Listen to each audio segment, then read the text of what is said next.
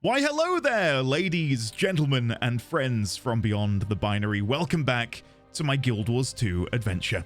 In today's episode, you can expect to see my decision making about which of the 3 orders I would permanently join. I delve deeper into the lore of the game and begin to take some notes. I made my way through a portal which led me into the mists wherein I fought this boss, and I tackled my very first jumping puzzle. All of these moments are accessible through the timestamps in the description below or on the player bar itself. I urge you to take a look, just in case there's something you're not necessarily gelling with. You can then skip ahead to something which might interest you more. I will once again thank you all for your incredible support on the last few videos. A quick reminder, and it's the only one I will make in this entire video, to like, comment, subscribe, all of that good stuff. I sincerely appreciate it. The only other thing I will mention before we dive in is in the coming days, we're planning on establishing a guild hall. If you would like to come and join our guild or be there for the guild hall opening, I urge you to come and join the Discord, join in the Guild Wars 2 chat, and maybe you can be there for the grand unveiling. But anyway, for now, I'm going to hand off to past Endy and begin this episode of my Guild Wars 2 adventure. Why hello there, ladies, gentlemen, and friends from beyond the binary. Welcome on in to my Guild Wars 2 adventure. Once again, thank you very, very much for all of the love and support on the last video. The plan moving forwards, as I'm sure I described... Hello. Their raptor photobombing me was not expected. Look at his tongue. Oh god. Sorry. Oh, now he's disappeared. Yeah, I've been once again just so completely and utterly overwhelmed by the response to the videos. So thank you all once again for enjoying them as much as you are. I did play a little bit of Guild Wars 2 last night in order to go and visit the festival grounds and do my very first jumping puzzle, which will be featured later in the video, but I realized I didn't take the time to properly welcome you all in, so this will be the first part of this video you watch today. I do have my Wizard's Vault up here. Let's go and grab that. I have changed this setting, and I figure I may as well point it out because at least a few people in the comments and a couple of people in my Discord were completely unaware that this was a thing. So in the upper left-hand corner of the Wizard's Vault, there is this cog, and if you click it, in here you can select which kind of objectives you would like to receive in your daily, I don't know if it's weekly, I think it's weekly as well, objectives. So for me, I'm only really doing PvE at the minute, so I've deselected PvP and World versus World, which now means, as we can see, I have only PvE activities, and I think 3 of these I can do today. So completing a Renown Heart, we can do that. Defeating an elite enemy, we should be able to do that. And looting 10 defeated enemies, I think we can do that as well. And the reward would be a Wizard's Vault daily completion chest, which gets you a gold? Wow. Okay, that's not bad. Contains 1 Essence of Luck, 1 gold, and 20 Astral Acclaim. It's pretty good. I'm quite happy with that. I don't know when the weekly... Oh! So every Monday. Awesome. So there are weekly objectives now, which I can also complete. And they get you a lot of... what is this called again? The Acclaim. Astral Acclaim. And this would get me 10 Laurels, 1 Celebration Booster, 1 Tome of Knowledge, and 450 Astral Acclaim for doing 6 of these. And I feel like we can probably do that. So completing 10 events. No idea what the Crystal Oasis is. No idea what the Jungle Meta event is. Ascalon, no idea. Completing a Convergence or Fractal, no idea what that is either. Okay, there's quite a few things in here which maybe I can't do right now. But maybe by the end of the week, I can do some of these things. So complete the Shattered Ice Ruins jumping puzzle in Frost Gorge Sound. So if I click here, it'll show me where that is on the map. A level 70 to 80 area. I don't think I'm going to be going over there anytime soon. I'd love to be able to get there by the end of the week. I just don't see that happening. So we've done that. We've sorted that out. Over in the Black Line Trading Company, have I sold my... Yes! Delivery box. We've sold all of our cinnamon sticks. And we sold the Hunter's Iron Greatsword. Brilliant. Amazing. Okay, we'll go and collect our 8 gold shortly. Anything else that I was going to mention? There's been a few of you who have left some lovely comments and, you know, bits of advice and tips for me and other members of the community, of course. One of those was where I can find the sort of in-game wardrobe, which shows all of the items I'm yet to unlock. Because when I went into here and looked in wardrobe, I could only see items I had unlocked. As you can see, collection. And I wondered if there was a way to have it show everything. And there is.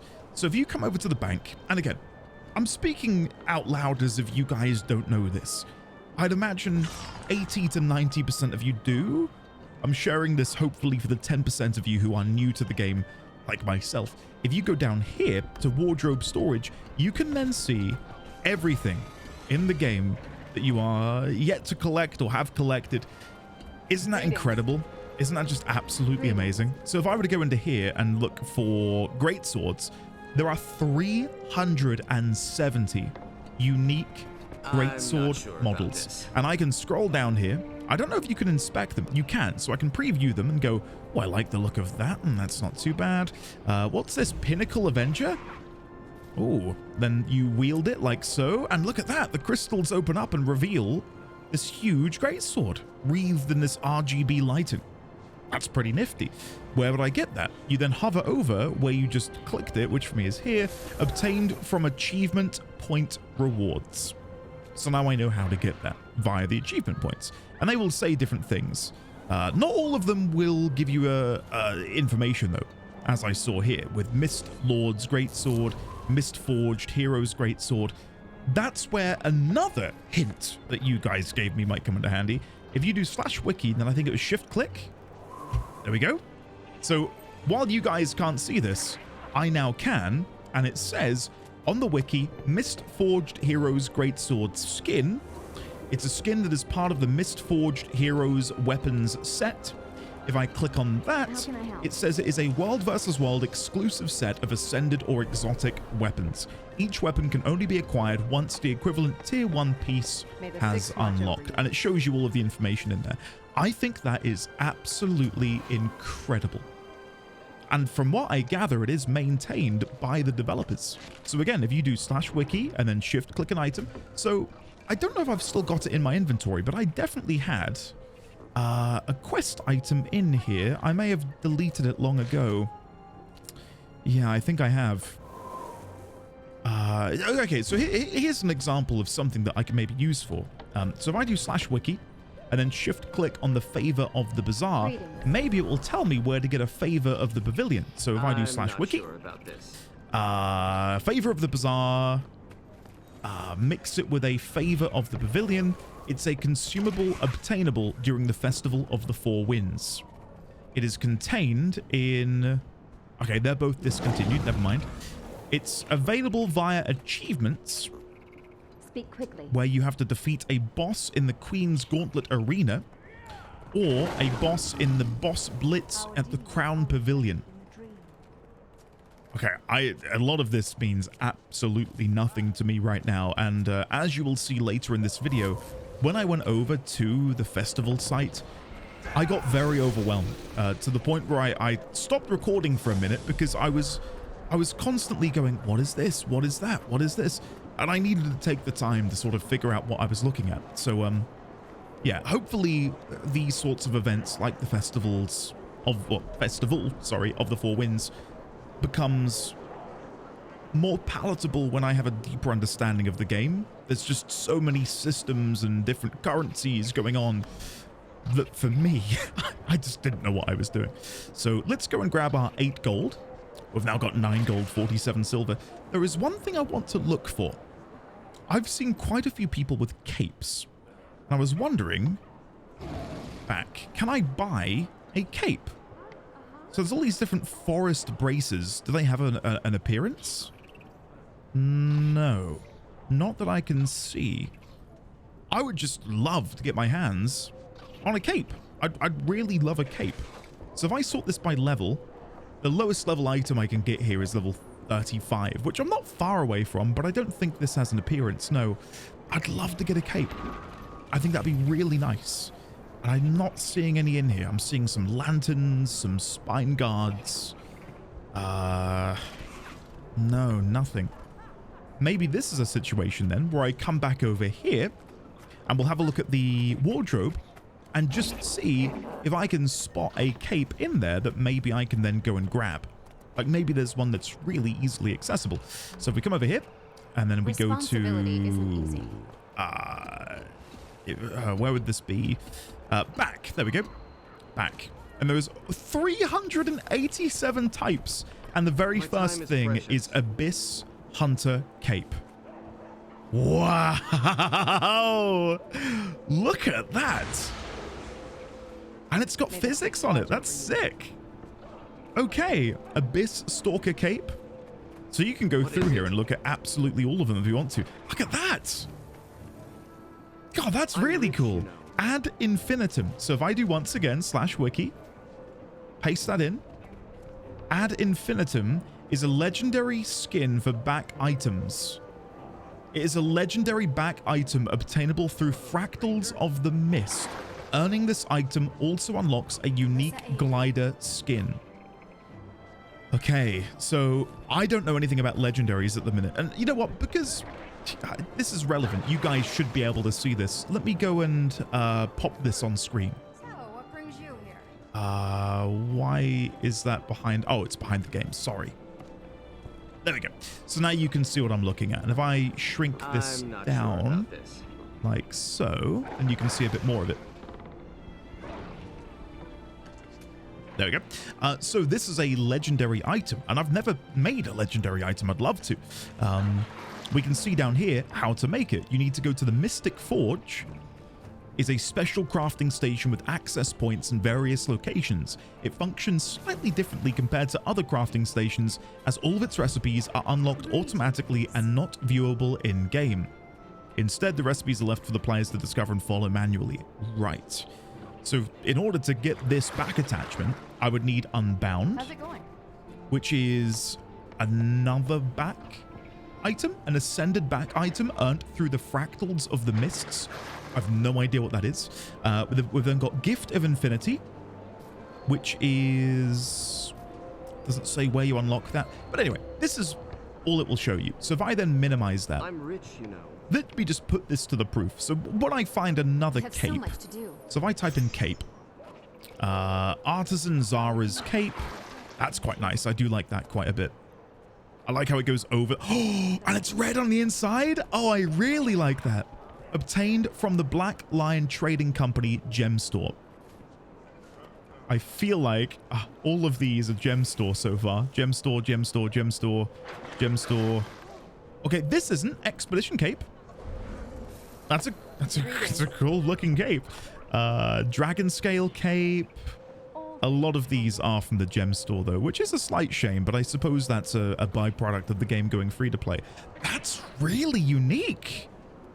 Look at that. What is this called? Hollow Cape Projector. I've never seen anything like that in an MMO, let alone an RPG. A projected cape which glitches around the place. That's awesome. Ice Reaver Cape, Jorah, Casimir, Lion Captain. Oh, that is nice. Now, I feel like some of these might be inadvertent spoilers. Like if I were to look too deep into how to acquire them, I'd hate for it to be like, oh, you acquire the Lion Captain's cape by killing the traitorous Logan Thackeray or something, you know? And I'll be like, oh, no, that's a complete another spoiler for me. So I want to be careful if I'm searching for these. Maybe if I complete the story first. Greetings. Oh, that's cool. I like how it's got the bit which goes above the head. Whoa, look at that, the fleshy bits in the middle. God, that's awesome. I'll have to have a look and see how much some of these do sell for on the gem store, because I'm understanding that there is the ability for me to transfer gold into gems, which I do like, and I think Warcraft did a decent enough job of that. That's cool. In order for you as players who don't want to be spending real money, you can just trade your in-game gold for that currency. And then I think it's the best of both worlds. Again, Pandora's box has been opened. There's no undoing that now. That's cool. That's my favorite one, I think. Vagabond's Cape. I really like that. Villainous Cape. Wandering Weapon Master Cape. Ward Knight. Water Dragon. Look at that. Wow. And then Worm's Breath. Again, what a unique idea. They have 3... Well, they look like golden dragon skulls breathe flame out of their mouths to create a back for you. Like, that's so cool. That's so, like, ingenious. But yeah, Lion Captain's Cape. I'd love to know where to get that. But I'm scared of spoilers. Yeah, I'm not going to search it. What I will do is have a look for the Vagabond's Cape on the gem store. So if we go over to the Black Lion Trading Company, Greetings. and we type in Vagabond. Sorry, no results found. Okay, so in that case, I'll do /wiki Vagabond Cape, and it should now automatically show on the video that you're watching. There we go. Hey, amazing. Vagabond's Cape skin from the Vagabond's package. Right, so that's what I need to search for instead. And you can acquire this. Oh, wait, you can acquire it for 45 of the Black Lion statuettes. Oh. And then here's a promo screenshot. Oh, I like that combo a lot. I really like that. Okay, I think I have some Black Lion statuettes. So if I click on Black Lion statuette here, how do I acquire these again? So you get them inside of birthday gifts, Black Lion chests, Black Lion toy box voucher pack, dervish package, all of these different birthday gifts. So I probably do have some from my OG character. Are they going to be in my in-game bank then? Let's have a look. Black Lion statuettes. I'm not seeing them. I've got 5 here in my inventory, but I'm not seeing any in the guild bank. Or my bank, sorry. Huh. Okay. Interesting. Either way, I love that. And thank you once again, one and all, for the assistance with where to find these things. I really, really do appreciate it. I think at least my plan for the beginning of this episode will be to go over here and continue my story quests, as I have fallen behind quite considerably in that I'm level 30 now and I've still got my level 20 quest to do. So I'm hoping these will sort of lead me towards later zones. Not that I want to skip over anything. Of course, I've just unlocked Kessex Hills, but even though I've just unlocked it, I'm already over leveled for it. Like, I should be going to the Gendaran Fields. And I suppose there's always a window in the future for me to come back here to Kessex Hills, for example, and do the map completion when I fancy it. Like, there's no pressure for me to do this, then do this, and, you know, do everything in order. We can take little gaps and reprieves here and there if we need to. So, let's continue our main story quest, Voices from the Past. Here we go. Cheers, everyone. Who's this? An informant with a handful of nobles nearby. Hello there, Mr. Informant. Here we go. Are you the one who sent me the amulet? What can you tell me about my family? Please, I have to know. I am and I can, hero of Shaymore. I thought you might be interested. I'm not just here to talk, though. I aim to reunite you with your parents. Oh. Reunite us? Where are they? Why haven't they looked for me sooner? Oh, don't be like that. I came a long way to find you, you know. And I'm sure they'll explain everything when you meet them. In the mists! Attack! No, it's an ambush? How could you? The nobles were undercover. You're kidding, right? No way. I was gonna say, I feel like I'm really damaging them, but I have been scaled down. I'm guessing the scaling isn't necessarily perfect. Hold fast, stranger. Oh. The shining blade is here. Well, it's a bit late for that, sir. Oh, no, never mind. It's not too late. Please help me. Please help. How dare you? You come to me with information of my parents, and you seek to slit my throat? How dare you? There's more. Whee! That will never not get old. Doing the spin attack is so satisfying. There we go. And this is all because of my decisions when I made my character. Assassins? So I wonder if it's the same for every race out there, that your level 10 and 20 quests are directly tied into the decisions you make during character creation, because I decided to be an orphan, and I also decided to have Quinn as my best buddy. And obviously, the Quinn storyline has now reached its conclusion, and I guess now we're going to uncover the truth as to who, where, what my parents are. Again, that's such a unique and novel idea. I can't think of many other games, let alone MMORPGs, which allow you that level of depth. I really appreciate that. I think maybe City of Heroes did something similar with how your superpower came to be. It's another great MMO of yesteryear. City of Heroes and City of Villains. I don't know if anyone watching used to play those, but I thought they were fantastic. Like, instead of having the typical, you know, warrior, rogue, priest, you know what I mean, typical archetypes, you got to actually pick your superpower, and then that became your class. I thought that was ingenious. But yeah, I want to say that when you made your characters in that game, the decisions you made during that process would later come up in the story. As soon as you catch your breath, we should talk. My breath has been caught. Let's have a chat. What is going on here? Why are they trying to kill me? Excellent work handling those foul cultist citizens. Oh, I love her armor. May they know Grenth's justice. I'm Exemplar Salia of the Shining Blade. This is Exemplar Mehid. A pleasure, I'm sure. You say those were cultists? White Mantle, to be exact. Ancient enemies of Kryta. They often target defenders of the kingdom and its queen. White Mantle. I thought the White Mantle were just a children's tale told on Mad King's Day. Why would they have this amulet from my parents, though? Why bother attacking me? Oh, they're quite real, as you've seen. And judging from the symbol on that amulet, I'd say your family has been very loyal to the kingdom. Oh. A mark of the king's favor? That's interesting. Probably from Queen Jenna's father, if I had to guess. We're out to raid a White Mantle hideout we found recently. A hunting lodge near Beetleton. It'll be dangerous, but the cultists there may know more. Okay. I think I know that hunting lodge. I'll meet you there, and I won't take no for an answer. I can help you on your raid, and maybe I can learn what happened to my parents. Brilliant. There we go. Amazing. My rewards are Ruby Heart, Emerald Heart, or Amethyst Heart, plus 12 slot in the bag. Not bad. And 2 bags of loot.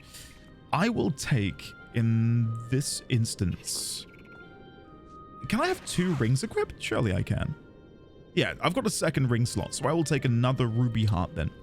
I say another Ruby Heart. What I meant to say was another ring that gives power. There we go. Perfect. And look at my XP. We're now level 31. Amazing. So let's go and equip our brand new ring, like so. Open our bags of loot, which have a... Oh, that does scale then. So the bags of loot do care about what level you are, because I've just received a level 31 weapon despite having done a level 20 quest. That's pretty neat. I like that a lot. Okay, let me deposit all materials, compact. I'll sort this out in a second. I've also been taught another nifty little feature, which I'll try and show in just a second. Let me quickly grab my prize here.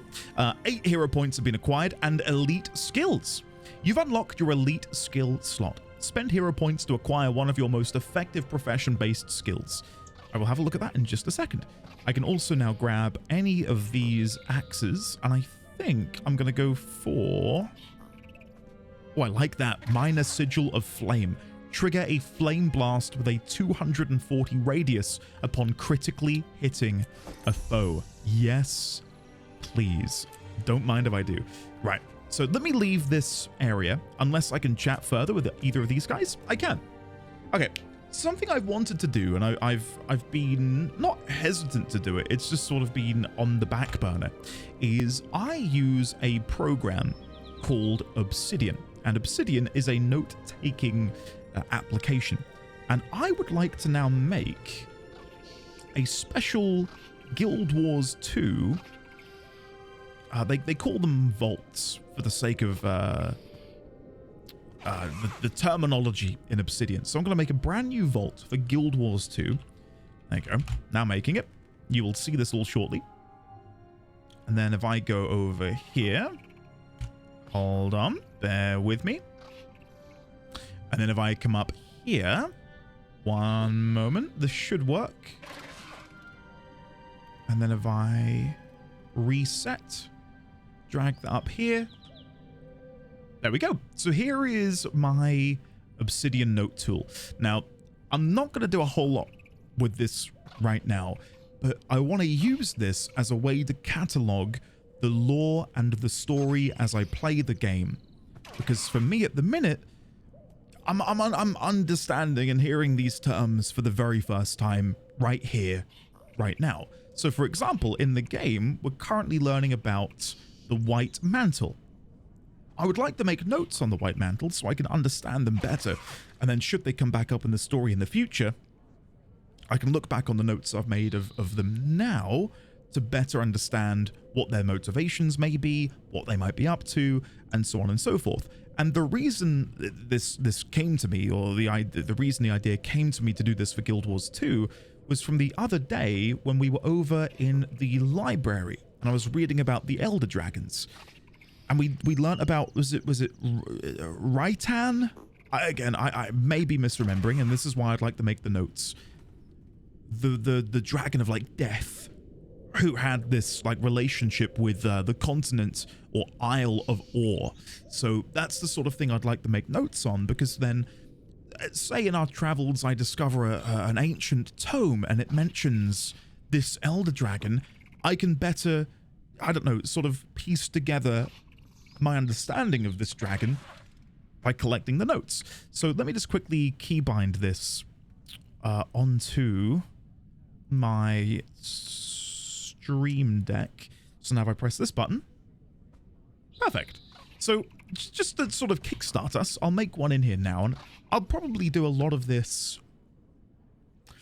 I was going to say I'll probably do a lot of this when I'm not recording, but I feel like some of you would probably enjoy the sort of getting into the nitty-gritty of the lore and the world. So for now, let me quickly just make a note on the White Mantle. Specifically, I think they're called White Mantle. And then let me have a read, and then we'll make some notes. The White Mantle are usually more covert about their actions, especially assassination attempts. You must be a high-value target. Why me? Why now? They must be either desperate or foolish to attack me so close to the palace. If your body were found here, it would send a message to the people of Kryta. Queen Jenna can't protect her friends, even if she keeps them close. They wanted to bring fear. That's some message. I'm starting to dislike these people more and more. Look at it this way. If the White Mantle is your enemy, then the Shining Blade is your friend. We'll help you to uncover the truth.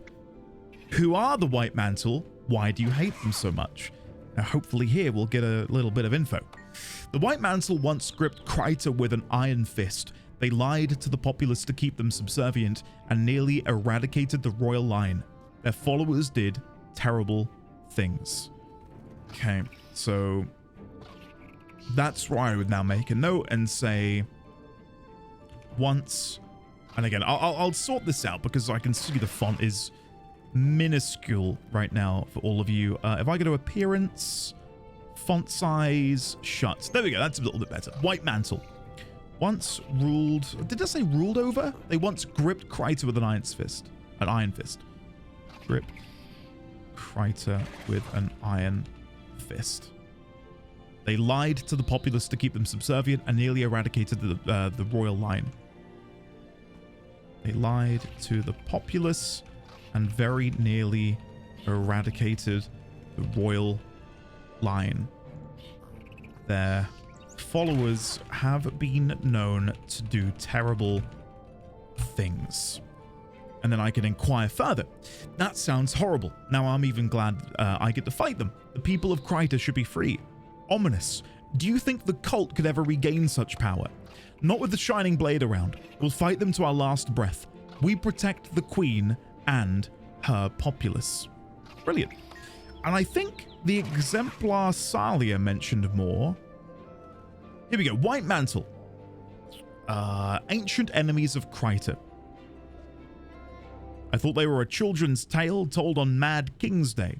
Why would they have this amulet for my parents, though? Why bother attacking me? They're quite real, So the only other thing I'll mention here is that they are ancient enemies of Kryta. And I guess that links back to what we've just learnt about their dominance over the people. Ancient enemies of Kryta. And then maybe if we chat with Salia, she'll give us even more information. Don't worry about this mess. We'll see that it's handled discreetly. See you at the hunting lodge. Well, thank you for saving me. Think nothing of it. Luckily, Mahid and I were nearby, but you handled yourself remarkably well. I have to ask, why are you helping me? The White Mantle is targeting you. And you seem to be related to... You seem to be related to someone in the royal family, decorated for loyalty. If aiding you harms the mantle and helps Kryta, the Shining Blade is on your side. Now, I'm going to inquire again, who exactly are the White Mantle? They are an ancient cult that once plagued Kryta. It served a foul demonic masters called the Unseen. Okay, so yeah, the plot thickens. We're beginning to learn more here. So, ancient enemies of Kryta, a cult who serves foul and demonic monsters, masters, known as the Unseen. And then in the future, if I wanted to elaborate further on the Unseen, just to introduce you guys to the system, I can do this, and then this becomes its own separate tab, right? So again, if in the future we begin to learn more about the Unseen specifically, I can then link to them. So this is sort of like creating my own Wikipedia page, essentially, of the little notes and bits and pieces that I've picked up on the journey. And I want to experience it organically through the game. Like, I don't want to be able to sit here and go /wiki White Mantle, because again, I'm going to get spoilers, no doubt, for if they come up in the future. And I don't know, I want to be introduced to it in an immersive fashion through the game, by me reading the books, by me chatting to the NPCs. Anyway, they didn't teach us that piece of history in school. Why would they be after me or my parents? I can't say for sure, but if your parents fought for the king, then they probably made enemies of the mantle. I guess we'll find out when we dig deeper. I'll see you at the lodge. Perfect. Let's go then. And while I'm not going to do it right now, I will at some point, maybe later in this recording, maybe later in the week, I would love to go back to that library and again make those notes on the Elder Dragons. I believe it was down here at Dermond Hall. Or was it around here? Vigil Hall? I think it was Dermond Hall. Part of me wants to jump down there and have a look now, if I'm going to be perfectly honest, just because I am worrying about my memory. I think it was over here. Let's go and investigate. I was also told to change my mount thing. Hold on. I think someone said it was in here. Show all NPCs, automatically expand. I'm not seeing anything about the mount here. Combat and movement? Could it be in here? Promote skill target, melee attack. No. Oh, here we go. Mounts. Disable conditional mount movement ability input. So, disables the conditional activation of mount movement abilities on certain hotkeys such as spacebar, and solely uses the mount movement ability hotkeys for activation. So, by enabling that, when I jump now, I just get the standard jump, instead of me expending my stamina to do a really powerful jump. Which again, maybe some of you didn't know that existed, and hopefully now you do. So this is where I'm going to come back to down the line. I wanted to make notes specifically on the Elder Dragons. Here we go. And again, I'm not going to do this right now. Zaitan. I think I said Raitan. Zaitan. His awakening caused the once once long-lost island nation of ore to rise from the sea, flooding many coastal lands in the process. So yeah, I'll come back and make all of these notes in due time. But right now, I want to go over to the hunting lodge. So let's click up here. Oh! Ooh! I've not had a proper look at this before. This is cool. So in here, I can see Shadows of the Past. And then I can go back up here, Crichton Politics. Everything I've done in my journey is recorded. That's sick. And then there I am at the beginning. And you can see all of the choices I made. Wow. I wonder if Ferocity and Balthazar will come up in the story. Because these have Unknown Parents and Street Rat. But I'm yet to have my Ferocity or my allegiance to Balthazar come up. But again, maybe that'll come down the line. And then we've got all of the expansions down here, which I've unlocked. And I believe I have all of these Living World seasons. So all of that to look forward to and more. But yeah, I wanted to teleport over to this. So is there a quick way to show this on the map? Is it if I shift click, control click? I wasn't sure if that would maybe just immediately show me on the map where it is. I guess I could just do it like this, can't I? So we want to go all the way down here. I'll run up from the Crichton waypoint. There we go. Fantastic. Once again, I hope you're all having a lovely day. Thank you once again for watching. And yeah, it really has taken me aback as to how much people are resonating with this playthrough. I think ultimately I thought, what would I want? If I were a viewer, what's the kind of content I would enjoy? And I'd love to watch a brand new player play through one of my favorite games and, you know, share every step of their journey. So to know people want the same thing, but for Guild Wars, and I'm able to provide that, it's meant a lot to me. So thank you very, very much for watching.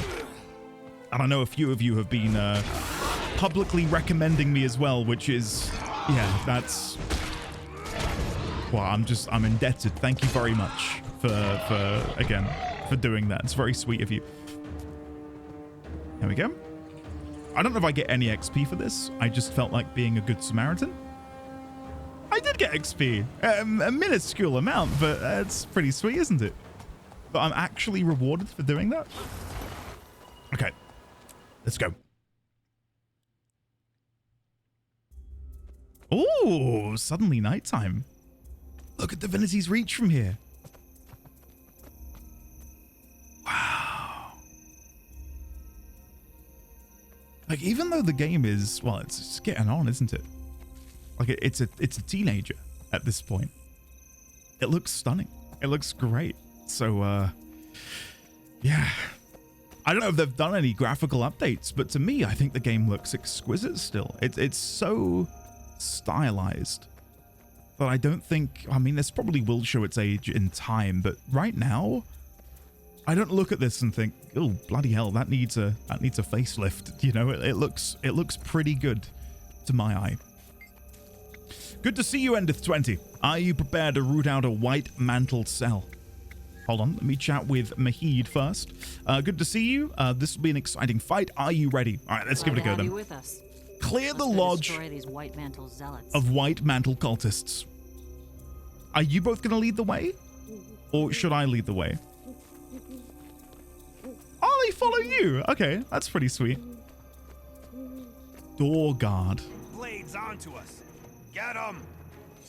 Can I not fight you? Oh, you're cultist again. I even saw them stood there and I thought, that's suspicious placement for random NPCs. Didn't bat an eyelid though. Refreshing. I love that just mid-combat, I dropped that bombshell. Refreshing. I wonder if we'll learn more about these unseen then. What is this? Elixir of Heroes. Pick up. You become invulnerable for 3 seconds? Wow. Why is that just on the floor? And why are they not using it? Bartender. Please don't kill me. Please don't kill me. Please don't kill me. We've got so much to give. Whoa there, friend. Nobody's going to hurt you. Just tell me everything you know about the White Mantle. White Mantle?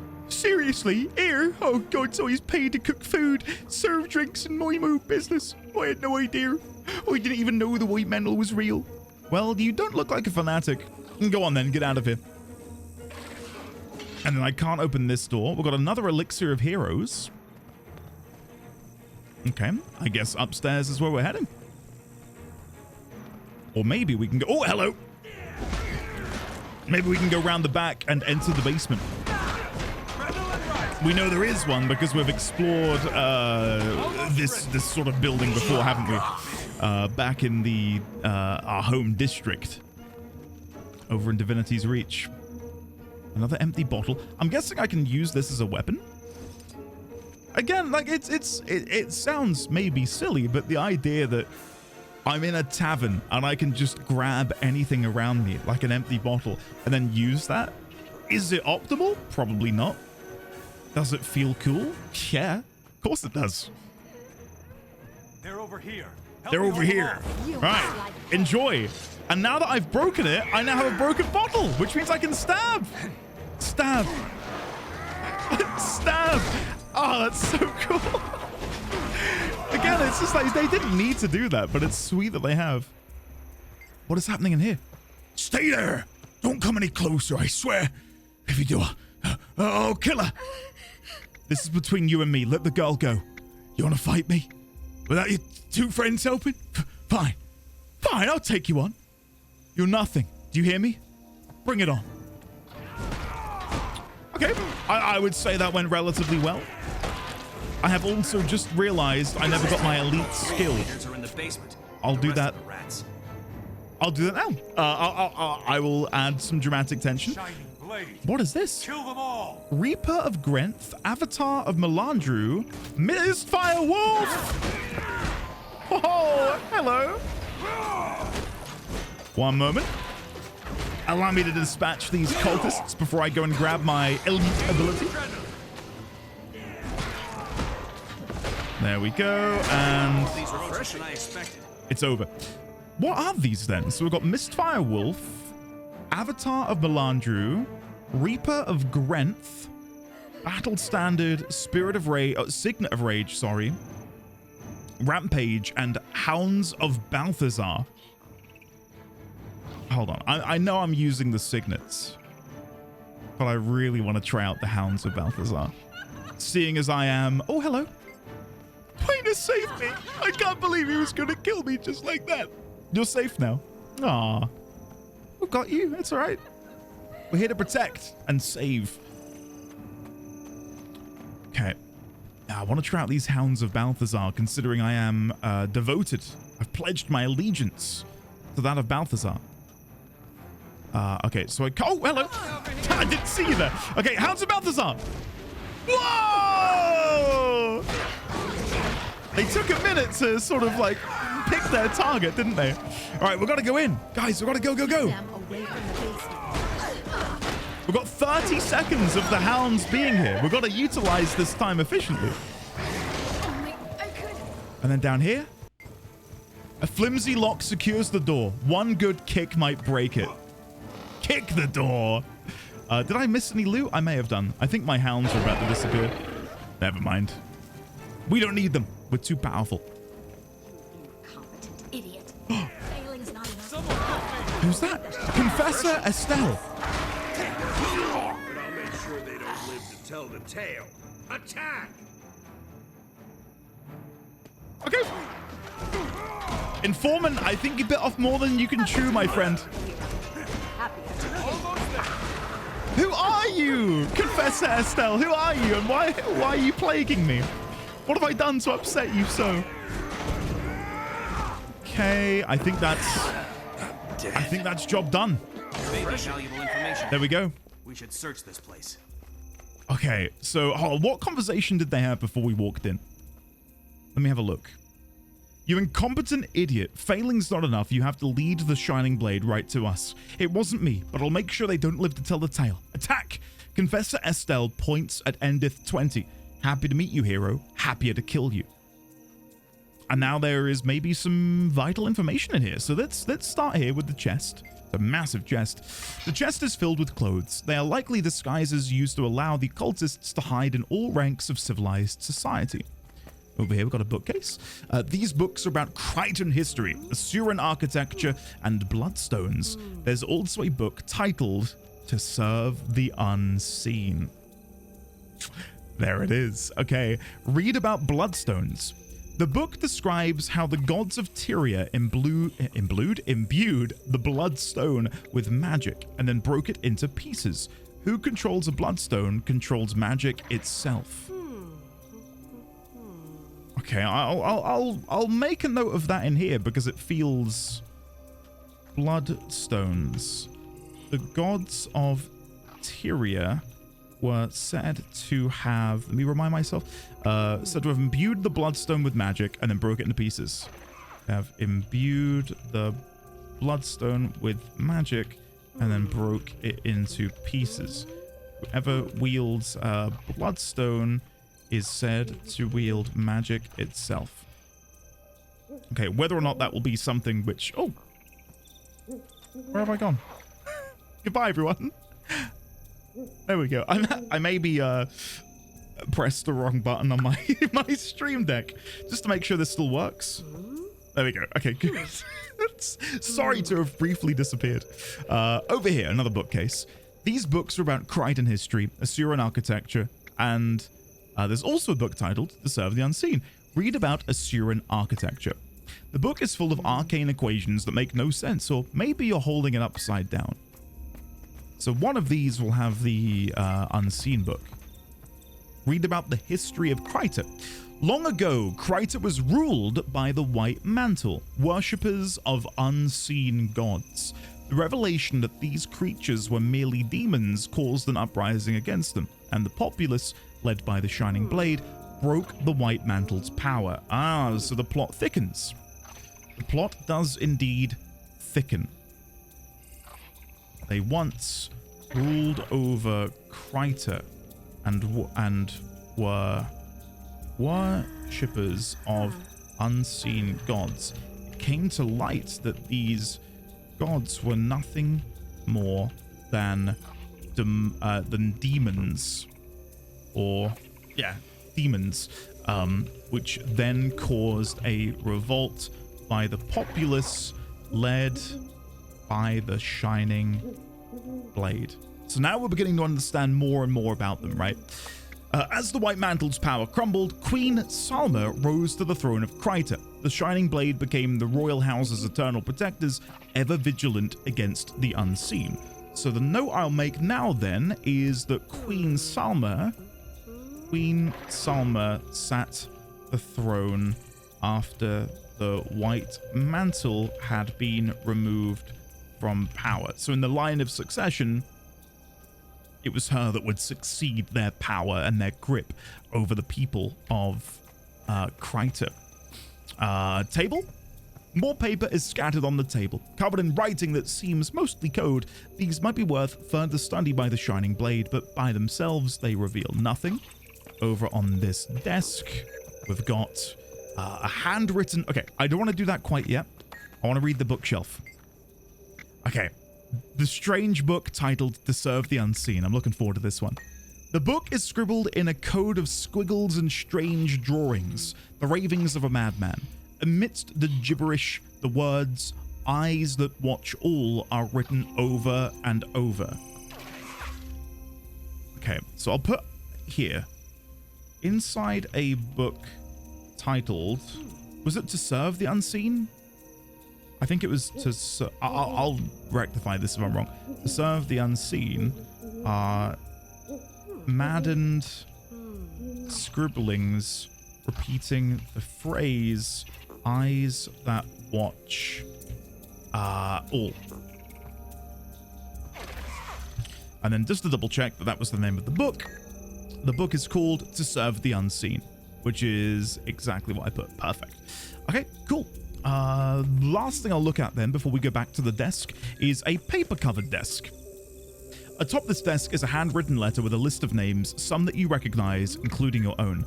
So did I not click this? I didn't.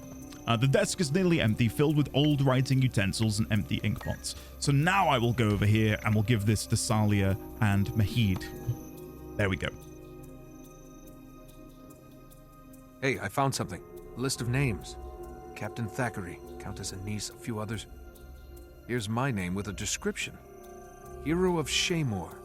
Child of the Queen's spies. The Queen's spies? Grant's teeth, it's a list of targets. Every name on here is one of the Queen's allies. If they manage to take out all of these people... We won't let that happen. But first, I have to warn Captain Thackeray. I can't let him face this danger alone. He may even be able to help us. You're right. Anise won't like us sharing information so recklessly. But this is an emergency. We'll meet you at Captain Thackeray's office. Stay safe. Amazing.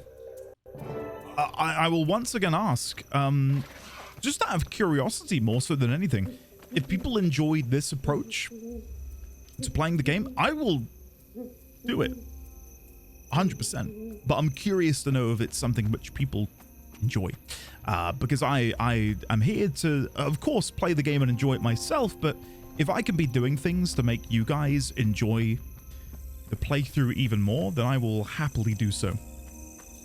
I know a bunch of you have been listening on your second monitors or as some sort of strange audiobook, which is it makes me feel warm inside to know that you guys are enjoying this as much as I am. So thank you.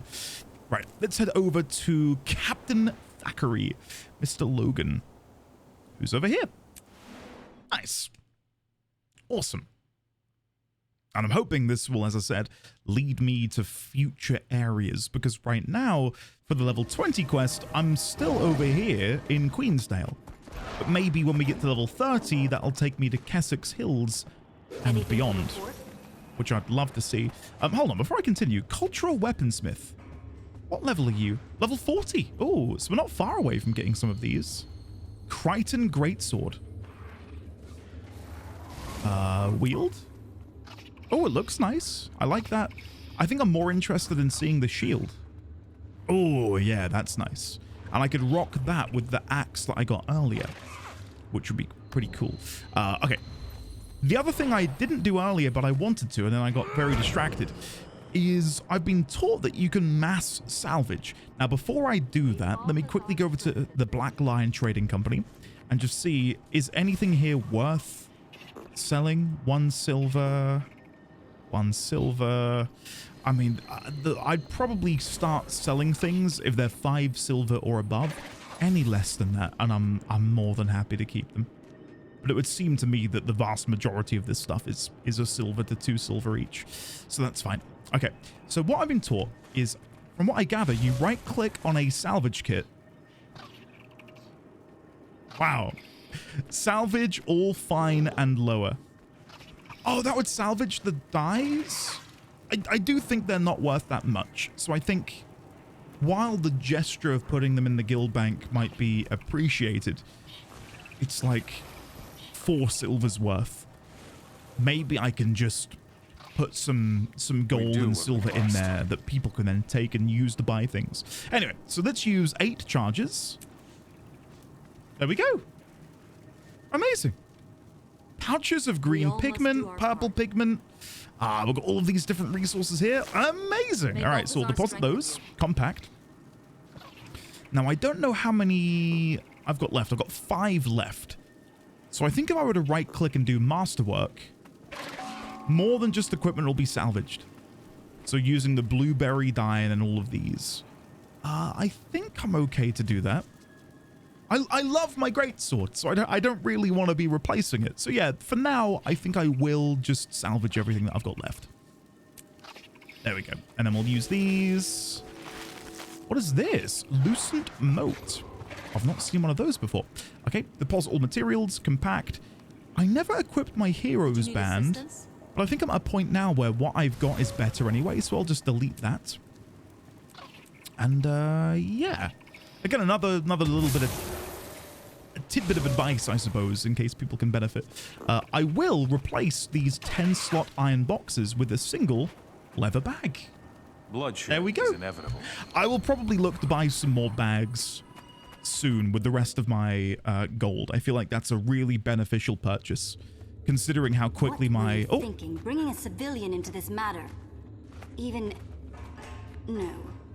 Especially this one. I apologize, Master Exemplar. It was necessary. Enough. There are more urgent matters at hand. We will discuss this matter later. Huh. That's suspicious, isn't it?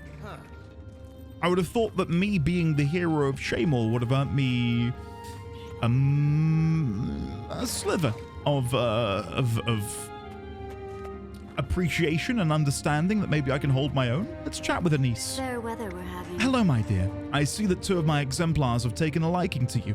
Most intriguing. I'd inquire further, but Captain Thackeray is waiting. You should speak with him first. Thank you, Countess. I'll do that. We do what we must. Our apologies endeth 20. Captain Thackeray is waiting to speak with you. May Grenth shield you. May Grenth shield you! And Lieutenant Grobound. What can I do for you? Greetings. What brings you to the Seraph headquarters today? If you're reporting a crime, I'll need some paperwork from upstairs first. Okay, no. So, Captain Thackeray. Let's have a chat. Try again. There we go. There he is. You look grim, my friend. What's wrong? We've learned that the White Mantle has been trying to eliminate the Queen's allies. My name was on a list of targets we found. So were yours and the Countess's, among others. The White Mantle? We can't let those roaches continue to spread. I'll mobilize the Seraph and burn this cult to the ground. Logan, no. You've been fighting centaurs for too long. The White Mantle are cunning, treacherous foes. They will predict your moves, outmaneuver you. The Shining Blade has been fighting them for a long time. We know the best way to deal with the Mantle. Stealth and cunning. We need to move quickly. Okay. They probably know we're coming either way. Our friend has been invaluable so far. Perhaps the hero of Shaymore could offer some insight here. Agreed. So, my friend, the choice is yours. Stealth or strength? Well, I do love stealth. But I am a warrior wielding a hefty 2-handed blade, which I think would definitely lean itself into being more of a strength-based approach to whatever trials await us. Now, have their dialogues changed now? We do what we No. must. All right. Logan, chat with me again. Well, endeth 20. I trust your judgment. How do you want to deal with the White Mantle problem? I like the sound of luring the White Mantle into a trap. A direct attack worked before. Let's put that strategy to work again. Despite everything I've just said, I want to be on Countess Anisa's good side, so I think I'm gonna go with the luring them into a trap. Excellent. I'll meet you at the Seraph Protector's outpost here. Salia and Mahid have been a part of this operation from the beginning, so they'll remain your primary contacts with the Shining Blade. Sounds good to me. I'll see you there. Brilliant. Yeah, you know, push myself outside of my comfort zone, as it were. Wow, look at these. Avengers Longsword. Ooh, I know I can't really see it because my back's in the way, but that looks... Yeah, look at that. It's a really cool looking blade. Oh, I like that a lot. We've also got the Avengers Hammer, which also looks pretty cool, I would say. And then finally, we've got the Avengers Longbow, which doesn't look as good. Doesn't look as good. What do I have at the minute in my offhand? It's a gun, isn't it? Level 26. Strong iron rifle of serpent slaying. I think in this instance, I'm going to go for the hammer just to unlock the skin. I like the skin quite a lot. And then before we continue, I will go and use my brand new beginner bag of crafting supplies. Wow, we got quite a few. And a bag of loot. 3 bags of loot containing strong magician boots, broken lockpick, vigorous softwood focus, thin leather strap, and finally a honed iron hammer, which is level 27. Maybe I give that a go. Nah, I like my greatsword. So yeah, I think we'll leave that there then.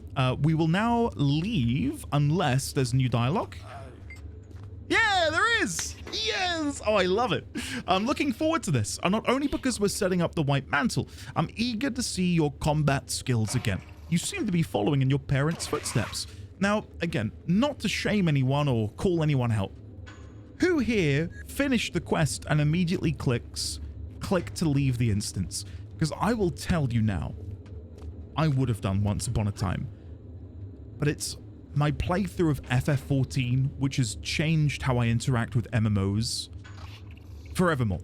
And I find taking the time to properly soak in what is happening around you and to enjoy the dialogue which has been fed to you by the developers in these little optional conversations is a real joy. So I'm not blaming anyone if you've always skipped through here, but I just find it really, really enjoyable. Was Countess Anise angry at you for including me in your plans? The Countess was displeased that we risked a civilian in our duties, but she understood the need. She'll forgive us. Don't give it another thought. Did you learn anything about my parents? Nothing new. Mahid and I plan to do research for you in the Shining Blade archives as soon as possible. If your parents worked for the king, we will surely find something. Do you think the White Mantle will really fall for the trap? They attacked you in close proximity to the palace, so we know they're overconfident, even reckless. They won't be able to resist the chance to attack Countess Anise. And then finally, I thought there was another option. No. No. Okay, that's it. Anything from Anise? What a pleasure to see you. Excellent. Seeing the look on the White Mantle's faces as the trap springs shut will be extremely satisfying. I should go prepare my forces for the mission. I'll see you there. Looking forward to it, Countess. I'll see you at the Seraph Protector's camp. And then finally, Logan, be careful out there. I know you can handle yourself, but I hate sending anyone into harm's way on purpose. We'll be fine. Take care. Now we will leave. Let's get out of here. So we're going to go over to the Seraph headquarters. Begin the prep for the ambush. And then spring the trap. Hopefully. Whoa, who's this? Mr. Hawk? Oh, is that a Norn? I think they're Norns, aren't they? He's huge. He's massive. I just had a... Would you like to continue to the Seraph headquarters? No, sorry. I need to go this way. Down here. The Sting. Delanian Waypoint. Okay, so we are now making our way into the next zone. That's fun. Something I'll do before we continue is go into my skill tab and unlock the very final signet, which is the Signet of Rage. Grants adrenaline while in combat, which means I get to use my, and again, I believe it's called Burst ability? Yes. Burst. Deliver a circular attack to foes around you and gain fury. Deals more damage to foes with low health. So let's unlock that elite skill. There we go. You learned a skill, Signet of Rage, which now means I can come down here and pop it in. Fantastic. Amazing. I'm wondering then if these... Are these from my old main character? Avatar of Melandru, Reaper of Grenth, Mistfire Wolf? I've no idea. I've absolutely no idea. Physical training. I can probably begin learning more of these. I don't know if it's beneficial for me to save my hero points. I'll probably go into some things like this. My minor traits over here. Gain fury when you swap weapons. Wounding precision. Gain expertise based on your precision. Lesser Signet of Might. Your attacks become unblockable. Is that if I'm using the Signet of Might? I don't understand that. This trait is not yet trained. Additional training in arms is needed. Signet Mastery. Signets grant a stacking ferocity boon on use. Cast Lesser Signet of Might when striking a foe below the health threshold. Oh, right. So if I hit someone that is less than half health, I gain Lesser Signet of Might automatically, I believe is how I'm reading that. That's pretty cool.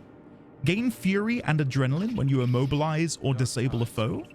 Gain condition damage when you have fury, which pairs up quite nicely with the fury I'm gaining. Oh no, it's ferocity I gain from there. Sorry, ignore me. Unsuspecting foe, increased critical hit chance against disabled or defiant foes. Sundering burst skills, which is what I've got here.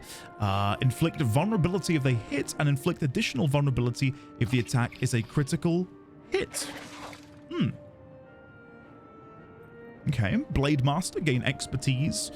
So, again, to ask a question of you wonderful folks out there, can I eventually unlock all of this? Or is it going to be a situation where I would need to respec down the line in order to redistribute the points into what I would deem the best setup for my build? Or can I eventually, as I said, unlock all of these in time? I don't really know where I'm going to go. Damage foes at the end of your dodge roll. Movement skills grant boons and adrenaline when used. Is this considered a movement skill? Whirlwind attack. Combo finisher whirl. Combo finisher physical projectile. I would have thought rush would be considered movement as well as whirlwind. I don't know how you determine what is a movement ability or not. Restorative strength. Using a heal skill grants might. Peak performance. Deal increased strike damage. Physical skills further increase all outgoing strike damage for a period of time. I'm not dealing strike damage though, am I? I'm dealing slash damage. The final hit is a strike. Am I overthinking this? Because to me, I read that and I think strike damage would be blunt, but I'm guessing it's not. Maybe I am fine. Maybe I am overthinking it. Burst skills restore endurance on hit. Body blow. Forceful greatsword, gain power and a chance to gain might on critical strike. Double these bonuses while wielding a greatsword or underwater spear. Greatsword and underwater spear skills recharge faster. Guys, we're going into strength. I need to get that. Considering I'm all in at the minute on greatsword, it would be silly of me to not try and grab that. And I think we've got enough to make it happen. There we go. Forceful greatsword. And I've seen we've now got build. Okay, whoa. Specializations. Click the hero button to assign specializations in the build tab. Specializations. Strength. Oh, I see. I see. Okay. So, the first ability I get for strength is Reckless Impact. And then I have to pick which of these I then want. Peak Performance, Restorative Strength, or Brave Stride. I'll go for Peak Performance. Building Momentum is my next ability, which I can't change. Burst Skills restore endurance. And then I will go for Forceful Greatsword. There we go. And then I can gain Pinnacle of Strength. Might applied to you grants more power. Your critical hit chance is increased. Okay, can I unlock one of these? No. Right, so for the time being, I can only have one specialization slot active. But at 45, then I can go and put something in like arms or tactics or discipline. Okay. This is beginning to make more sense, and I'm quite enjoying it. So, I may as well then keep going down this track. We've got enough points to, I think, get a couple more. Ah, no. Nearly. Nearly. So, the next time we get hero points, we'll unlock Pinnacle of Strength. Fantastic. And then down here, we've got our final 3 traits. Okay, cool. Well, I'm glad I've dabbled in that. So let me rename this and call this Endy's... Oh, no. My first build.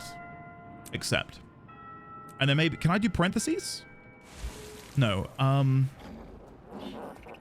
Great sword hit hard.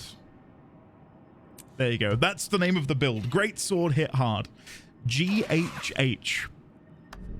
Awesome. Very nice. I'm quite happy with that. Okay, so we've got all of our signets, which is a very passive play style. I know I can click them, but for the most part, considering how quickly I'm carving my way through most enemies, I don't really feel the need to have to click them. If I'm in a tight spot and I'm getting absolutely whooped, then of course I can go and use those in a pinch. Anyway, let's go down to Kessex Hills and initiate the ambush. Awesome. I wonder who those like stone monoliths are that you see in the loading screen. I'm yet to see them in Kessex Hills. That'd be a cool vista opportunity. Maybe there is a vista out here somewhere for it, whatever that may be. Yeah, I'm still torn about whether or not I will try and do every map to completion before I move on. I feel like I would never get caught up at that rate. Oh, I think I'm missing out on some guild chat. Let me say hello.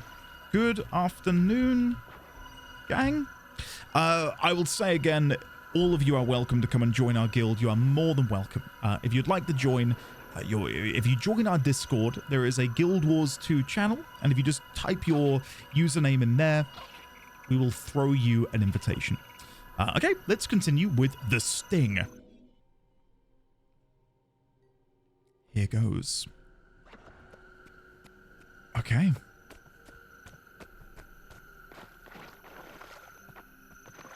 What an atmosphere. Oh, we're all here. Hey! Hey, fancy seeing you here. Get into position, everyone. I'll approach. When they make their move, you all rush in and spring the trap. You, Captain. No offense, but the Shining Blade and the White Mantle have a long history. Don't you think I would make a more tempting lure? No doubt. Wouldn't that seem a little suspicious? You, out walking alone, the Queen nowhere in sight? At least I move about on my own regularly. That's a good point. Where do you want us then, Captain? Anywhere is fine, so long as we're close to the action. The ruins at the top of this hill would make for good cover. They're well elevated. We'd be able to see and hear everything. Sounds perfect. Just be ready to move quickly when things turn ugly.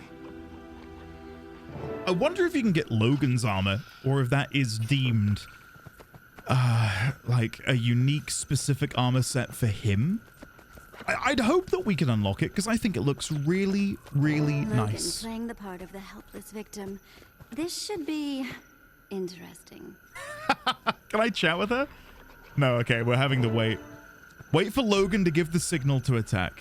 Okay, can we poke our head out? Let's go first person. Here they come. Veteran Inquisitor Morella. Here we go! Well, Captain Thackeray. A long way from home, aren't we? I thought we'd have saved you for last, but since you're here... Oh dear, oh mercy, the White Mantle is upon me. Whoa, lamentation. Is this the end for poor Logan? Are you mocking me? What is that noise? I don't think you understand how this works. White Mantle, give the captain a demonstration. No thanks. I think I already have a pretty good idea. Now! There was like some jubilant music playing that felt really out of, not out of character, but strange from what I was seeing. I've got no idea what that was. I liked it. I thought it was a great bit of music, but just really not what I was expecting to hear. You got me. Now we can fight for real. Okay. White Mantle cultists. Look at them pouring through the mists. We heard earlier, by the way, something which I do want to make a note on, was when we got jumped by the assassins in Divinity's Reach, they said they were going to send us to the mists. So I'm guessing the mists is the afterlife in this world. Which has me even more curious because earlier we found an item, I think it was the legendary back attachment I was looking at, which stated that we needed to acquire it from Now we can fight for real. something in the mists. I can't quite remember the term used. There we go. Okay, the main... Okay, let's go revive the poor Seraph Archer. Come here. I'd probably be better served actually attacking, but I can't leave you here. Face down in the water. There we go. Next time, try harder. There we go. And then can we finish them off? You bet we can. Hey, nice. Stay away from us. I think that's it. I think we got them. Woo! Well, I'm glad that's over with. I think we were too easy on them personally. After multiple attempted murders and abusing the memory of your parents, they got off light. I'd agree. I'd agree. Will you be all right? I think so, yeah. Thanks for asking. Speaking of your parents, with this phase of the operation complete, I can tell you that Celia and I think we've located your parents' last known residence. That's fantastic. I want to check it out. If Anise can spare you two for one more mission, I mean. By all means. The Shining Blade is in your debt. Hey. It's the least we can do. The house is south of the Delanian foothills. We'll meet you there. And if there's anything worth finding, we'll find it. That's some powerful allies to have in our back pocket. I'm very glad to have them. What do we got here? Malign chain legs, mighty chain legs. I've got all of these unlocked anyway, and what I've got is better anyway. So I'll just grab one at random. We'll get a basic salvage kit and 4 bags of loot. Okay, let's see what's inside of these. We've got some coarse leather scraps, a hearty iron shield. Maybe I can give that a go. Oh, this new chest piece is really good. I never upgraded my commander's armor. What does it look like? It's not as cool as what I had on before. Yeah, that's much better. I've got a strong soft wood longbow. I will probably go and replace my gun with the longbow then. Just because it is better. No, it's not actually. I take that back. It's not better. It's close, but not quite. So we'll put the gun back on. What I might do is keep a hold of the shield and maybe try sword and board in the not too distant future. Cool. Okay. Let's chat with our friends here, Countess Anise. If you keep being so useful, I may have to find a way to bring you into the Shining Blade permanently. You're extremely capable. Countess, you flatter me. I'm very honored, but I think I can serve Kreiter best on my own recognizance. You're absolutely delightful. I swear, I think I nearly made you blush. You're wicked, man. Thank you for everything. Exemplar, Mahid, so are you excited about finding your parents' house, Endeth 20? We were lucky to find the information. I'm both excited and nervous. How did you find out about it? I can't tell you everything, but the information came from the Shining Blade archives. Your parents worked for the Blade. Amazing. Tell me what else you found out about them. Are you sure the information is reliable? It's not another white mantle trap. I don't know what to say. This is amazing news. I never thought I'd find any trace of them. You've been a good friend to the Shining Blade, and we repay our debts. We'll go with you and make sure everything turns out all right. I almost feel like, because they're coming with me, let me say, good night, enjoy, whatever that is. I may be being corrupted by the guild chat right now. Exemplar Salia. We'll meet you at the address as soon as we're done debriefing, and Exemplar's work is never done. At least not when one reports to Countess Anise. Is she tough to work for? Anise is made of stronger stuff than most people would believe. Still, she's hard but fair. Just don't test her temper. I don't plan on it. Understandable. Nice to know that she's not all good looks and flattery then. She protects the Queen after all. If she didn't know how to lead, she wouldn't be the Queen's right hand. We trust her with our lives, and so can you. And then finally, we've got Mr. Thackeray himself. That was well done. I hope they can help you find out more about your parents. You've certainly earned a bit of good luck. Thanks, Captain. I just hope we find some answers to my questions. And then I shall leave. It goes beyond just also adding that again, the texture that I keep banging on about. But in the future, I don't know if I'm going to be interacting with these characters as much, you know, because I'm dealing with people who are of Divinity's reach. Will they still be around in the main story later on in the game? I don't know. But let's just say, after my level 20 or level 30 quest, we don't see them until a later expansion. Because I've taken more time to interact with them and learn more about them, when they do appear again, I've got like a stronger connection, a stronger relationship with them. And I think that will be quite nice to have. I don't know where I'm going. Oh, I need to be over there. Ashes of the past. Well, I've gone the wrong way. Oops. Okay, while I'm going down here, let me go and grab... There's a waypoint down here. So if I go and grab that, at the very least, I don't have to worry about coming back down here in the future to get it. That is if I can even reach it from here. I might need to cross the river. There we go. Not that I'm bored whatsoever of this fauna and flora, sorry, I couldn't get my words out. But I'm definitely excited to see different climates and just how they look in the game. Because at the minute, we're seeing a lot of green. A lot of green. There we go. I'd like to go see the Norns. That'd be fun. This cave reminds me of the jumping puzzle I did, which again, you'll probably see after this. I wonder if there's one in here. Veteran chromatic ooze. All right, fine then. I'll take you on. Urge to kill rising. Urge to kill rising. Look at that auto block it's doing. That was cool. Really awkward timing for me, but still, that was cool. And throw the weapon. Nice, very good. Okay, let's climb down. Oh wait, can I destroy these? Fallen rocks. Whoa! And look, they shrink as you smash them. Hey! And then we've got some cave trolls and a veteran rich iron vein. Okay, we've got to go over here and have a look. Okay, I probably should be dodging out of the way of these. I'm getting a bit lazy.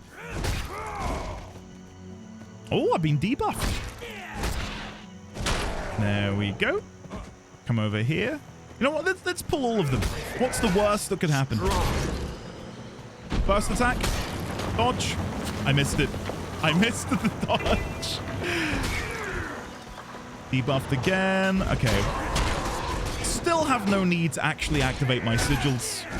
We're far too powerful. There we go. I got a mighty stern spear gun. That's my reward for killing the veteran troll. Wow, loads of iron ore. No idea if that's oh, because it's rich, I can mine it again. Wow, look at that.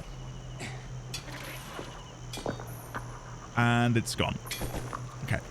I did see in the Discord a few people talking about I'll have to like go and tab out and have a look at it. Apparently there's like a starter bundle you can buy on the Guild Wars 2 page, and the bundle comes with, I'm wondering if I can see it in here, promotions, discounts. I don't know if I would know it if I saw it. Oh, I'm being attacked. It comes with unlimited gathering materials, gathering tools, sorry. I don't know if for me that would be worth doing. I'm all ears as to what things a new player such as myself should maybe be looking into purchasing. Like if there are like must-haves that you would recommend to a new player. There we go. Let's gather these. Ravaging worn scale coat of the flock.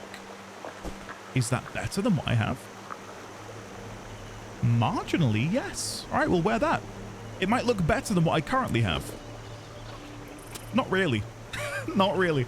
I think the armor we got in those level 5 containers looked really, really nice.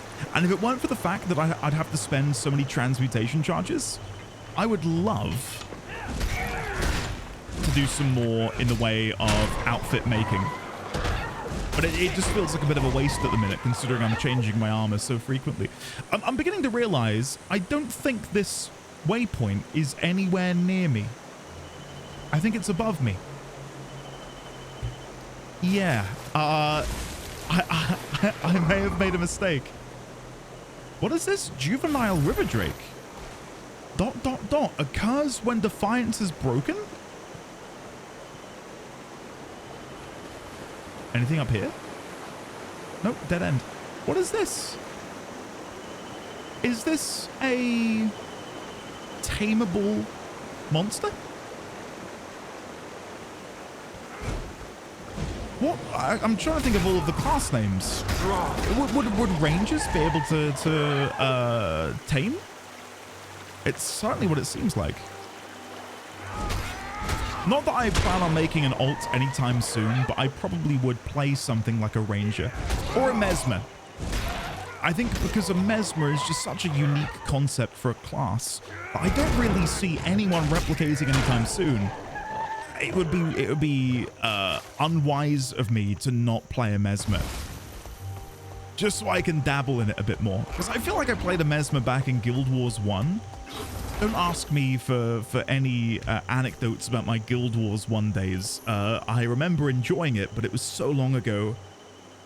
If you thought my memory of this game was bad, it's completely non-existent for Guild Wars 1. Toxic seedling. I'll leave those alone. They don't look like something I should be touching. I think this is where I'm going to find the, oh, Ettins. Okay, I'm just going to run through. I need to find the waypoint. I meant to be doing the story quest, and I got waylaid by... There it is, the hunt for this damned waypoint. There we go. Who's this? Whoa. I wonder if the apple on their head denotes them as a mentor.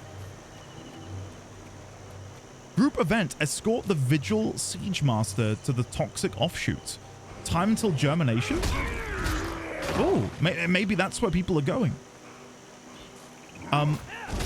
Maybe they're talking about it in the chat. Blood Witch.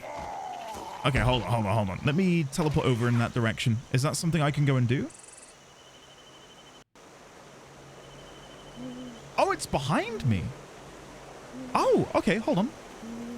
I am meant to be doing the main story, but this is very appealing to me. Toxic Assassins. Okay, let me head down to where the escort is currently happening, which is here. And assist. Who is this? Hadley? Hadley Blake. Hello, Hadley. Toxic Alliance Slayer. 1 of 1 Toxic Alliance members slain. I'm guessing these are the Toxic Society? Okay. They look like Sylvari, so I wonder if these are an organization that you would run into. Oh, what's this? Finished it? Whoa, okay. Veteran Toxic Hypnos. God, now more than ever, I feel like I'm taking a lot of damage. Deal with the mortar. Go and deal with the Toxic Assassin before they're able to get up. I've never seen that before, where you have to press the F key to finish them off. Yeah, I've had to heal. I'm gonna have to get out. I think I'm gonna die. Whoa. That is the most damage I've ever taken. How do I best clean my wounds? Oh, like that. So leave combat and then go back in momentarily. Okay. Going back in. Toxic Mortar. I think the area I'm in, like this AoE, is slowly killing me. I might be wrong. In fact, I think I am wrong. There we go. So I think we're relying on the Siege Master to kill the offshoot because we can't target it. So we need to protect them with everything we possibly can muster. Oh, Toxic Husk. Hey, we got it. Aftermath Viathan Cleaner. Well done, everyone. Oh, and then we've got this in the middle. What is this? Gather. Pristine Toxic Spore Sample. Gear. Okay. Just to understand if it's rare. Sell? 8 silver. Okay, so it's I would that's an uncommon item. Okay. Right. Well, okay. In that case, let me come over here and grab this sapling. Oh, there's another quest. Collapse the destroyer fissure. I hate how easily distracted I am. Like I really want to go and do the story, but I need to see this. What is the destroyer fissure? Is it this? Dominion killing zone discovered. Suspicious mounds. Destroy a harpy? Do I need to like kill them? And does that help destroy the fissure? Or is that something else entirely? I am being melted. Bloody hell. There we go. Okay, let's investigate. How do we destroy this fissure? Oh, there it is. Okay. Pew pew pew pew pew. That was pretty easy, all things considered. We got an unidentified lodestone. Ella McKay is researching similar objects in Lion's Arch. Unidentified lodestone. Okay, I'm going to put that in my shared inventory because that way it doesn't move around in this inventory. Deposit material, compact, and then let me quickly salvage my gear before I continue because I'm getting a little bit overwhelmed by just how much I've got in here. So, where's my salvaging kit? There it is, right in the middle. Salvage all masterwork and lower. That's fine. There we go.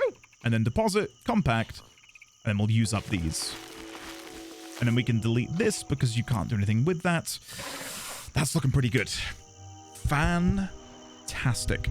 Okay, so from here, I now want to open up my level 32 rewards, which gets me a journeyman maintenance oil, tuning crystal, or sharpening stone. I will take the sharpening stone and unidentified dye. Brilliant. Okay, so let me use my simple sharpening stone, may as well. And then if we go here, Nice gear. This has become maroon dye. Hey, I like that color. I very nearly got the burgundy dye the other day, so getting the maroon dye, I'll take that. Is it worth anything? Absolutely not. If I were to get like a really good dye, I probably would sell it. But 9 times out of 10, I think I'll keep them. Roller Beetle time trial. All right, I'm not going to look at that yet. Let me go over here. Let's actually do our story quest before I get any further delayed by my squirrel brain activating at every new shiny thing that appears. I guess I'm not gonna consider this. Don't worry. Me getting delayed. While we're here, we may as well do the vista. There is a vista at the top of this tower, and I would like to do it. There it is, just up there. Do I have to like, oh, here we go. Jump down here, come around the side, and jump, jump, jump, jump, jump. Woo! There we go. Oh, sick. Look at that.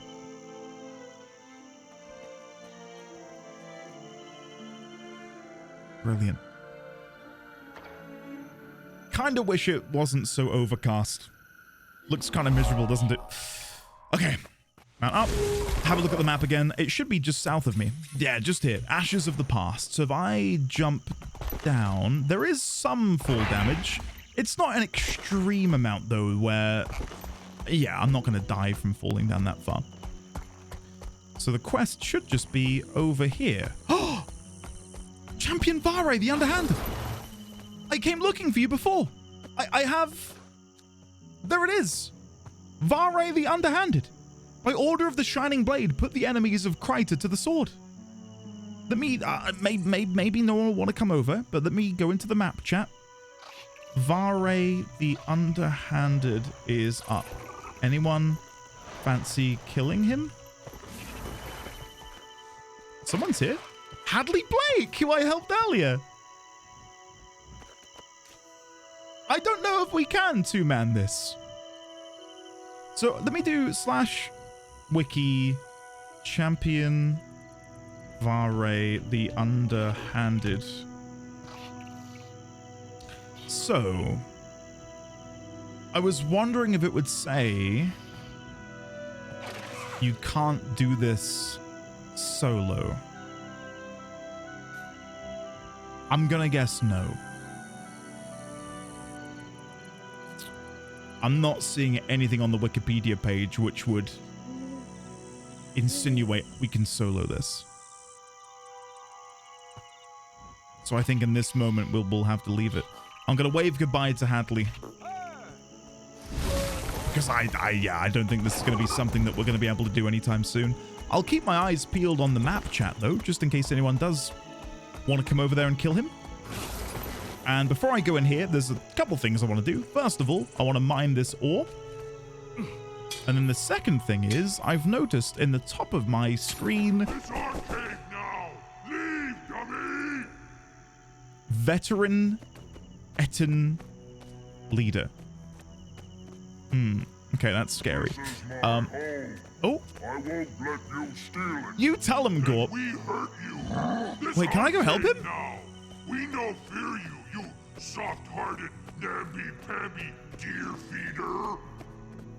I feel like I need to help him. What's happening in here? Hey, hands off Gort. Gort is huge. They're killing him. Hey, hands off of Gort, you monsters. Okay, hold on. I gotta bring the pain. They're all invulnerable. I can't do anything. Am I gonna die? This doesn't feel great. I almost feel like I'm stuck in some sort of glitched combat here, because none of them can be interacted with.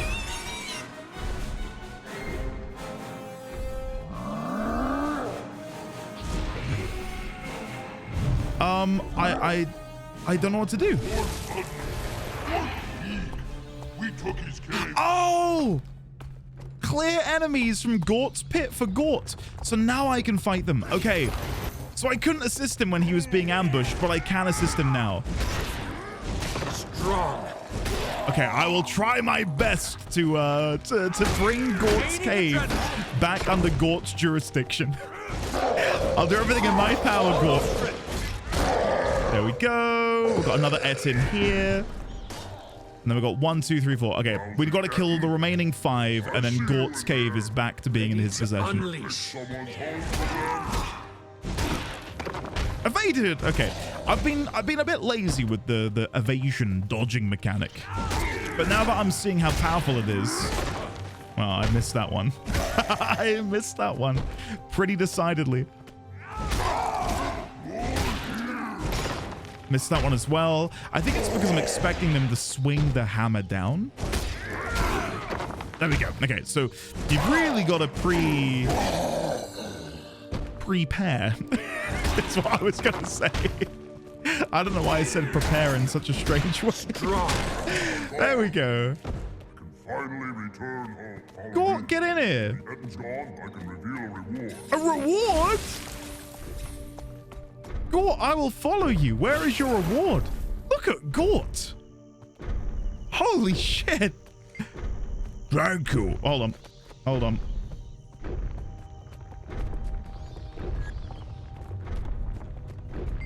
Thank you. There's no way I could afford the Essendon one. Your kindness will not be forgotten. It's my pleasure, Gort. Now, where is this treasure you've apparently stowed away somewhere? I would like to see it. While we go and get that, I noticed my Wizard's Vault has an exclamation mark. Loot 10 defeated enemies. There we go. Very nice. So now if I do a Renown Heart and defeat an elite enemy, or view a vista in the heart of Maguma, I would have no idea where to go to find that. Is it behind this rubble? I keep my treasure hidden so Ettins can never get their hands on it. Oh, that's awesome. Gort / thank. Thank you, Gort. Gort's treasure. Steam spear gun, which is of the exact level I am, level 32, and a mark of mending. Isn't that great that I'm in a level 15 to 25 area, over leveled, but I can do an event here and be rewarded appropriately? Like, I just think that's brilliant. Really good game design. It's pro player. It's pro fun. Okay. So, looking in my inventory again, I did get some brand new shoulders, which are better than what I had on before. Yeah, I think that's all there is in here for now. Okay, let's finally, after all of this faffing around, continue Ashes of the Past. Here we go. It's time to find out the truth of our parents. Hello there, Exemplar. Oh. Immediately into a cutscene. Is this the place? I'm eager to get started. It is. Watch your step, though. When we scouted around earlier, it looked like someone or something may have moved in. Countess Anise asked us not to say more than necessary, as this is technically a royal matter. But I think you deserve what truth we can give you.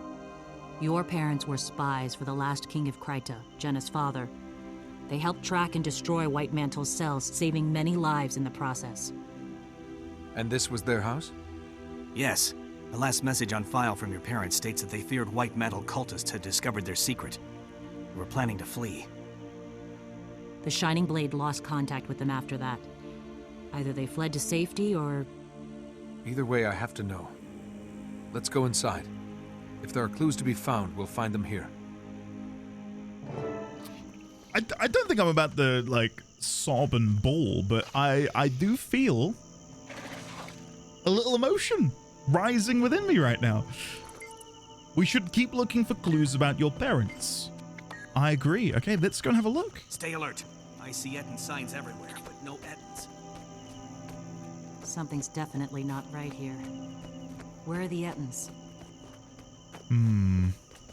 We're under attack! Under attack? There they are! Oh! I knew Ettens couldn't stay hidden for long. Well, I mean, no offense to Ettens. I don't see them as being the most stealthy and covert of creatures in this world. I don't know how they were able to get a one-up on us. The Shining Blade. The Queen's very own soldiers in the shadows. I'll cast a blind eye at this one. Refreshing. I thought they were attacking the ram then. I said, what? I was thinking that ram's not done anything. How dare you attack them? Look at this. Broken plank. I guess this is it. Let's go inside. Cave spider. Let's quickly deal with them. Looks like Cave spider hatchling. The faster we wipe out these vermin, the sooner we'll find them. Wow, it's like proper blocked in here. Nice. Good job. Nice. Don't let the gate hit you on the way out. These guys seem to be looking at something back here, but I'm not seeing anything that we can interact with. My guess is we need to go deeper into this cave. Oh! What is that? I can see a couple of gravestones.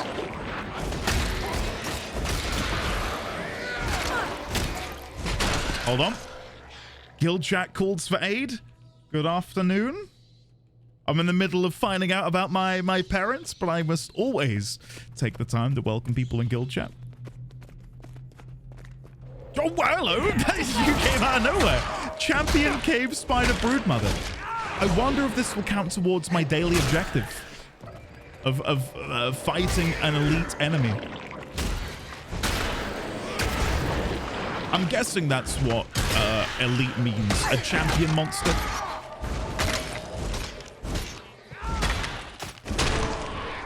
No. No, it's not.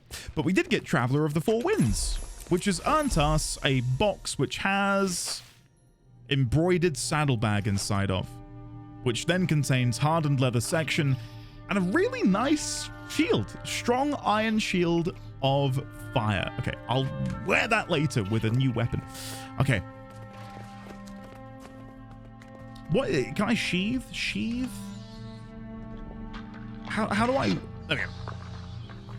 Hold on, before I continue. Is there a button to do that sheath weapon? Not that I can see. No, I'm just trying to look for any... Miscellaneous? No. Ah. Never mind. It's such a minor thing. I just, you know, I wanted to walk over here with my sword on my back as opposed to running over here with it out. Okay. Gravestone. The name on this headstone has been obscured by time and the elements, but the epitaph is still legible. The inscription reads, cherished wife, devoted mother, loyal servant of Kryta. Our life's labor was to make a better world for the children to live in. May our beloved Endith 20 find it so. Turn away from the grave. Brute. I'm gonna say a prayer. The name on this headstone has been obscured. The inscription reads, 3 joys gave his life meaning. His wife, his country, and above all, his child. May the gods bless and protect our beloved Endith 20.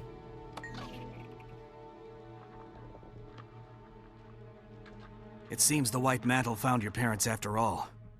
I'm so sorry. I'd always hoped my parents were still out there, waiting to find me. That's a hard dream to give up, but at least now I know. They gave their lives to defend Kryta against one of its oldest, greatest enemies. I'm sure they'd be proud of you. These gravestones, though, who placed them? Friends, perhaps? Fellow agents? We may never know. It was likely the same people who rescued you and took you to safety in Divinity's Reach. I want to thank you both for finding this place, and for telling me as much as you could.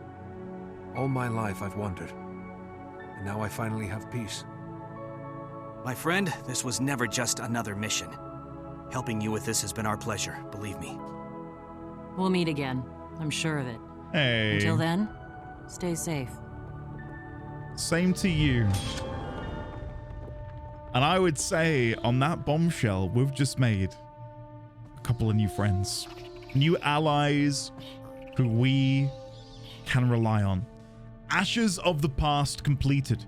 Spirit Shard takes effect immediately upon receipt, used to purchase items used in the Mystic Forge, embroidered coin purse, commander's armor, duty-bound duffers, nice, and signet ring of Divinity's Reach. Nice. Okay, Spirit Shard acquired. I have 331 in my wallet. Nice. Again, all of this is stuff of acquired years ago. I don't know where I can... Oh my god, look how much there is! Look how many different resources and currencies there are. Bloody hell. Okay. Any final words? Your story is a strange one, Endith 20, but a brave one. I think your parents would be very proud. That's a generous thing for you to say. If you're ever off duty, feel free to stop by the Salma district and say hello. I feel as if I owe you and Mahid a drink. Any chance you'd take me up on that? Mahid and I could use some time off. Maybe we'll see you in the city sometime and take you up on that offer. And Mahid, it's been our honor to travel with you on this journey, Endith 20. Without you, I never would have known about my parents. Thank you for everything. If the rest of the Shining Blade files on your parents become declassified, or if any information surfaces about these gravestones, we'll contact you. I'd be very grateful. Take care of yourself out there. And there we go. Click to leave the instance. I enjoyed that a lot. I thought that was a really good sequence of quests. And it's further cemented, to me, my own adoration of my character and his story and what he's up to. Huh. And I can see that our next story mission awaits. The Orders of Tyria. Jacob, hello. Who are you?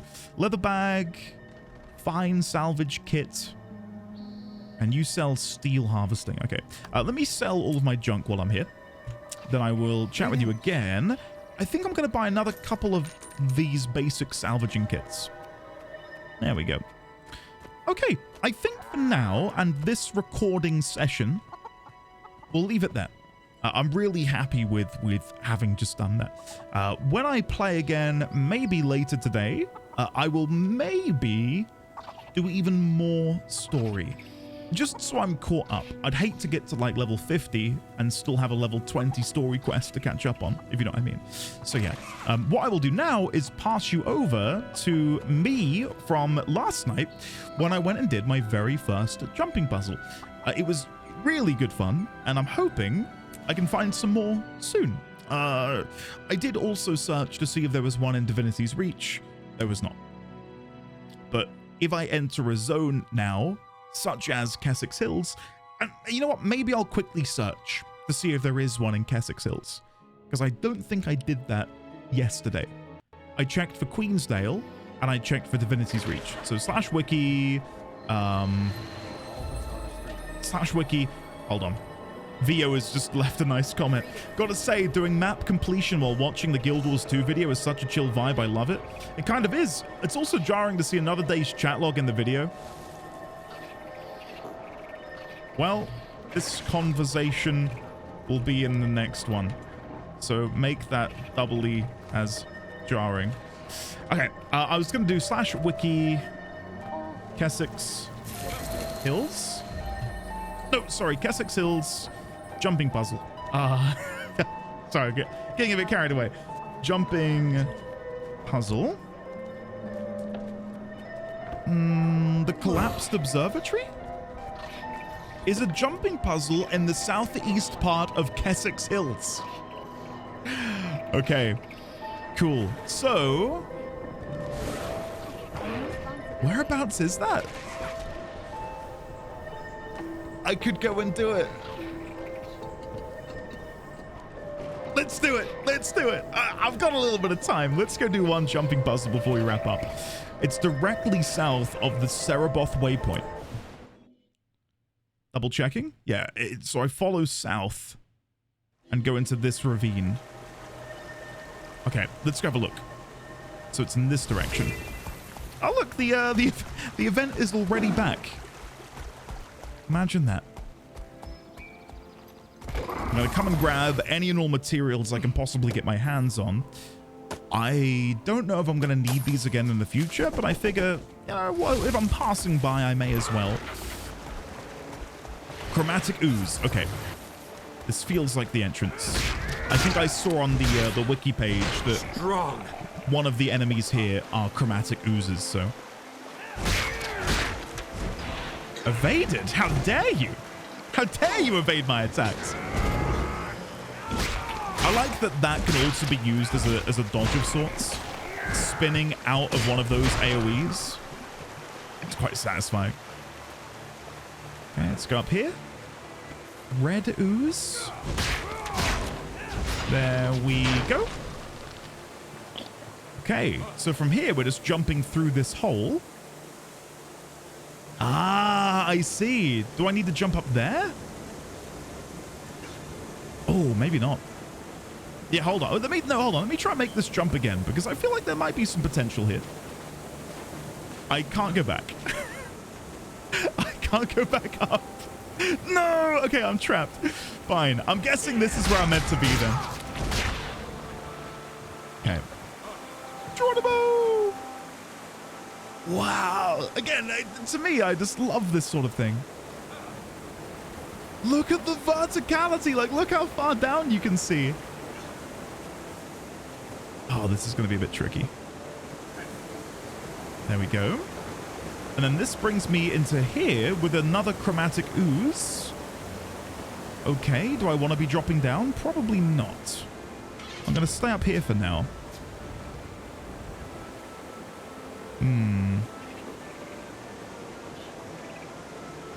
part of me wants to jump over there. Can I make that jump? I can. And then the other part of me wants to jump over to there. Woohoo! And then can I jump? Yes! Come on! Woohoo! Amazing. Okay. From here, I'm guessing we want to try and stay up on this ledge. Now, can I make that there? I think even if I could, that's not the way I want to go. I want to go this way. Right? Or do I want to jump from here to here? I could mount up. No, I can't mount up. Never mind. I don't think I can make this jump. I think that's too far. Let me come down here. Yeah, come down here. And I'm going to hope that there's a way up. Strong. By me jumping up this staircase. It might be a little bit too high for me, though. Yeah, it's a little bit too high. Oh, I run to there. Okay. Ready, guys? 3, 2, 1. Woohoo! There we go. Nice. Okay. Then from here. Yay! We made it. Get in. Red ooze. What is this one? A chromatic ooze? Okay. Sorry, I've already just now caught up in guild chat. Hello, future me in Endy's video. Allow me once again to plug the guild. If you'd like to come and join the guild, you're more than welcome to. I'll end this recording with a mini announcement of sorts, but I do think I probably would have mentioned that in the intro to this video. But I think we're going to try and find a time to set up a guild hall. Now, I know very little about it, but as you would have seen in my last video, a bunch of folks from the North American region and the European region were on a voice call, and they were coordinating doing some events, which I believe I can see in here. Missions. They were doing some weekly missions together, which has now earned us some more favor. We're at 770 favor. But now we need to unlock a guild hall, and I think we need to spend favor to make that happen. I don't really know. I'm a bit lost on that at the minute. It's not something I've necessarily delved into. But when we do make a guild hall, it will be like an event where everyone can come and join in. Members of the guild are encouraged to come and, you know, I suppose christen the opening and celebrate it. So yeah, if you're looking for a guild to come and join, you're more than welcome to come and join our one. And if you join now, you can hopefully get in time, ready for the guild hall opening, which I'm hoping will be soonish, whenever that ends up being. Okay, here is my jumping puzzle reward. Now we can fight for real. Woo! There we go. Magician mask, topaz nugget, mark of the stout, and a recipe for a superior rune of radiance. You can never have too much treasure. I agree. I agree. I think having too much treasure is a first world problem, and one that I would not mind suffering from. Let me finish these guys off, just in case there's anything extra. Because I can see there's a way over there we can go, or we can come down here. Is there like another level to this jumping puzzle? I am being destroyed by this basilisk. Basilisk. Maybe there is something down here. It certainly feels like there's gonna be. There we go. Maybe something back up here? Or maybe this is like the contingency, where if you fell off of the jumping puzzle, this is where you would have fallen down to. I am none the wiser, so I will explore on the off chance there is something special down here. Oh no! Wait! Thrawn? You're in our guild! Hey!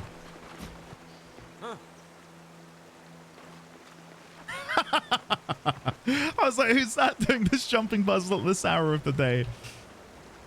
Having a fun time jumping around. All done now. About to find the exit. Smiley face. Yeah, so I don't think there's anything down here. This seems like a contingency. So if you did fail on the jumping puzzle, you can actually leave and it's not like you're stuck there forever, because the reward is up there, right? You fall down from this sort of cradle. It's kind of intense that it would require you to start from the very beginning in order to finish it. And then I've got this over here. Is this going to be the exit? Another jungle troll? There we go. Thank you, Thrawn, for your expert bow work. Thank you very much. Where am I going to come out? Wizard's Fief. Whoa! Whoa! Discovering POIs? Look at this! I've forgotten where to start the jumping puzzle. Allow me to help. Getting If you go to the entrance of the waterfall area, directly south of... can I link it? It's there. There we go. Nice. I feel like I've done my good deed for the day. I'm being a helpful player. Kill the Etin. Loot up. Okay. I'm going to get some strawberries. Now, I've seen a couple of you comment that you are able to have multiple professions at once. Oh, where? Hold the spin, must jump first. What have I done? What have I just picked up? Wait. What happened there? I thought I picked up a strawberry patch. And then all of a sudden I was naked. Did I not pick up a strawberry patch? I was in my own little world. Diving goggles. Oh, okay. I would do that, but I can see there's a vista down there that I kind of want to go and grab. Okay, jump down here.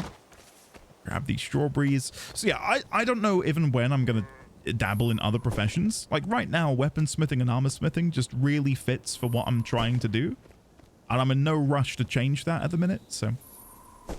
Okay, and then what's my level 33 reward? 8 more hero points and some brand new leggings. I will take the power and precision ones, please. Thank you, game. And then I will immediately use those. Go into here, open that up, get some crafting materials, open this, deposit, compact, and then equip my brand new pantaloons. Can I sell this recipe? I can. Is it valuable? Absolutely not. I will use it in that case. Can I use this? Customize. 12 power. So is that better? It is, isn't it, than the ruby heart? Let's go and trade that in. Sorry, wrong button. Ruby heart, you are going to be replaced by Signet Ring of Divinity's Reach. And I think that's it. I don't think I've got anything else. I could use the duty-bound duffers if I then customize them and give them power, precision, and ferocity. That should make them better than what I've currently got. There we go. And I've got my embroidered coin purse, which contained another bandit death mark. Carrying this item increases the chance of bandit executioners attacking during a bounty hunt. And we got a bow, honed softwood short bow of bloodlust. Very nice. I feel like we're being inundated with good loot at the minute, which I'm not going to complain about. Great. Okay, compact that down. And then let me try and jump down and get this POI. Don't tell Andy, but I got my position rewinder at last. Position rewinder. Congrats on your po-re-wee. I don't know. Is that... I'm going to type it. I'm so funny. I don't know. I got no idea what a position rewinder is. Okay. Here we go. It's Vista time. And I think on this bombshell, it would be a good place to stop for now. So I can go get dinner, relax with the family, and then I'll come back later today and play a little bit more. But I will leave you with, again, my previous recording from last night, which features my list of accomplishments. My jumping puzzle debut, followed by my very brief visit to the festival area. Hey, volume completion award. Whoa, level 35! Hey, look at that. So in what, a 2-hour period, I've leveled from 30 to 35. That feels really, really good. Armor booster and speed booster. I'll probably take the speed booster. And then for getting level 35, 10 hero points and a dungeon. Ascalonian Catacombs. If the Ascalonian Catacombs feel too easy, try the explorable mode. It's more challenging and has greater rewards. The story version must be completed first. Maybe I'll see if I can wrangle together a guild group to go and try that. I have since amended my friends list to no longer dox people, so I don't mind showing that anymore. If I go to looking for group, Central Tyria? No. I don't know how to best run that. Where is it? Would it be denoted on the map with an icon similar to the one that just popped up? I'll ask in guild chat later, or maybe in the Discord, and see if I can, again, wrangle a group together to come and run that with me. That would be quite special. Grab these. And is there any waypoint over there? Not that I can see. We've got the one there. Okay. In that case, let me teleport back all the way to Divinity's Reach. We'll head up to the Minister's Waypoint, right by the bank. I don't think I've got anything I want to sell. No, I don't think so. I could have, and I know I've already sold it, but I could have worn the Heritage Armor. But I sold it a couple days back. But you buy it over here, don't you? Yeah, from the Cultural Armorsmith. How much money did that cost me? That's such a shame. Part of me wishes I had kept them now, because I think they look really nice. And honestly, that's the main reason I would have wanted to have kept them. Just because I think that looks really cool. I could rock that, and then I've got the dragon helmet in here. Heavy Horns of the Dragon. Like, that kind of goes, I would say. Should I buy it again? It's such a waste of money, though.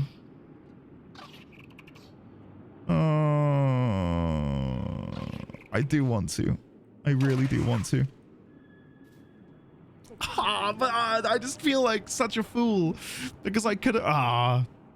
I'm doing it. Commander shoulder plates, legs, gloves, armor, footgear. There we go. It's done. Equip all of these. There we go. And then what I will do is, I know I didn't buy the helmet, but I do need to buy it still, don't I? Buy the helmet. That's how it's done. That's how it's done. We will equip the helmet, enable the appearance, like so. And then if I go to here, double click my Heavy Horns of the Dragon, I can apply that for 0 transmutation charges. And then just like that, I am now some sort of dragon warrior. I mean, that's a pretty cool armor set, I would say, for being level 35. I didn't even see what these ones are. Learn to barter. Avengers armor for level 60? What do these look like? Hold on, I'm going to mass preview them, then I'll have a look. Preview, preview, preview. Whoa. Oh, I saw someone wearing this. An NPC. I reckon that dies really, really well. Really, really well. Cool. That's nice. And what is the tier 3 one? Please say it's Logan's. Is it? You can have Logan's armor. Oh, that looks so cool. It's a lot of money though. 30 gold. Jeez.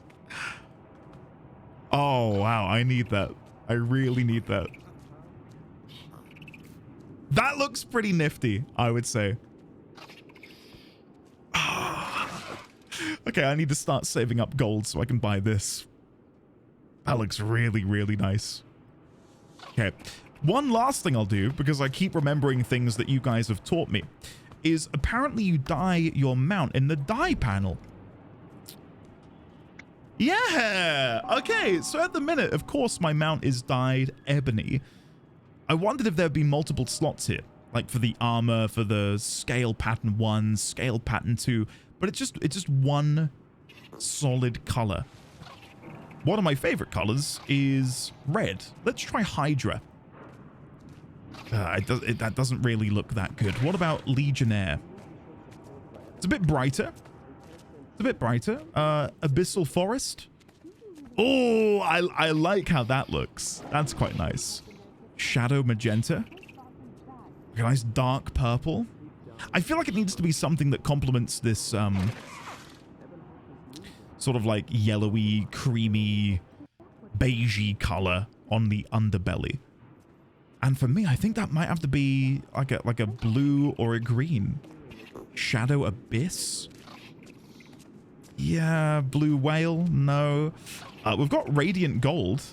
Oh, now that looks good. That looks really nice because it sort of works as a gradient from the more dull matte underbelly to the shiny glossy carapace. What about bubblegum? Yeah, maybe not. Taffy looks kind of interesting. Like it's kind of chromatic in a way.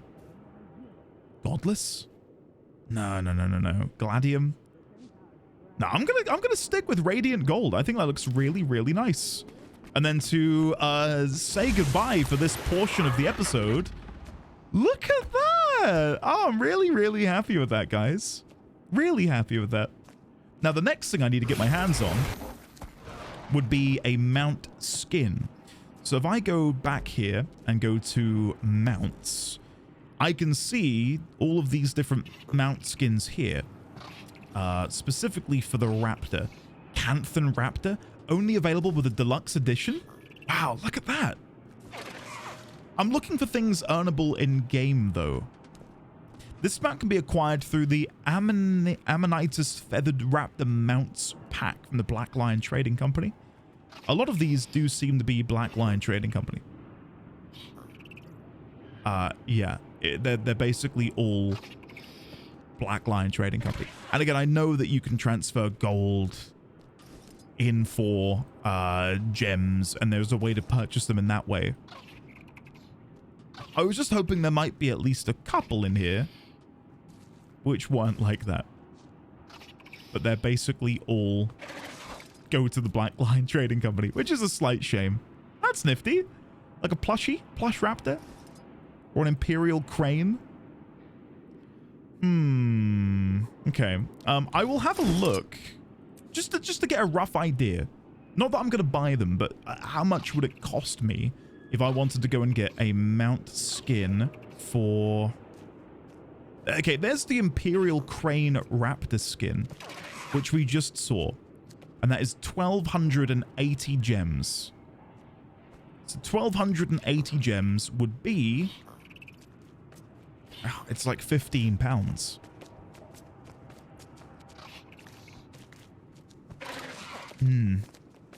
Reforged Warhound Jackal skin. I think the notion of paying for these sorts of things, I am not that opposed to it. I've played a lot of Path of Exile, and that's a free-to-play ARPG, which you can probably get by with having only spent £20 on that game. I've played it for over a decade now, and I will occasionally just spend £30 to £40 on one of their supporter packs because I enjoy the game so much and I want to support its development. And I don't mind, spending 20, 30, 40 pounds every 3 or 4 months on a game that I play for hundreds of hours. So by that notion, if I end up playing a lot of Guild Wars 2, like hundreds and hundreds of hours, then the barrier for me wanting to support the developers and maybe make a purchase every now and then for these little skins and what have you, I'm more inclined to bite the bullet and take the plunge, if that makes sense. Anyway, I'm going to leave it there because I need to go and get some dinner. Thank you all for watching this part of the video. If you haven't already checked, there should be timestamps below, which will lead you to different parts of the video. So just in case the story isn't for you, do have a look at that and see if there's anything which takes your fancy. But for now, I'm going to go. So I'm going to pass off to me from the past. Why, hello there, ladies, gentlemen, and friends from beyond the binary, and welcome back to yet another Guild Wars 2 video. Now, once again, addressing the elephant in the room, Janthir or Yanthir Wilds. I now own it. And I'd love to say that I had a moment of madness and brought this myself, but I did not. A wonderful member of the community who I did say I'd shout them out, and they said, no, there's no need for that. A wonderful member of the community won a Janthir Wilds key, thinking they still needed it. Lo and behold, they went to redeem the key, and they already had the expansion. So they very kindly sent it my way. So now I am the proud owner of Yanthir Wilds, which is just awesome. I'm nowhere near doing this. I don't know how it works. I understand a lot of this happens at level 80. I assume you have to do them in sequence. So it's Path of Fire, no, Heart of Thorns, Path of Fire, End of Dragons, then the Yanthir Wilds, or Janthir. Please let me know how to say it. So yeah, we've unlocked that, which is pretty cool. And I can see we've got something over here. Level 80 boost available. I now have 4 level 80 boosts. So just in case I want some additional characters, I should be sorted for when I make some alts in the future. So thank you very much to the mysterious individual who sent me that. I really do. Oh, has she? Can I chat with you? How No. so? Oh. Everything's just been going so well. Oh. I should offer up some prayers of thanks. She'd probably appreciate that. Again, another little bit of texture. I love that. I really enjoy that. Sick. Anyway, I don't really know what I'm gonna do in this episode. I guess what I'll begin with is doing my chores. So a couple of you mentioned in the last video that I can amend my Wizard's Vault. So let me grab my daily login bonus. There we go. There is a cog up here. Now, I do think that Guild Wars 2's user interface is, by and large, I think it's okay. I really enjoy the action bars. I think a lot of the menus are actually well thought out. But then in moments like this, I don't think for a long time I ever would have considered clicking this. Maybe the first time I opened this, it pointed me towards the cog, but I never thought to click it. But apparently in here, yes, I can change what kind of content I would like to do. And I think that's fantastic. So if I don't want a PvP, which I'm not going to be, if I don't want a world versus world, which I don't really want to be doing anytime soon, and I want to do PvE, which I am exclusively doing, then I can only select that. And then the next time this resets in 3 hours, all of these should be green, meaning I can hopefully do them. We've got complete 1 event in Cantha, which is the End of Dragons expansion. That's a shame. I wish this maybe was sort of reacted to the player, and in realizing, oh, they're level 30, they're probably not going to be able to go there anytime soon. Instead, maybe give them something which you can do in Queensdale or Kessex Hills, for example. But yeah, we've got that done there. I notice up here we've got some mail. My mailbox is full. Janthir Wilds, thank you for your purchase. It's my pleasure. Is there a way to mass delete? Should I feel kind of bad deleting all of these, to be honest with you, you know? Delete. I want to keep a hold of this. We'll look at that in a second. Commendation. Oh, I'm guessing it's specifically emails from... Oh, I never took this. Special item delivery. Please find attached these special items for you to enjoy. Golem Banker and Heroes Band. I will take them now. I believe it's anything from other players. So these no subjects at the bottom. I can delete these. Oh, these are from people 11 years ago. Kruben label. Thank you, Kruben. And then I've got 2 of 10. We've got To a Dear Friend. Thank you, Danielle Sorber, aka Crits. Thank you, buddy. And then 1 of 10. I don't know which one of these would be considered the 1 of 10, which is currently clogging up my mail. But anyway, that's now clear. Let's go and see if my cinnamon sticks sold over at the trading post. I listed over 100. 18 silver, so I'm guessing they didn't sell. I will take my money, and then if we go to sell items, can I see my active items anywhere? Home? My transactions? Here we go. Right, so we can see I've got my 131 cinnamon sticks, which have dropped off substantially in price by over a silver. Am I able to amend the value? No, so I will need to cancel this, confirm, take them from there, and then if I go to sell and then go down to cinnamon sticks again, I'm going to amend this to be closer to 6 silver. And you know what? I'm feeling childish. 69. 6 silver, 69 copper. List this item. There we go. And then we've got that dragon mail effect, which is so cool. Right. So that's done. I did see that at level 31 we unlock our elite specializations or elite skills. Something elite is to be unlocked very soon for me. Now, I do think I want to proceed with the main quest line, but I've also been receiving requests for jumping puzzles, and I believe there is one in Queensdale. I didn't find it in my explorations, but I did do a Google, and it said that there was one, I believe, in the southern reaches. I didn't see exactly where it was, but if I open up the map, maybe I can figure out whereabouts I saw it. So that's Kessex Hills. Somewhere around here. Let me teleport down to the God's Lost Waypoint. And then maybe what I can try is do /wiki jumping puzzles. Let's give that a go. Wiki jumping puzzle Queensdale.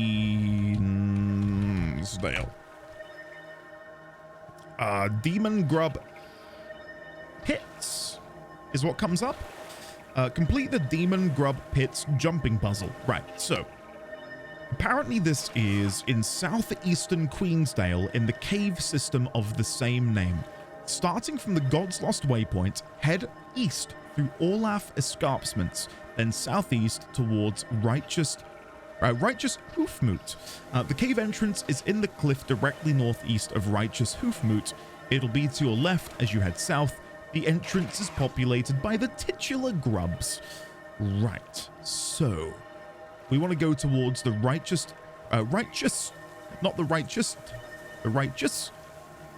Hoofmoot, which is there. So I want to go up here and then down, and then find the cliff that is directly northeast. So I'll be looking somewhere here. So let me just place a marker, personal waypoint. Let's head in that direction and see if we can find our first. Look at that mount, how quickly it moves. Let's see if we can find our very first jumping puzzle of this playthrough. I'm sure I wouldn't get in trouble admitting this now, but during my Warcraft tenure of yesteryear, I may or may not have played on a private server which only had jumping puzzles on it, and I loved it. I don't know, there's something really satisfying about navigating your way around an obstacle course through the use of jumping. It's great. So, from here I want to head directly south, and the cave entrance should be... Yeah, hold on. I'm trying to look back down at my map, and I think I've gone a little bit too far in this direction. Yeah, it's further down here. Further down here. Keep your eyes peeled for a cave entrance. It should be anywhere around here. Possibly to my left. Oh, there it is. I can see it. It's right there. How did I miss that? I feel like I definitely came through here. Demon Grub Pits discovered. Okay, let me quickly dispatch these poor Tamini, as if I've not killed enough trying to complete my Queensdale heart. Almost ready. I do think that the healing ability I've got in the Signet is so good, because while I'm only regenerating a minuscule amount, it's enough to make fights like that just possible without the need to heal. Anyway, Demon Grub Pits. Now, I, of course, have not searched how to do this. I'm just going to hope that my intuition takes over and I know what to do. I don't even know where to look in here for where it might be. All I saw on the Wikipedia page was how to enter this location. So there's Kitterin over there. Maybe if I chat with them. they can offer me some assistance. Why did I come here? I hate heights. This is the absolute worst place for me to have gone. Don't underestimate yourself. I'm sure you can make it if you try. The world doesn't wait on us. If you want it, you need to go for it. Ha! A jump like that, a baby could do it. You're not a baby, are you? I like that, but I'm not going to click it. Don't underestimate yourself. I'm sure you can make it if you try. You really think so? I guess I could give it a shot. I mean, I did come all the way here, right? Right. Go get him. Okay, this time I can do it. So let's see. Well, can we follow her? Let's see. Maybe she can lead the way for me. I mean, I wouldn't have gone this way. Is she gonna jump down? Whoa, that's a long way down. No, I can do this. I'm big, brave, strong. Okay. That's right. Yeah! Is she go? Oh, is she doing a run up? Ready, set, go. Go! Here we go. No. I can't do this. I don't know how I'm meant to make that jump. Unless I can mount up. Okay, I can. If that's where I need to go, then I will do it on my mount. Maybe this will reach over. Yeah, there we go. And then from here, do I want to go over there? I can probably do this without needing a mount. Oh, I forget I've got a glider. That would have helped to have known. Okay, this is kind of looking pretty jumpy, I guess, if that is the proper way to describe it. Okay, so far so good. What a shadow skelk, some cave bats. I mean, clearly that's the way to go because that other player's one over there. But let me head in this direction. Maybe kill these skelk. You never know, they might drop something rare for being in the middle of a jumping puzzle. I doubt it, but, you know, I've got to check. I've got to investigate. They did nearly kill me. I'm taking a lot of damage. Wow. I very nearly died. Jesus. Okay, let's not do that again. Let's focus our attention on the jumping puzzle, and we'll leave these enemies well enough alone. There we go. Okay, now can I go back? Yes. Jump back up here, over here, to here, to here. Who's that? Veteran Rak Ratuk. But they're friendly. Is that what is that in there? Is that a chest? Oh, I really want to go down there and have a look. I'm going to go down there and have a look. More stuff, more stuffy stuff. See my petty treasures? I have many treasures. I'm very lucky, very smart. Have the cave all to myself. Very pretty. You must have worked hard collecting them all. I'm impressed no one has stolen your goods. You must be clever. This is just a pile of worthless junk. I could do much better. Do I want to insult the veteran Rakratuk? Yeah. Yes. No, you can't. I'm best. You take treasure, see how good it is. Take some now. We'll see whose treasure's better. Where do I start? Cave's very tricky, yes. Look for a torch by Big Beam, then you on right track. Hole is small and dark. Look very close. All right, here I go. So, wait, if I were to come in here and loot your stuff, he did say go and have a look and you'll understand. Take a torch. Okay, this is mine now. I'm gonna use this to light the way. Thank you very much, Mr. Tuck. I am now getting attacked by cave bats, which isn't good. Maybe I can fend them off. Oh, I've lost my torch. Never mind. Oh, dear. So my guess is, depending on maybe your dialogue option there, you can fight him, because for him to be denoted as a veteran and to have that portrait, to me, reads as, hey, you can fight this guy if you want, but you don't have to. I've also just been reminded of another comment I received on the last video, I believe from a Meg sit, that there is an AoE loot option. There it is, AoE loot on Interact. Perfect. Auto loot, auto pickup, take all items when looting. You'll no longer see the loot window unless you run out of inventory space. I don't mind doing that either, honestly. I don't mind doing that either. Show all usable object names. I might keep that on for a bit, just because that might alert me to things. Thick party health bars. That all looks good to me. Yeah, double tap to evade, disable area of effect rings, Promote skill targets. Automatically promote targets to lock targets when hitting them. Promote targets to lock targets. Okay. I'm guessing that's party related? If I had to guess. Like you can set a target for people to attack and fight. And if I enable that, then I have the ability to change that by attacking something. Is how I read that. But yeah, I will just keep my eyes peeled on my... oh, yeah, that was close. Didn't mean to start gliding.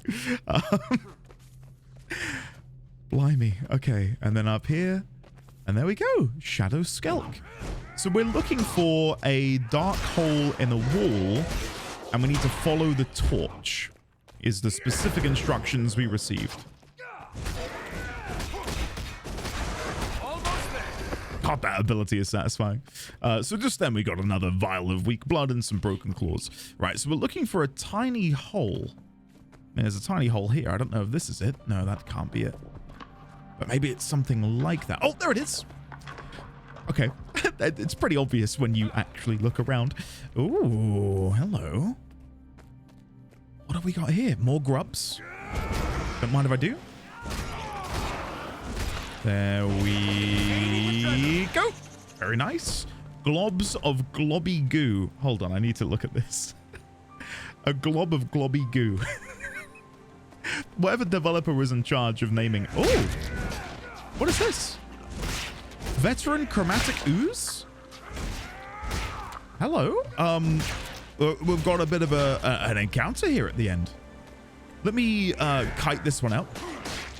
I don't think I can fight both veterans at once. That might be a bit too difficult for me, but one at a time, yeah, it should be possible.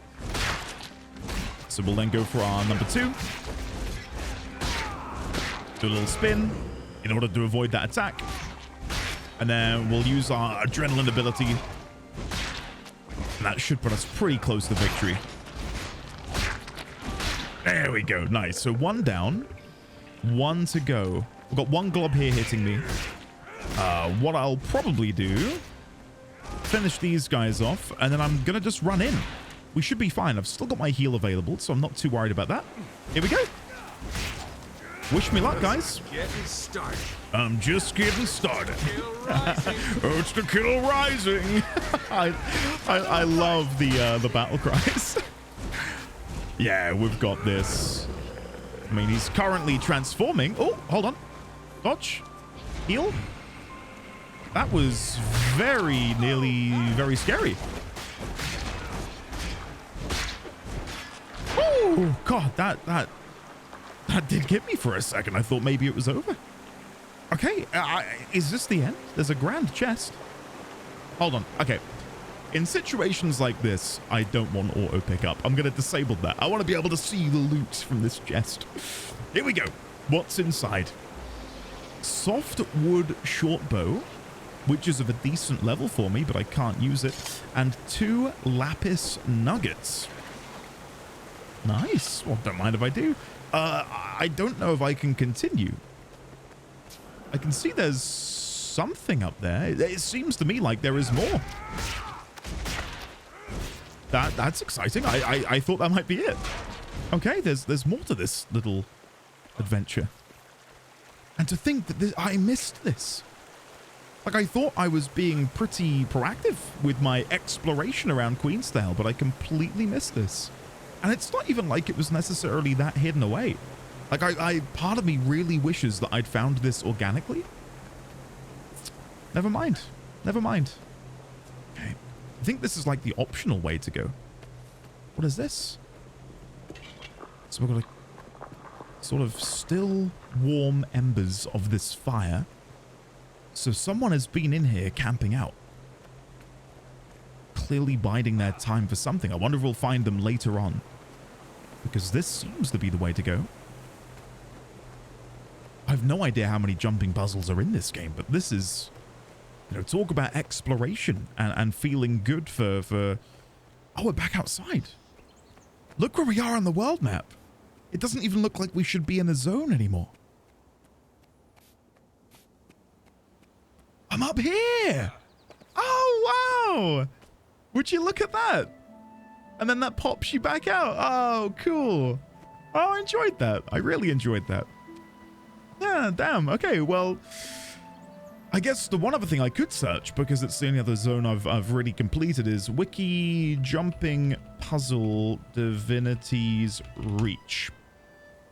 Is there a jumping puzzle in Divinity's Reach? There's Festive Youth,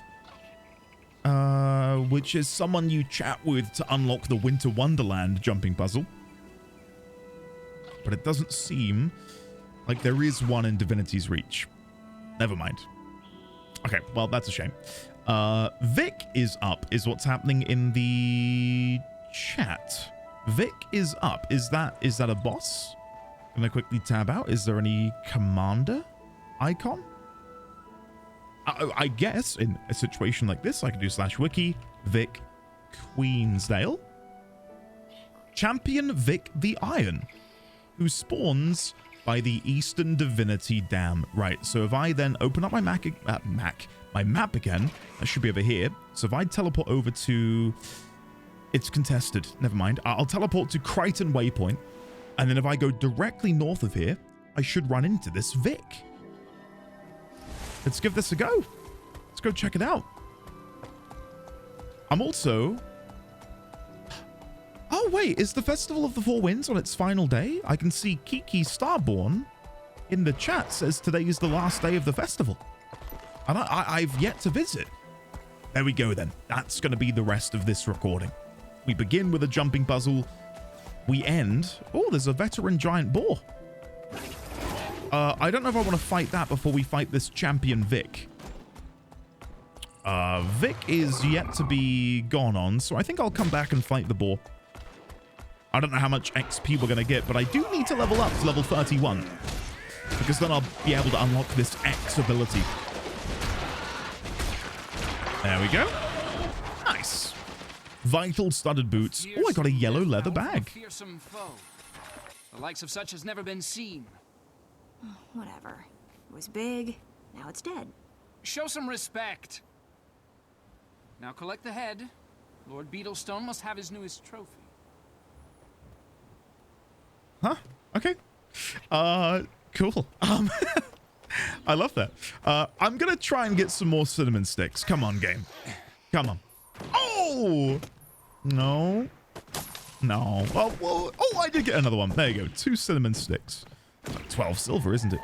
Now, I don't know if we're going to be able to handle Champion Vic on our lonesome. So this Olivia is the person who mentioned that Vic was up in the map chat. And no one else has shown up. So maybe other people are busy. And they can't make it here. Which is a shame, but, you know, that happens. Not everyone's going to be online and ready to partake in something like this. At time of recording, it's Sunday night, so I imagine a lot of people who would have been playing on, say, Saturday night, Friday night, are obviously in bed, ready to get up really early in the morning, so that's understandable. I'm not expecting the game to be hustling and bustling every hour of the day. What I will do then is try and make my way over to the festival. And I know how to get there because I accidentally found it before. If we go over to the Commons Waypoint, I believe it's the balloon right next to this. So if I go here, at least I think it was over here. Maybe it was the next zone over? Yeah, here we go. I think it's this balloon thing we see over here. Oh no, that's the chandelier. But it's up here, isn't it? Yeah, there it is. There's the balloon. I was going to say. I thought it was somewhere around here.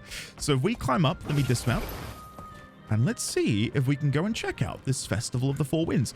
Now, before I go here, I'm curious to know if this is like a yearly event. I love when MMORPGs really go to town on creating unique zones for in-game events. So, yeah. Lion's Arch. Are you looking to travel to the Festival of the Four Winds? These balloons are prepared to take you there. Do you wish to travel to the Labyrinthine Caves or the Crown Pavilion? I'll go for the Labyrinthine Cliffs, not caves, sorry. Beautiful artwork. I mean, when isn't it? But yeah, beautiful artwork. Okay. Here we go. We're here. We've made it. Okay, I came over to the Festival of the Four Winds area, and I got very, very overwhelmed. There were so many people talking like NPCs, and I didn't know where I was going, and I got quite flustered. So I stopped the recordings so I could sort of get my bearings and sort of explore around. And yeah, I think for now, this area is somewhere which I am glad I've not come to before. It's a little bit too much for me at the moment and where I'm at in the game. A lot of the items on the vendors just look nonsensical to me. And there's a lot of events which require different mounts, and yeah, I'm glad it's the last day, because if it were the first day and I had to partake in this, I would feel completely and utterly overwhelmed. But I did, in my little travels, grab a couple things. I got these light horns of the dragon skin, which are skin unlocked. Double click to imbue another helmet. Start again. Double click to imbue another helmet item's stats into this appearance. One-time ability. But I believe I've unlocked this skin now. I could be wrong. I believe that has now become a permanent unlock. I'm going to quickly double check because I hope it has. I think it looks really cool. So if I click here, wardrobe, click. Yeah, there it is. Horns of the Dragon. I think that looks really, really cool. Am I going to use it right now? Probably not, but yeah, I've now got that. So I was happy to have found that. And I've also just found vendors that sell these Zephyrite supply boxes, and they require random trade goods. So if I come over here, and I imagine for most of you, if not all of you, you know about this, but look, you can buy these here. So for 15 mithril, I can buy a Zephyrite supply box. For 15 copper, I can buy one. 7 iron, I can buy one. 46 silver. So I think what I'm going to do is just buy a whole bunch of these. I mean, I don't need copper anymore. I could sell it on the auction house, the trading post, but I don't necessarily feel like I need to. Nothing in there that we can buy. Nothing there that we can buy. Nothing here either. I'm guessing these are higher level trade goods. Same with these. And oh, you can get 7 for 1 glob of ectoplasm. I would be very surprised if that isn't selling for ridiculous amounts at the minute. Oh, you could even trade in your research notes. Oh, so I could have... Hold on. Do I have anything crafted in my inventory still? No. So had I used that on all of my crafted goods, I could have maybe built up a stack of 60 or more research notes and bought 6 of these. Or 10 of these, sorry, if I've got 60.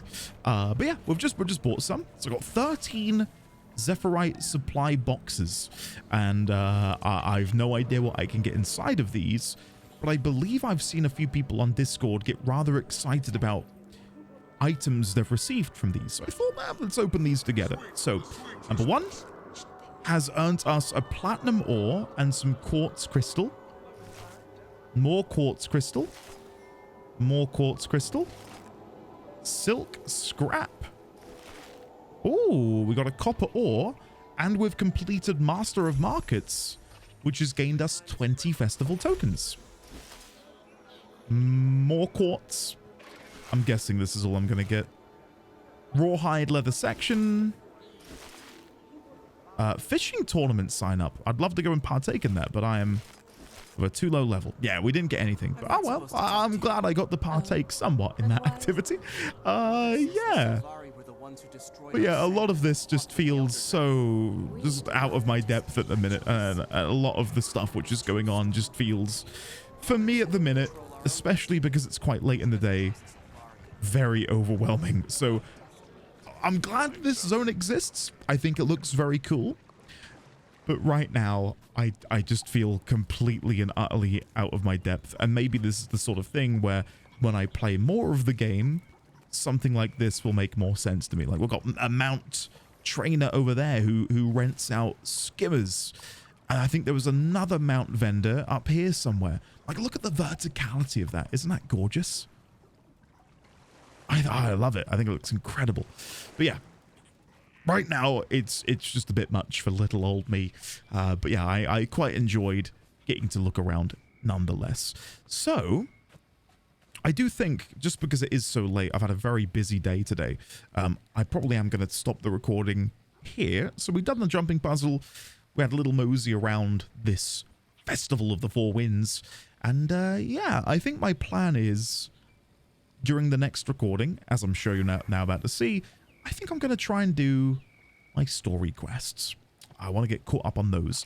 I'm guessing we've got a level 21, which, as you can see, is Voices from the Past.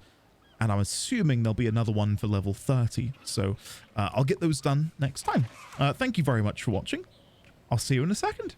And welcome back. Hopefully you've enjoyed the video up until now. You've joined me for my evening session.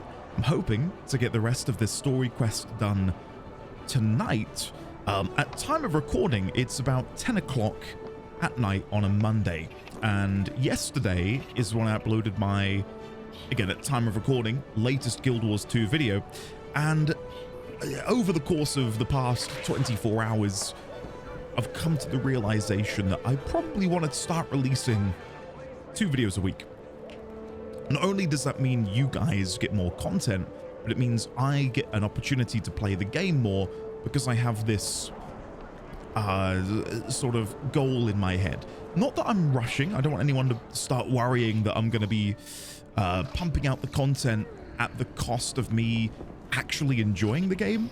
I want to play more, and I've been dipping my toes into other things recently, so being able to focus on this is going to be really nice. Really, really nice. But what I want to mention is we now have in the guild 36 members.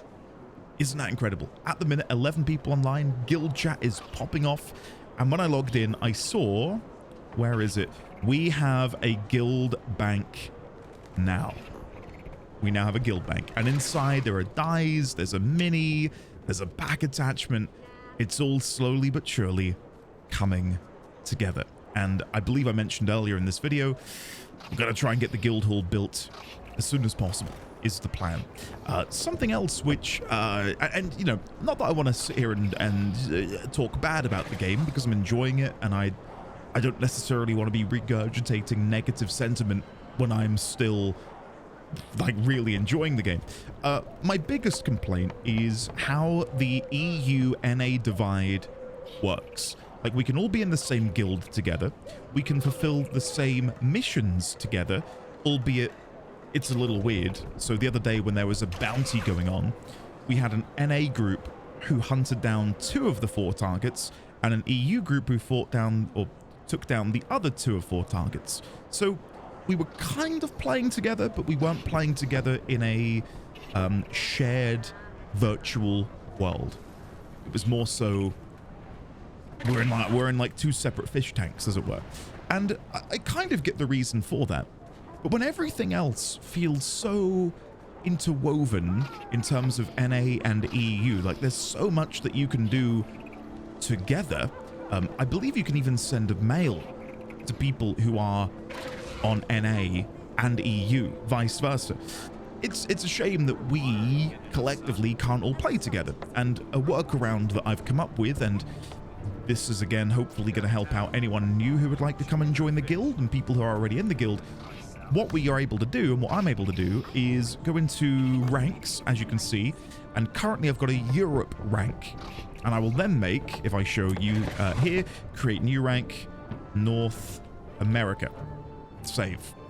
And then what I can do at a later date is come in here, amend all of this so it's exactly the same as a normal member's permissions, and then on the Discord or even in game, people can say, oh, I'm on NA, I'm on EU, and then that way we can see at a glance who is where in the world and who you can join for group content. And it's just a shame that there has to be that hoop to jump through. But I understand, you know, coming from other MMOs, trying to play with North American friends in FF14 is possible.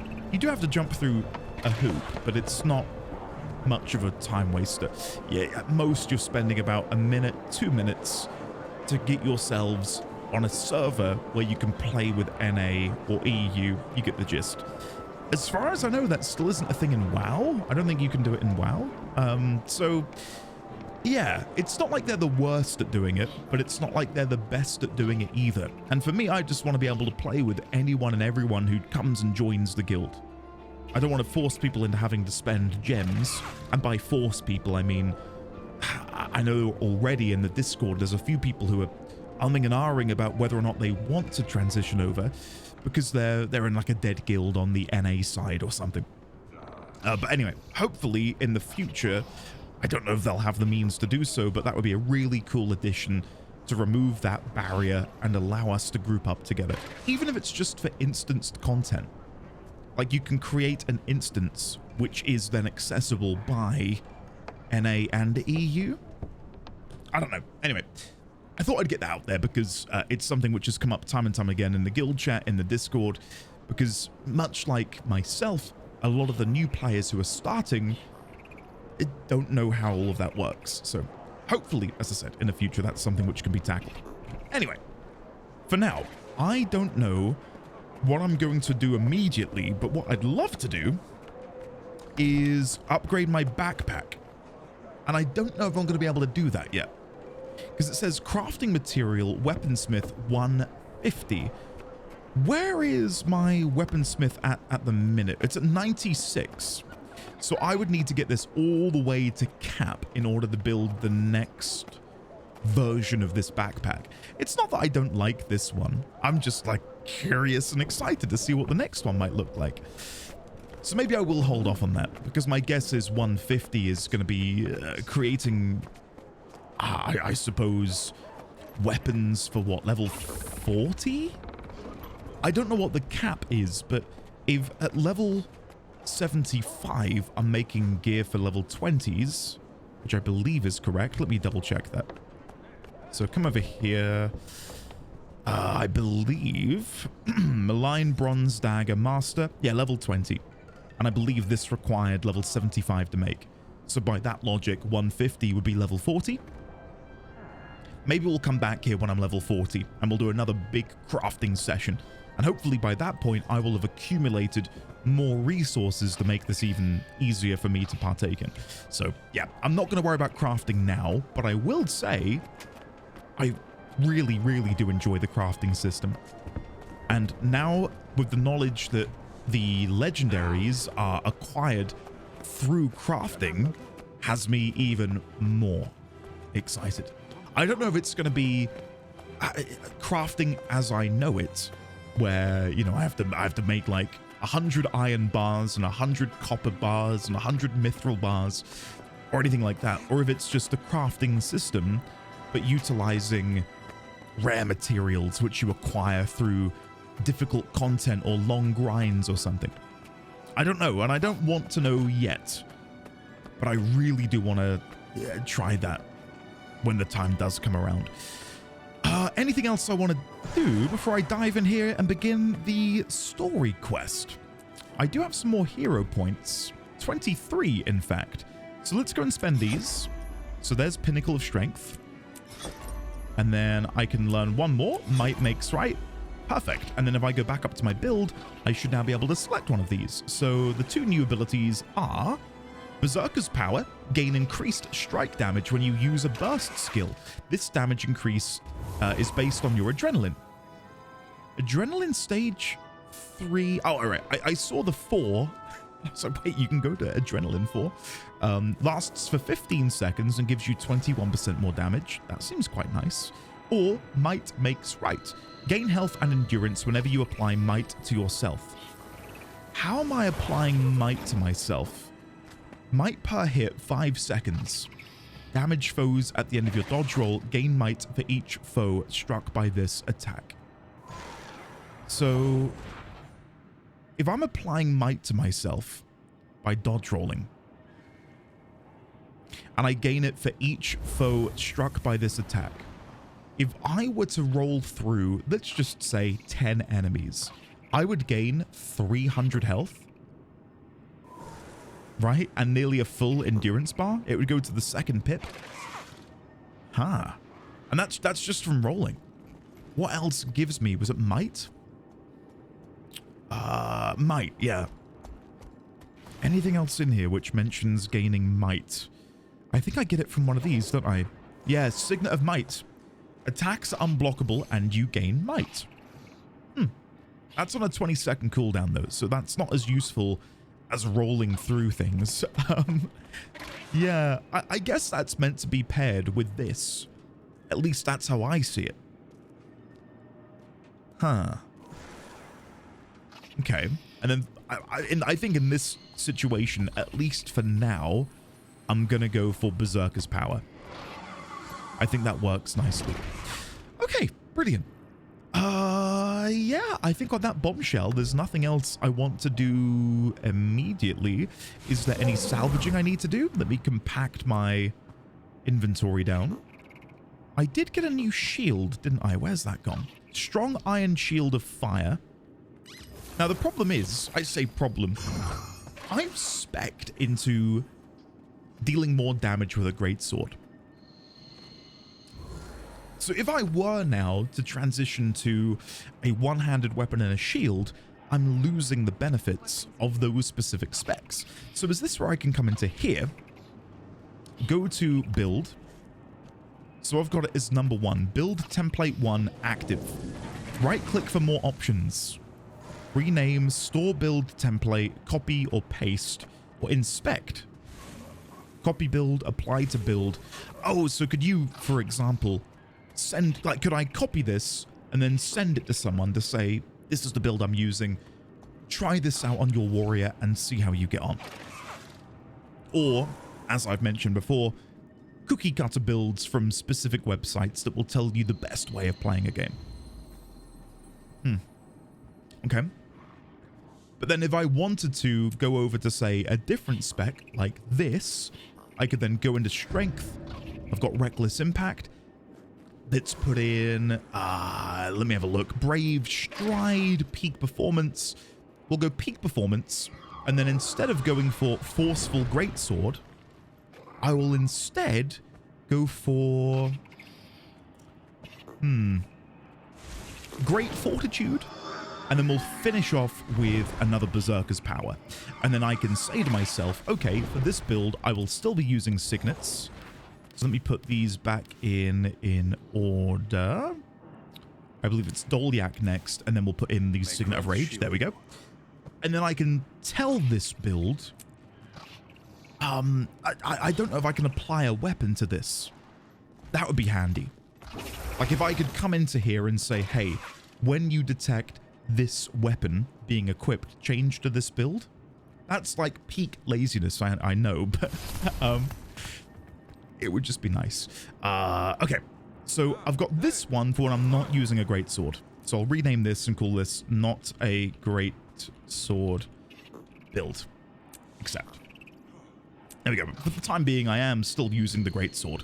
I wonder if it's worth me, maybe, in the interim between me leveling up my weaponsmithing and now actually buying a weapon from the auction house. Or, I will be honest, it's going to take a while for me to overcome the auction house trading post thing, or market board as it's known in FF14. So let's go to trading post. We'll have a look under weapons, great swords, sort by level. So I'm going to be looking for something around 35. And seeing that is like a threshold, I'm hoping there will be one. There's a few. Okay, so we've got Hunters, Bandit, Sunderer. What does this look like? Oh, that's chunky. Look at that. That's really nice. Yeah, that is quite cool. Okay. So we've got that. Brilliant. We've got a strong Bandit Sunderer, which I believe is... What's the difference here between the strong one and the Hunter's Bandit Sunderer? 4969. Oh, it's just swapped the power for the precision. Okay. That makes sense. And there's multiple variations of that in here. Ravaging Great Steam Blade. Whoa, look at that. It's like a chainsaw. Okay. Ravaging Glyphic Longblade. It's cool. I'm guessing that's Asuran technology. Mending Zweihander. Oh, whoa. Okay. I really like that. I really like that. What does it look like when we're holding it? Oh yeah, that's the stuff. And then on our back, that's a really nice looking weapon. I don't know if I want to go for that though, because it is a bit higher level than where I'm currently at. I may buy one of these rare ones, to be honest. They're not that expensive. Maybe not. Maybe not. Let me grab one of these that gives me power and precision. Power and ferocity isn't bad either. There we go. Strong Iron Greatsword. It looks pretty much the same as what I've got now, but it's substantially better damage-wise. So I will buy one of those now. And then let me go and grab that from the market board, or should I say the trading post person. And then I'll come back. Okay. Look at that person over there. Whoa. Wow. That is a really, really cool looking mount. Can I inspect? Inspect cosmetics. Whoa, look at them. And is this their mount? No, Heretical Scholar's Cape. I mean, that's gorgeous, isn't it? Devil Rending Great Axe Hammer. Hope.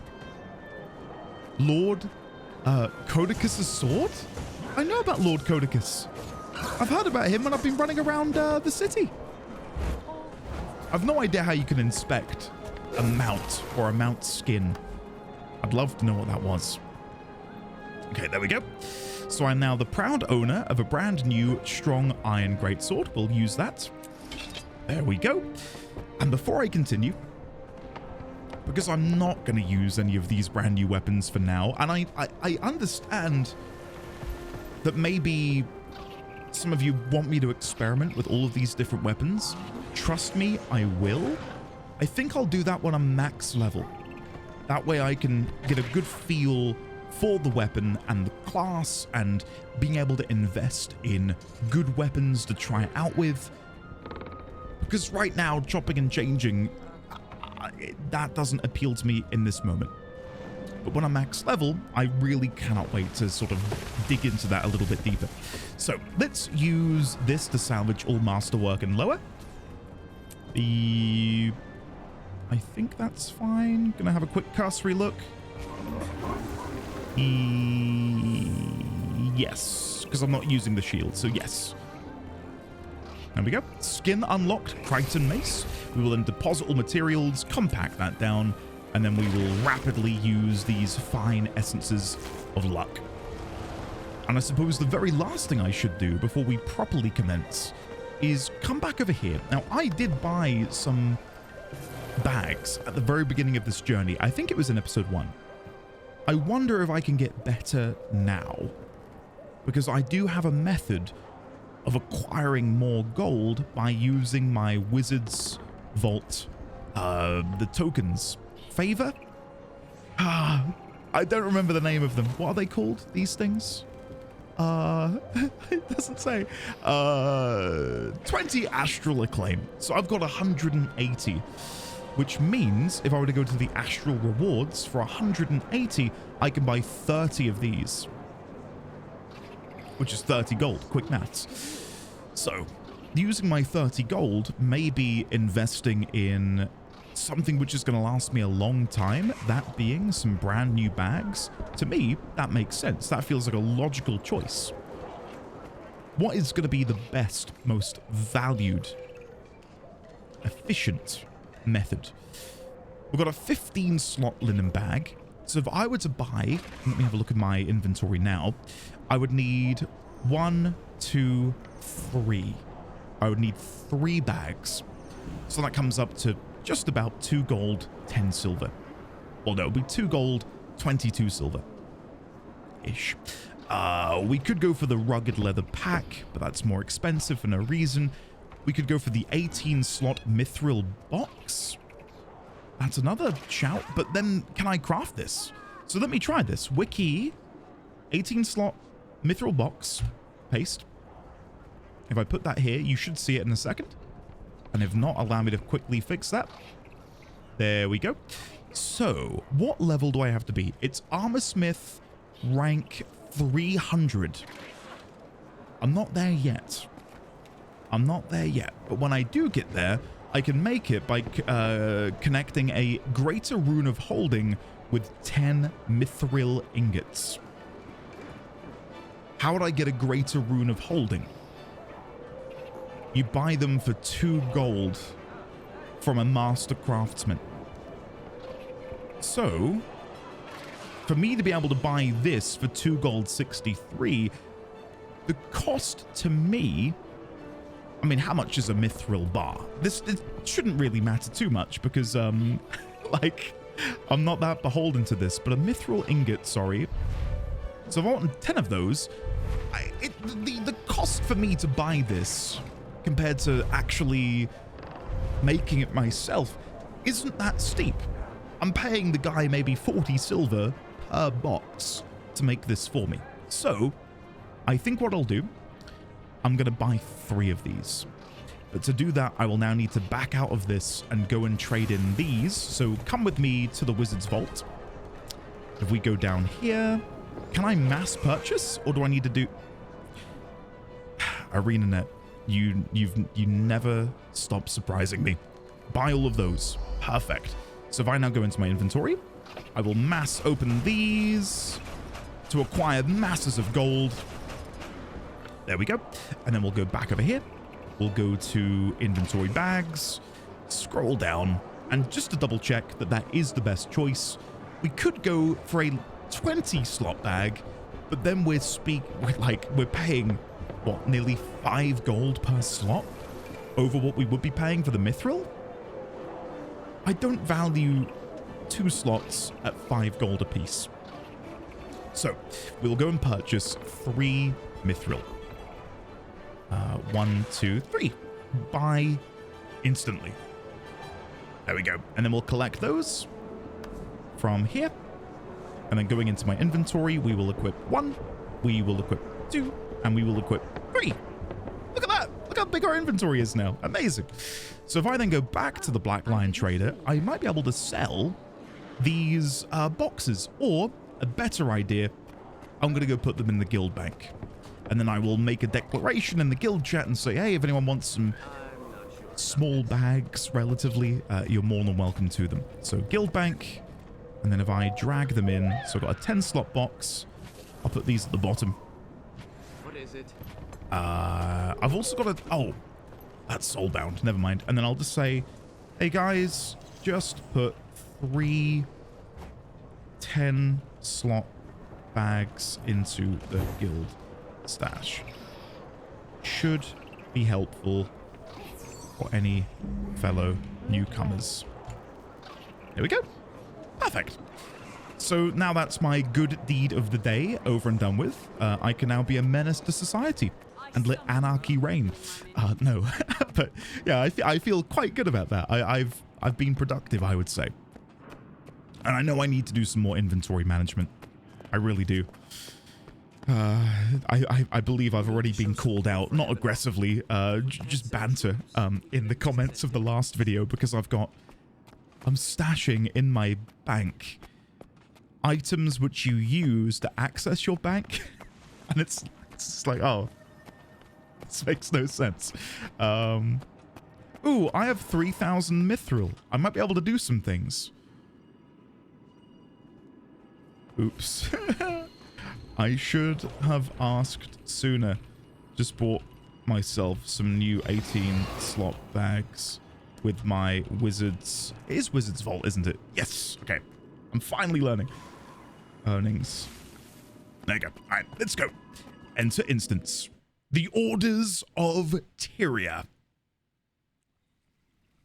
And look at that. Some familiar faces. Hello there, Logan. Hello there, Anise. Hello there, Queen Jenna. Your Majesty, Captain Thackeray.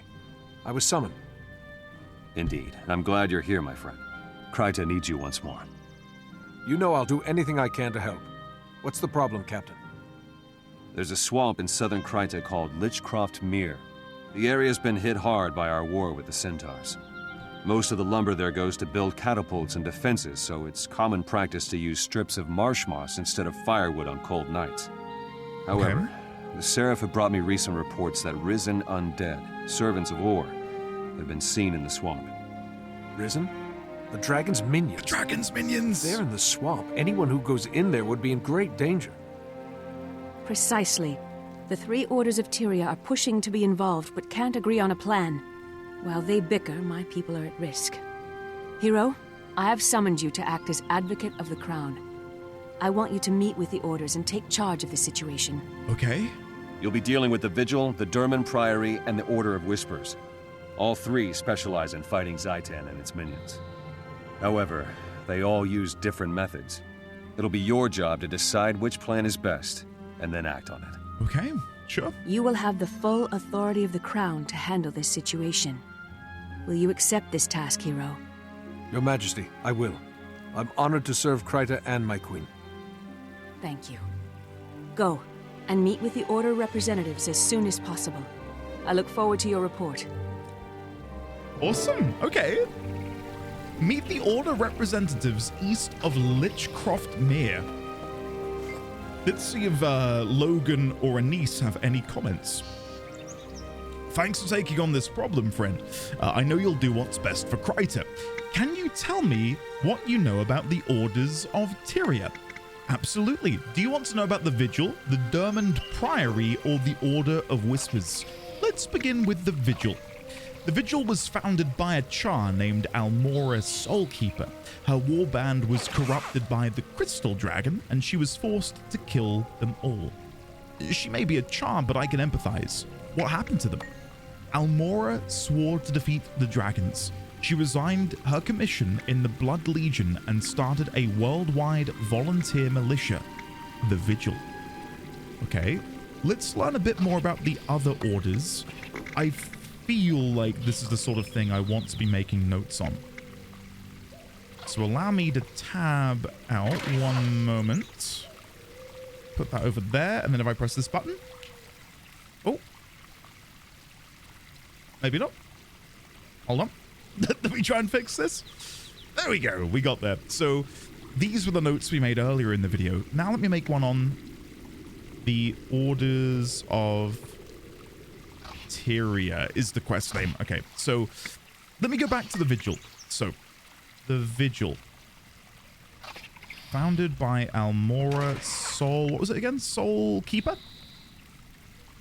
A warband was corrupted by the Crystal Dragon. A warband was corrupted by the Crystal Dragon, and she was forced to kill them all. And then she later mentions that, he later mentions that she resigned from the Blood Legion, I don't know who they are, and started a worldwide volunteer militia, the Vigil. She then swore to defeat all of the dragons. She resigned her commission in the Blood Legion and then started a worldwide volunteer militia, the Vigil. Okay, can I make this bold? Format bold. There we go. And then can I make this a little slightly larger? Heading 2. There we go. That's looking good. That's looking good. So if I come over here, we'll copy this and we'll use that as a basis for the next one as well. So let me go back into the game and let's ask Logan about the Durman Priory. The Durman Priory are a group of scholars and relic hunters. They possess massive knowledge on arcane lore as well as the largest library in the world. Oh my goodness. I may have found the one that I want to join.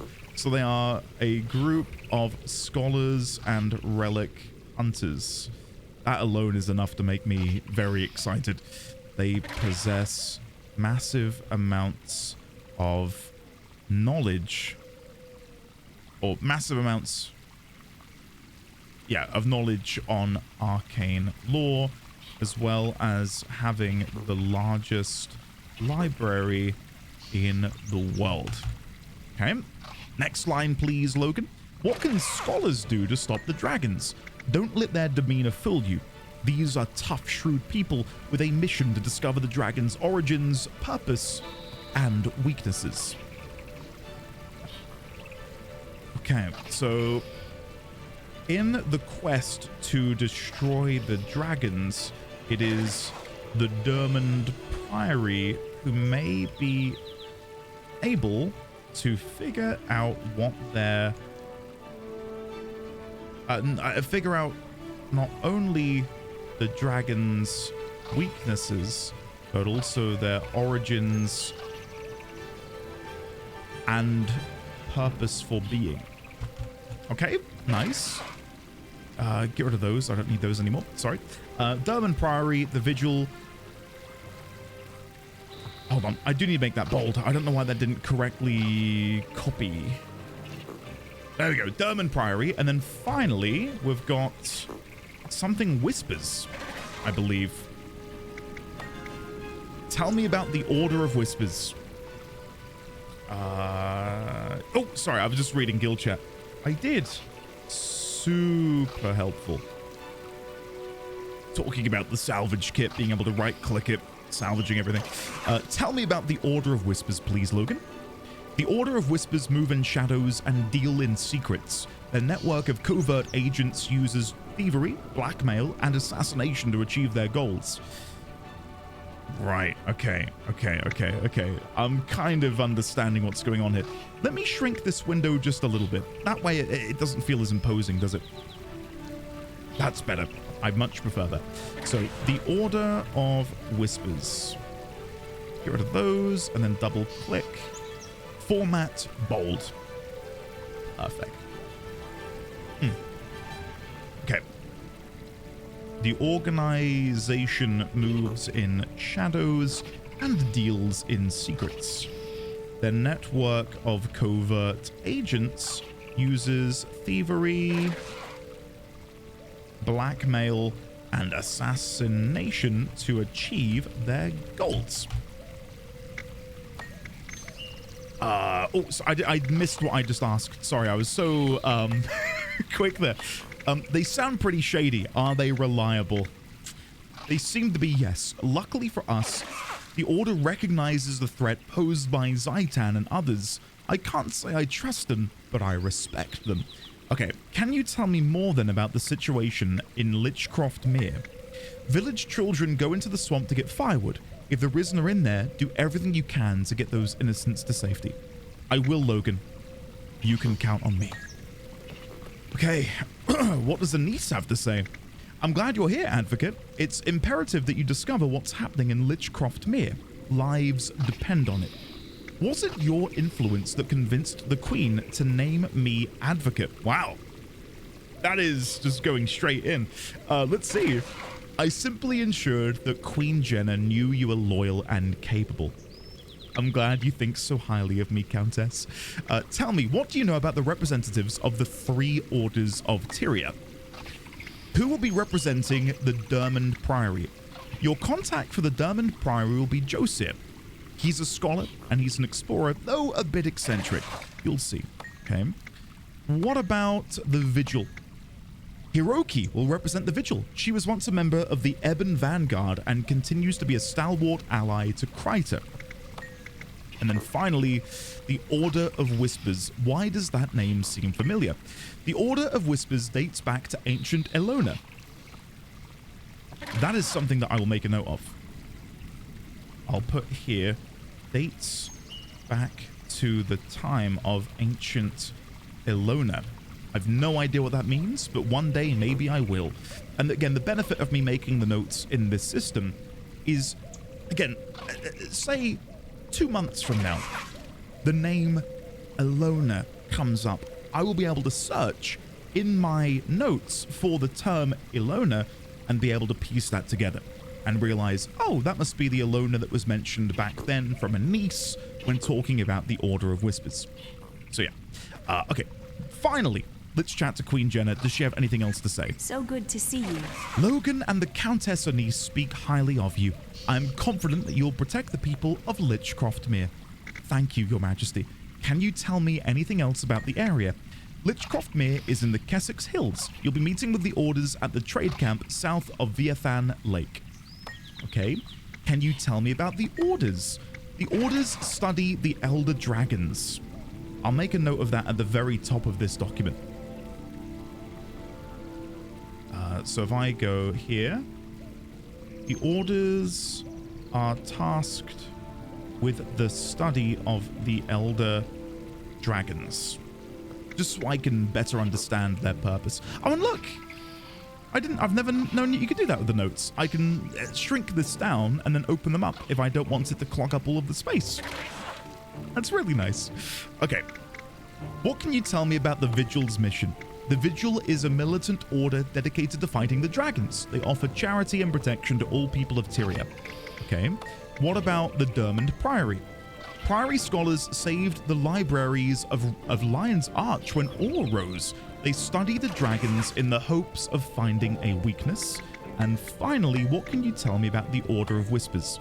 I've seen its mysterious agents acting covertly to help Tyria. I may not trust them, but I recognize their contributions. Will I see you again soon, Your Majesty? Sadly, it is not safe for me to leave Divinity's reach. I trust Captain Logan to work with you in the field. Good luck, Advocate. And I just saw something I really enjoy, and that is this final option. It's an honor.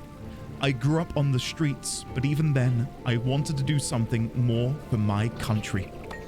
Although your birth was humble, Advocate, you have risen above it. You make Kryta very proud. Thank you, Your Majesty. I'll try to make you proud. Fantastic. So now I am armed with all of this knowledge about the world, right? Which is awesome. And the Orders, who I'm now going to go and meet. So I feel much better prepared for that meeting than I would have been had I just overlooked those conversations altogether. So for me right now, hey, look, it's Nalia. Hello, Nalia Sunseeker. Hey. It's Geralt of Eldvin, not of Rivia. It's a throwback to episode 1, I think? Episode 2? I don't remember. What is this? I put 18 slot bags in the guild bank. Whoever gets them, enjoy. Do share, though. How sweet is that? Like, can I just take a minute to shout out the lovely May Lona in the guild? Who, on seeing me put in my shoddy 10-slot bag, said, no, don't worry. Tell them I'll cover this. I'll make some real good ones. And I know for a fact they're, they sell for a bit. They're like 2.5 gold. Anyway, what was I going to do? There was something I was going to do before I left. That was it. I'm going to go and make those notes on the Elder Dragons. Considering they're now coming up more in the story, I feel like these notes I could have acquired will be really useful.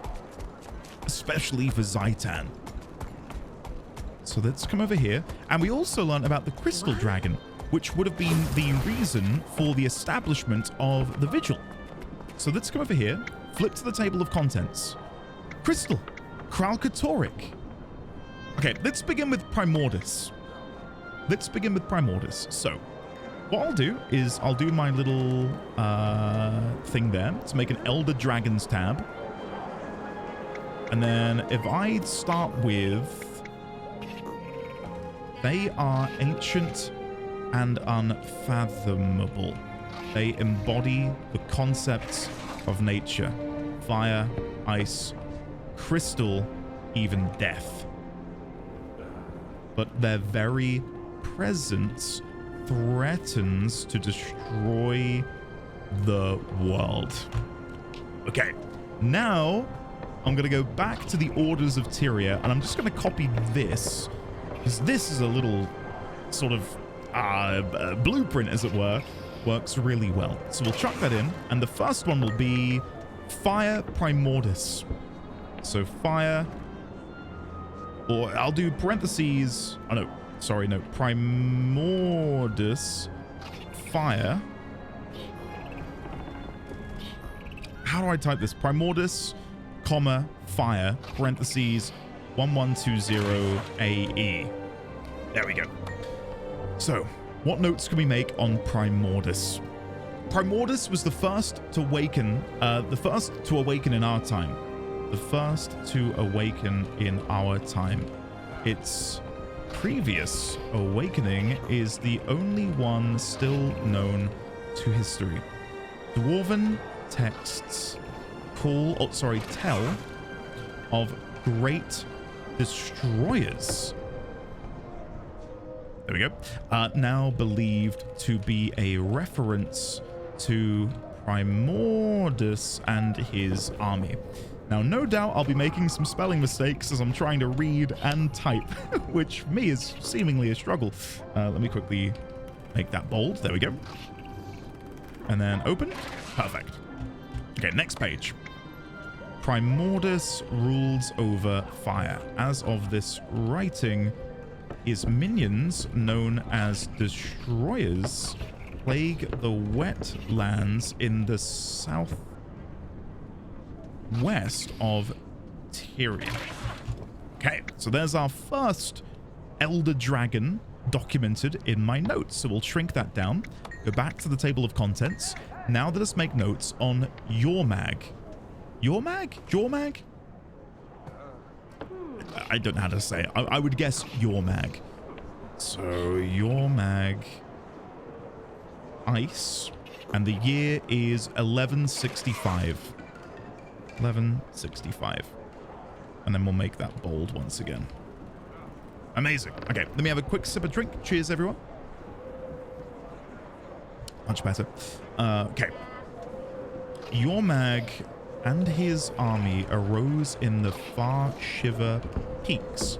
Even in sleep, their influence could be felt, as seen in the Norn legend of Yora and Zvarnir. Keep reading. Yormag has the power of ice that creeps and consumes the world around it. Those corrupted by him become ice brood, casting aside their own will to serve their master. This is going well, guys. Look at that. Yormag is now also done. So now if we go back to the contents, we'll now do the one I'm really excited about and seems to be important considering what we're about to do, and that is the death aspect Zhaitan. So Zhaitan, death. There we go. And this is 1219. Nearly an entire decade since Primordus awoke. There we go. Okay.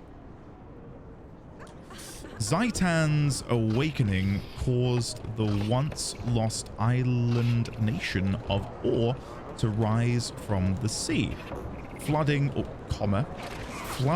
many coastal lands in the process. Keep reading. More accurately, a master of undeath. Zhaitan has the ability to convert corpses into minions with his very breath. I do wish now there was more information in here, considering this is a book on the Elder Dragons, and they only get, what, like 2... I wouldn't even call those paragraphs, I'd call those 2 sentences. I yearn for more. I desperately yearn for more. I've no doubt the game will give it to me, but it's just it's a matter of when, I think, not if. I think there's no doubt they're gonna not give us more. And then finally, we've got the Crystal Dragon Kralkatoric in the year 1320. Crystal 1320. So again, another decade. So between Primordus, Zhaitan, and Kralkatoric, there's 100 years between them. But then Yormag is the anomaly in that they only appeared about half a decade, 45 years after Primordus. So, okay, in this hypothetical world where they awake every 50 years, I wonder if there are other dragons that we just don't know about. Like if every 50-ish years a dragon emerges, we would be missing one between Zaitan and Kralkatorrik. I'm just looking for patterns mainly. Whether or not there is one, again, we'll have to wait and see, but yeah, that's the pattern I'm seeing. Anyway, Kralkatorrik. Kralkatorrik awakened in the Charland and flew south to the Crystal Desert. In his wake, a scar of crystal appeared, creating the dragon brand. Keep reading. Those altered by Kralkatorrik are named branded after this landmark. Survivors of the branding say the conversion occurred instantly. Those affected turning powerful and violent. And just like that, we have all of our notes on the 4 Elder Dragons. So to go back to the Orders of Tyria then, founded by Almora Soulkeeper, her warband was corrupted by the Crystal Dragon and she was forced to kill them all. She then swore to defeat all of the dragons. She resigned her commission in the Blood Legion and then started a worldwide volunteer militia.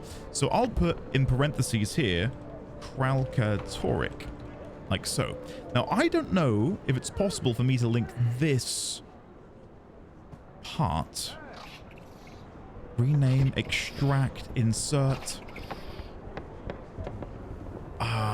No. I was wondering if I could copy this specific part of this document and then paste it as a hyperlink here to link me back to that page.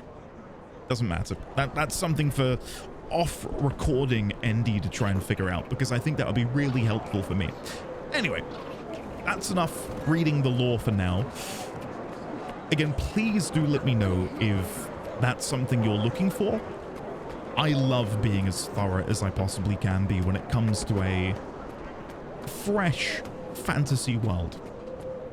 And I imagine for some of you that this, hopefully this is a refresher, or it's going to be hopefully informative in that you don't know this information, and hopefully I can share it with you if you've never thought to go and read that book, for example. Okay, so enough of this. Let's go over to Kessex Hills. We're doing a level 30 quest and we're still in Kessex. A nice thing though is that we're going somewhere we've never been, and that's this corner of Kessex Hills. So let's teleport over to Earthworks Camp Waypoint, and then we shall make our way to the southwest. The waypoint you selected has become contested and you've been redirected to the closest. Okay, that's fine. That's absolutely fine. I feel like most of the time I'm down here, that particular waypoint does feel like it's more often than not contested. I'm guessing it's due to an event happening up here. What is that area known as? The Earthworks Bluff. Okay, before I move out then, let's Seraph chat are to all the that scout. stands between order and chaos out here. Even now, the Harathi are gathering materials to construct great siege engines, which lay waste to everything within range. Please, stand with us, and put a stop to their plans. Okay. Cool. Nice. Right. I really should be chatting to the scouts more often. And it's not like I haven't been, it's just that I've been running around Queensdale for God knows how long. So now that I'm in a new area, I probably should begin doing that more often. So we've spoken to that scout there. Even when we find another, I can see this one down here, we'll chat with them in order to reveal more of the map so I can better understand what's going on. I feel almost bad because just now I've seen so many POIs not too far from me and I'm not doing them because I'm just beelining it for the quest objective. But know that I will do them. Let's come and assist over here. I can see more people are coming online in the guild. Good evening. Good evening. Terrific. Another life or death struggle. I'll say again, I think it's so important to be proactive with welcoming people into a guild chat. And this is built from my own annoyance being in guilds from years and years ago and finding some of them to be very cliquey. I had a guild that I was in World of Warcraft from 2007 through to 2000 and I want to say 13. So I knew these people for, oh, hidden stash. What is this? Topaz Nugget. Don't mind if I do. I was in this guild for 6-7 years. And even though I was in that guild for such a long period of time, whenever I would come online and say hello, maybe 1 or 2 people at most would say, oh, hey there. But then if someone else came online who was maybe a bit more vocal or talkative during raids, you'd get like 4, 5, 6, 7, 8 people all going, oh yeah, hey, There's the enemy. Fancy seeing you here. It's so good to see you. And that doesn't feel good. It's nice to feel seen and respected and appreciated. And if I log in and I say hello and I see people are online, I'll give them the benefit of the doubt. Sure, they might be raiding or crafting or maybe not reading chat at the time. But if there are like loads of people online and no one responds, that just sucks. And I'd hate to sort of foster an environment like that. So, okay, I'm going to get out my bow because, oh, I've got my gun still, haven't I? I cannot keep up with the speed they're killing these Tamini. Alert! There we go. That's much better. I feel like I can actually kill things now and participate in the event. But isn't this lovely? And I think this is sort of like the epitome of what is making this game so enjoyable. I don't mind doing this. What's my reward going to be? A bit of XP. Maybe some other bits and pieces here and there. But it just feels good to see 3 other random players and convene on this game and to enjoy one another's company and escort a supply bull to a random location I've never been to before. It feels good. It's really nice. And look, while we're here, we're doing the heart inadvertently. I wasn't planning on doing a heart, but it just happened to be here. So there we go. Escort the supply bull. The quarry side is now completed. That will get me really close to the next level. Maybe by doing this heart, I will level up once again. And look at chat. Man, seeing a G-chat so active reminds me of my old guild in the peak WoW era. Good times. Socializing in MMOs? What is this? 2007?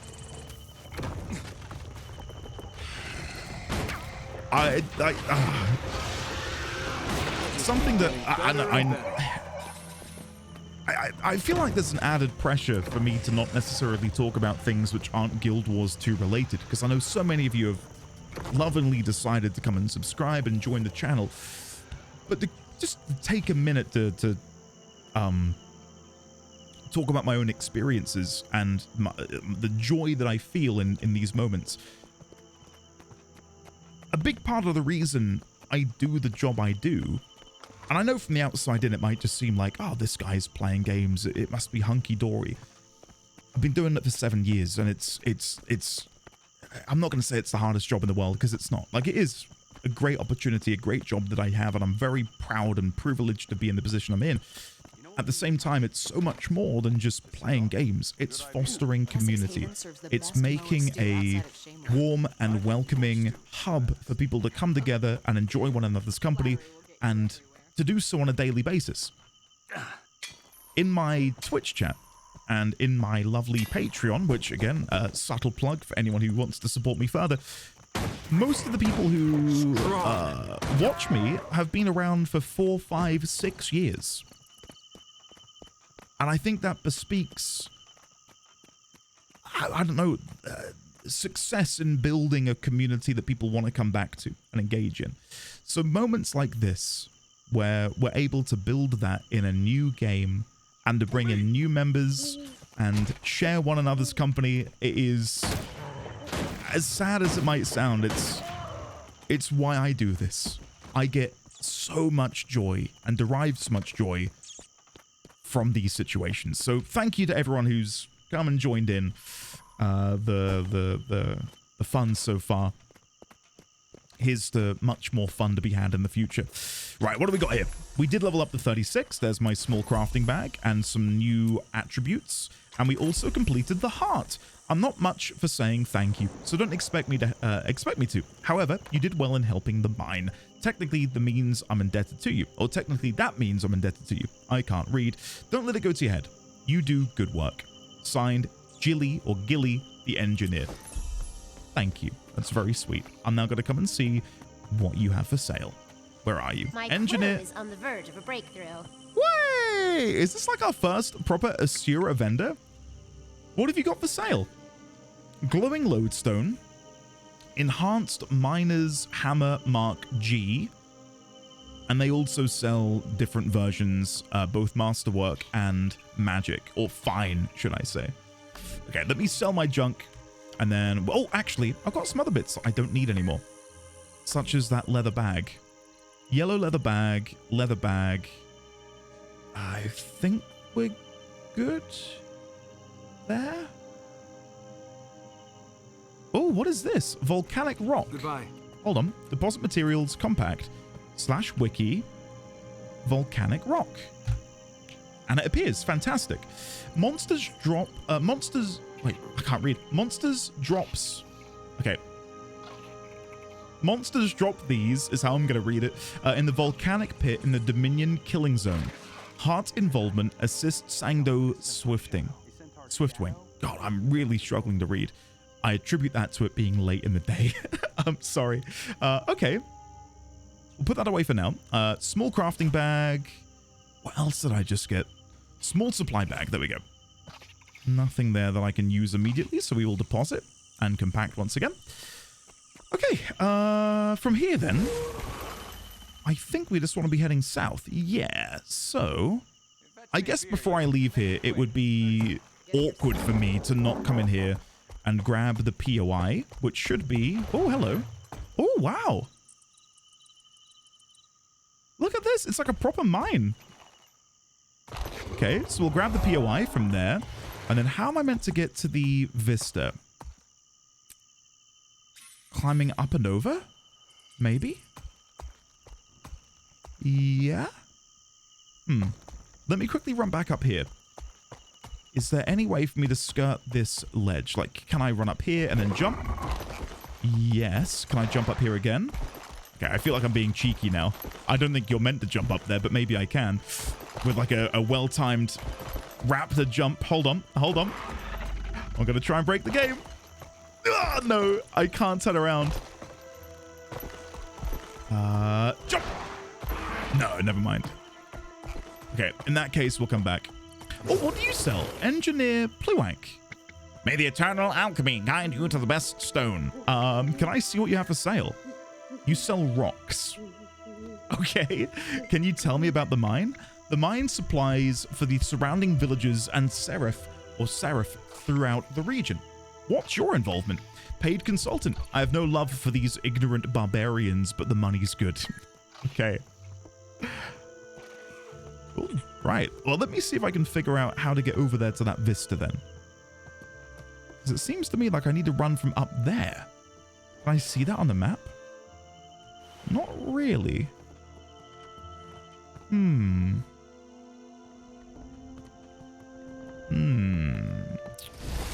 I will have to do some investigating. It might even be climbing over here. I'm probably overthinking this. This is like, the second zone. And I'm like, what kind of tricky jumping must I do to reach this vista? I thought maybe I could go over here.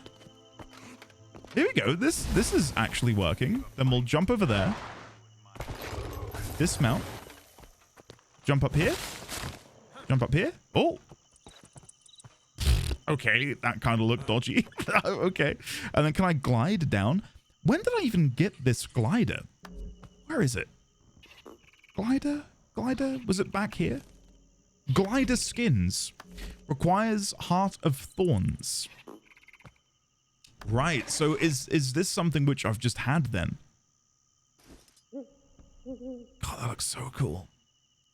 Basic glider, Crystal Arbiter glider, and Mordrim glider. I think of the bunch, I'd go for the crystal one. I think that looks the nicest. So can I jump from here and glide? Yeah, oh, that's awesome. I feel like I'm playing Spyro again in front of my PlayStation 1. Take the mine. Kill the two legs. trample them all into the Centaurs dust. are attacking. Evacuate the mine. Is there a centaur attack while I'm here? That's awkward. Oops. Hurry! Everyone out of the mine! I can't. I'm stuck in a vista. I'll be with you shortly. Okay, I probably should go and assist. Let's mount up. Jump to here. Jump over there. And The then... mine's under attack. Someone please help us. I'm here. I'm here. How do I help? Defend quarry side from the centaur invaders. Centaur waves defeated. 0 of 8. I mean, I'm not seeing any so far. Maybe they'll come in shortly. I'm not too worried about sticking around for this. Just because I do have actually limited time and I don't want to be rushing the story quest too much. So, oh, go on then. I'll help. I can't not. It'll only add, what, like a couple minutes to my journey. Here we go. Let's help out. We've already done the heart for this zone, so I don't feel necessarily super interested in seeing this to completion, but just for the sake of seeing what we get, and maybe other players will come and assist us soon, I'll stick it out. There we go. Oh, I did not mean to attack the wasp, but I have, and now I'm paying the price. Strong. There we go. Now, again, I'm using the wrong weapon here, right? Because, of course, my greatsword, I've spec'd into that. I know it's only one ability that benefits from me using a greatsword, but nonetheless, yeah, it's very important. Defeating enemy factions. Defeated 25 of 25 enemies. And I've gained half an XP bar from doing that. Brilliant. So I've not neglected it, but the adventure guide, I'm not really paying much attention to. Because a lot of it I'm just happening upon organically without having to think about it. Oh, I think they're going to be able to kill him, but just in case. There you go. Sniped. And then we'll kill these guys. And then we'll wait for more of them to pour in. I guess if I just stand here, eventually they'll all appear here, right? We do also have a brand new Wizard's Vault for completing a Renown Heart. Brilliant. I need to do one more, and then I get the Wizard's Vault daily completion chest. So I need to defeat an elite enemy. I will probably check on the wiki after this for what is an elite enemy. Like, where would I find them? Are they the people with the golden portraits? Like the champion bandits that I've been running into on occasion? Yeah, I'll wait until this event is done to check. I'm not going to risk anything because knowing my luck. Oh, wait, we did it? Even though I thought we had like multiple waves left to kill. We did it. Oh, there are still more Tamini archers and warriors coming in. Oh, is it because we've repelled them? They're now leaving? I'll take what I can get. Okay, so if I do /wiki elite enemy. Let's see.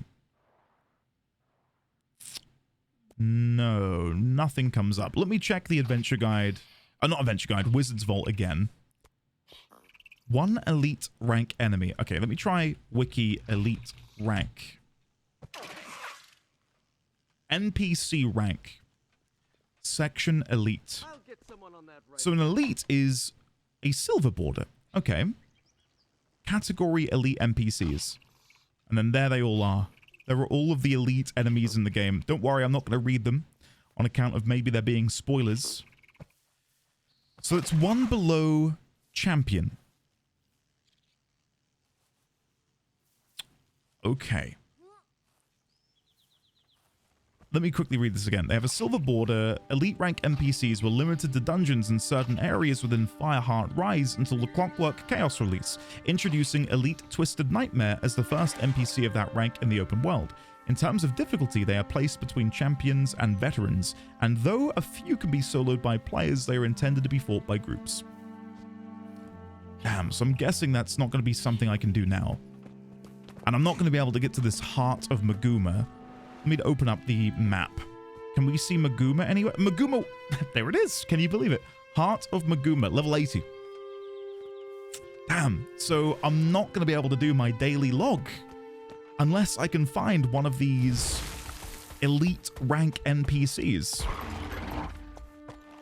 Damn, okay. Well, I'm not too worried. Yeah, we missed out on what? Is it a gold? A single gold? 1 essence of luck, a gold, and 20 astral acclaim. That is what it is. Hopefully tomorrow's will be a little bit more easy for me to accomplish. All right, let's chat to Pedran the scout, and then I think we've got a short trip until we're over at the story quest. Near Triskel Quay, but I was driven into Lion Guard protection at Overlake Haven by the Toxic Alliance. Now the lake is polluted, and Etten have attacked my new home. Please, fight for Triskel Quay and Overlake Haven. Triskel Quay? Is that... and not to shit on the voice actor.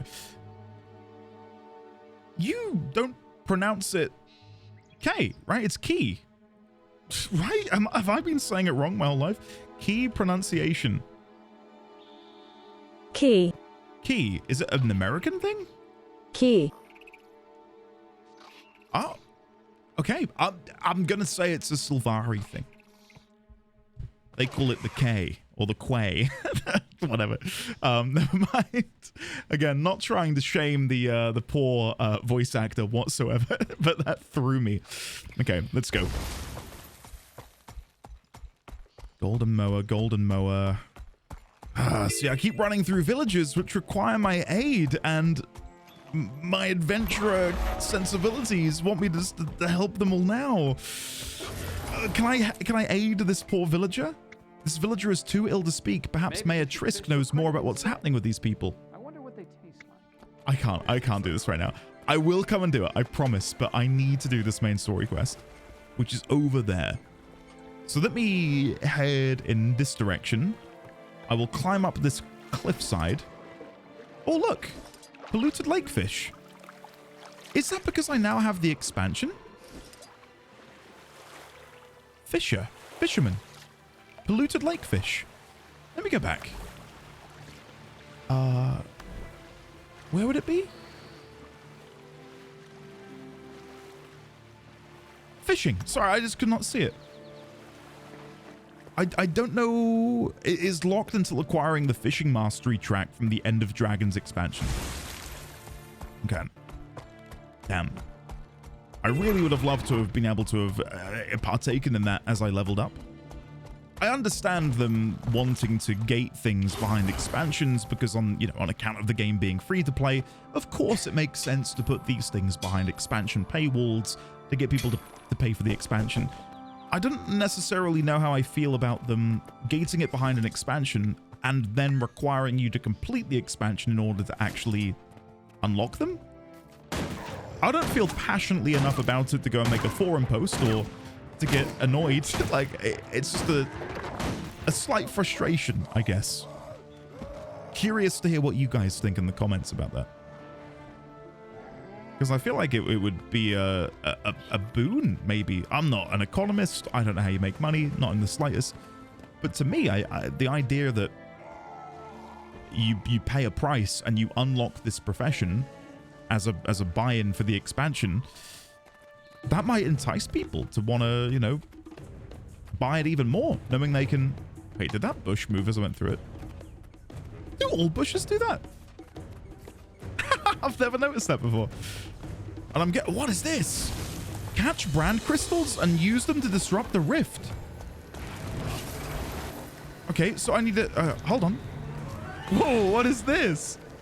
I've never seen anything like this before. Oh, here, grab this, grab this. Okay, and then what do I throw it back in? I think that worked. Maybe I need to get closer?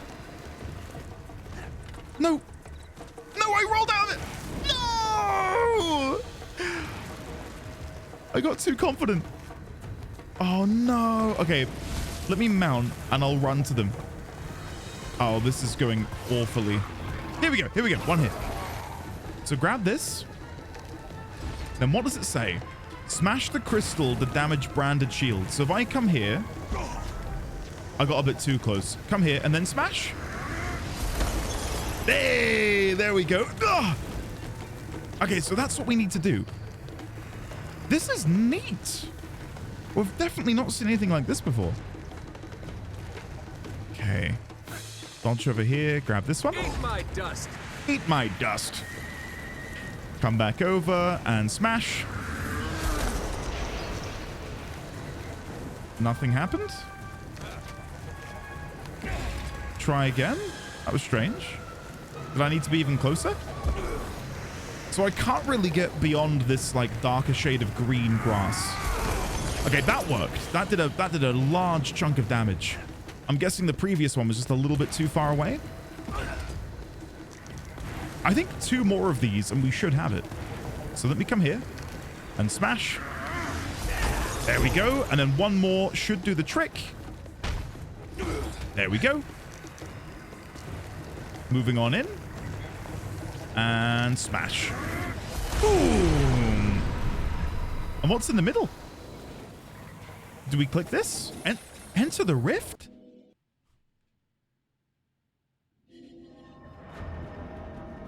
What?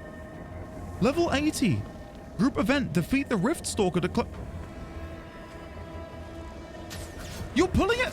Ah! I'm a baby. I can't be here. I can't do this, guys. I'll shoot it once. Out of range? Okay. Oh, wait. I've been scaled up. I've just noticed I've been scaled up. Whoa! I'm in the mists.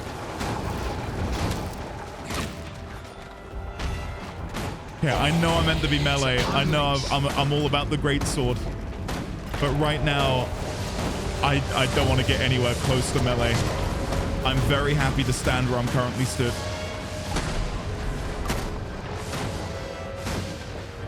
I mean, we're getting there. You know what? I am going to go into melee. Oh, no! Do we have to do the same mechanic again? Grab the crystals? One hit? Oh, too late.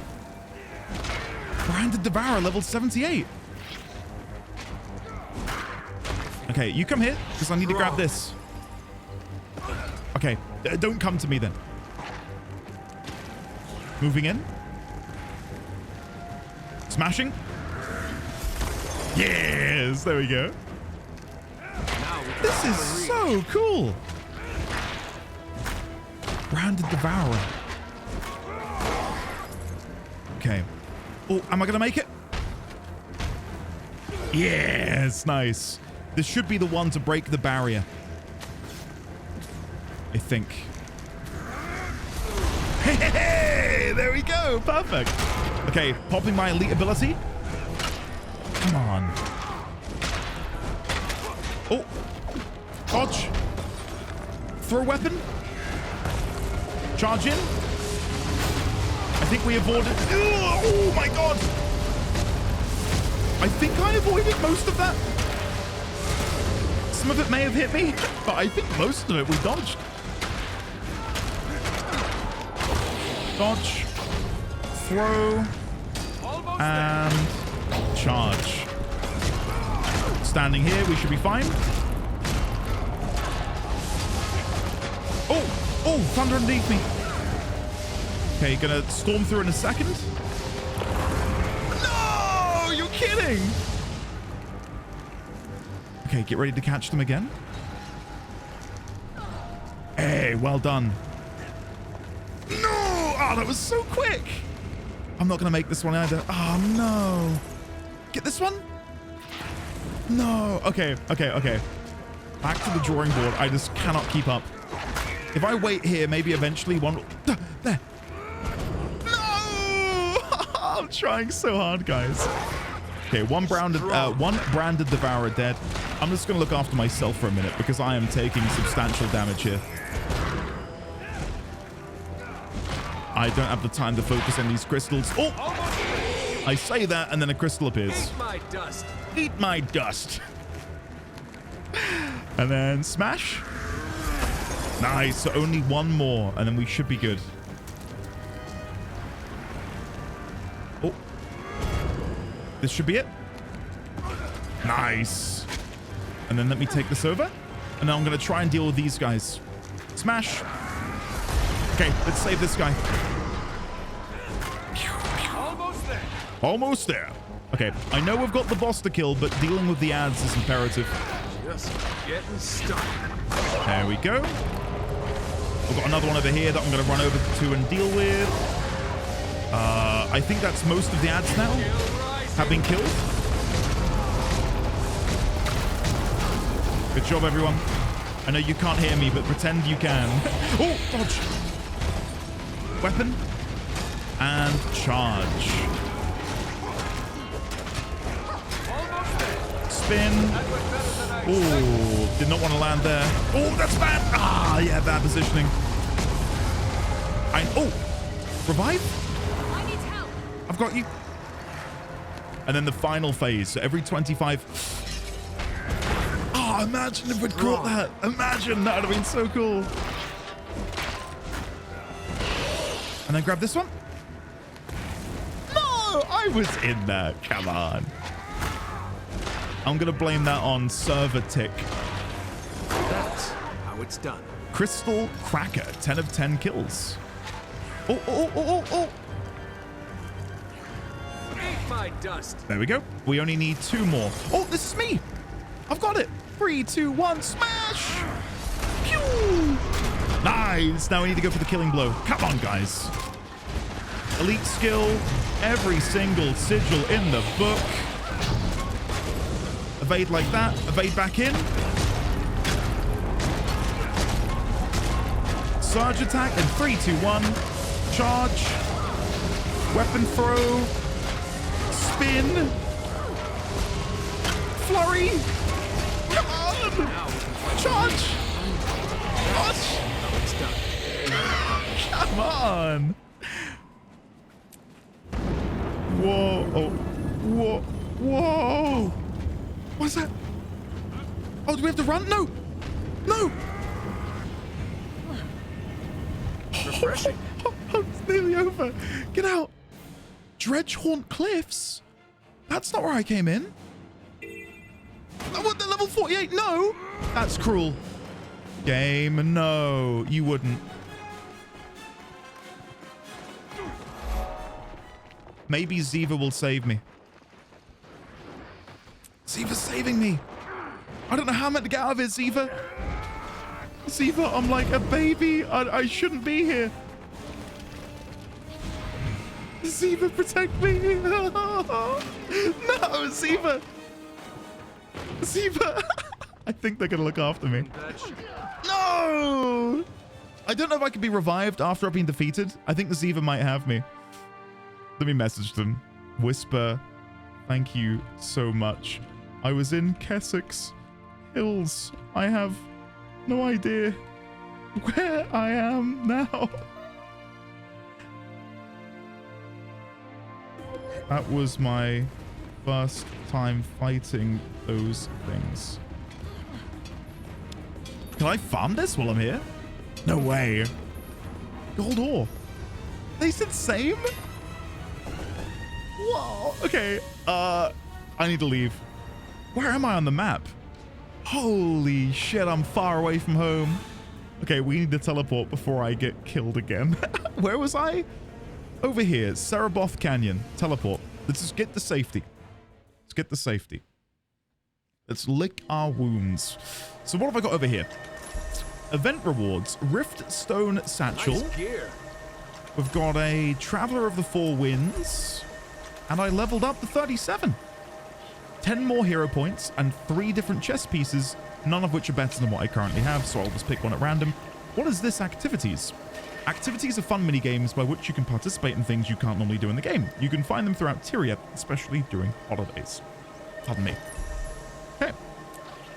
So, let's open our Four Winds prize back, which got us embroidered coin purse containing Vial of Powerful Blood and a honed iron greatsword of Earth. That would have been great had I not already bought one. And how much does this Vial of Powerful Blood sell for? 30 silver. That's a spicy little reward. And then we've got our Riftstone Satchel, which contained 2 potent venom sacks, 2 piles of bloodstone dust, and a branded Riftstone. Double click to open a rift to the mists. /wiki branded Riftstone. sends the player into the currently active Mist's Rift. Okay. If you've already completed the current Mist's Rift, you'll be immediately ejected back into Tyria. This still consumes the Riftstone. The branded Riftstone is best used for obtaining the last few items for the Helpful Hero achievement. They are particularly helpful for forcing an instance to open during the appropriate window if the Rift events get out of sync. What is the Helpful Hero achievement? Is a Portal Panic achievement which you must collect the lost belongings found within Mist's Rifts and return them to their owners. Okay. I'm a little bit confused by this. I'm not upset about anything. I'm a bit confused. So I've been given this. Let me minimize this for you. I've been given this, but I only want to use this when another Rift to the Mists might spawn? I don't know when that is. I don't know what the spawn window is.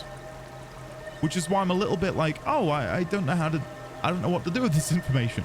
I think I can get rid of this, by the way. The Bandit's Improvised Bomb. There you go. Okay. Let's finally go and do this story quest, shall we? After being sidetracked by all these wonderful, momentous things. I've got to say, that fight just now, and just how out of the blue it was, and how it began, is... There's another one! It's back! Is this always here, then? Is this always here? I don't know. I don't know. Either way, just fighting that monster and having to engage in somewhat, not difficult. I'm not going to sit here and pretend that was the hardest thing in the world, but, you know, relatively, you know, for what I've been dealing with so far in the game, it's probably the most difficult sort of encounter we've had, where you've got to dodge things and use tactics to overcome, and that was good. Really enjoyed it. What do we got here? Brandon Armorsmith. I need nothing from you, sir. Okay. I will look at the scout, and then I will go and do this damned quest, because I keep getting distracted. A massive volcanic fissure has erupted by Maffic Core. Oh, it's like a bird, The destroyers have begun to burrow out of it. Sangdo Swiftwing is desperate for help containing them. If left uncontested, they will threaten this land as well as the wall itself. Travel east from here to assist him. May your ancestors guide your path. Thank you. I don't know how I would say your name. You look awesome. I'd love to play as a bird person. I get that's not available right now, but ArenaNet, I think you can make it happen. Huaichin Thundersquawk. Huaichin Thundersquawk. What a great name. Oh, look, Trader Vel. It's Geralt of Rivia. With the great attacks on Triskel Key, or as the Sylvari said, Triskel Quay, we're losing half our escort. My confidence in this journey is dropping by the second. Hey, you want to lend a hand? If so, let Lion God Melid know. I'll consider it. That was my awful, impromptu 11 p.m. impression. It's nearly midnight. It is a quarter to midnight. I've been recording for an hour and a half. Where the hell has the time gone? Where the hell has the time gone? I cannot believe it. I am shocked. I thought to myself, I feel really tired all of a sudden. That's probably why.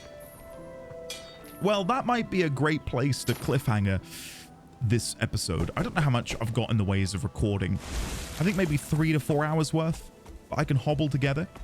And then this serves as maybe like a good little cliffhanger to leave things on, ready for the episode later in the week, where I will get introduced to the Order representatives, which, yeah, I'm excited about that. I'm gonna make an assumption, just from all of my years of playing MMOs, that these 3 orders will be organizations which I can then choose to ally with.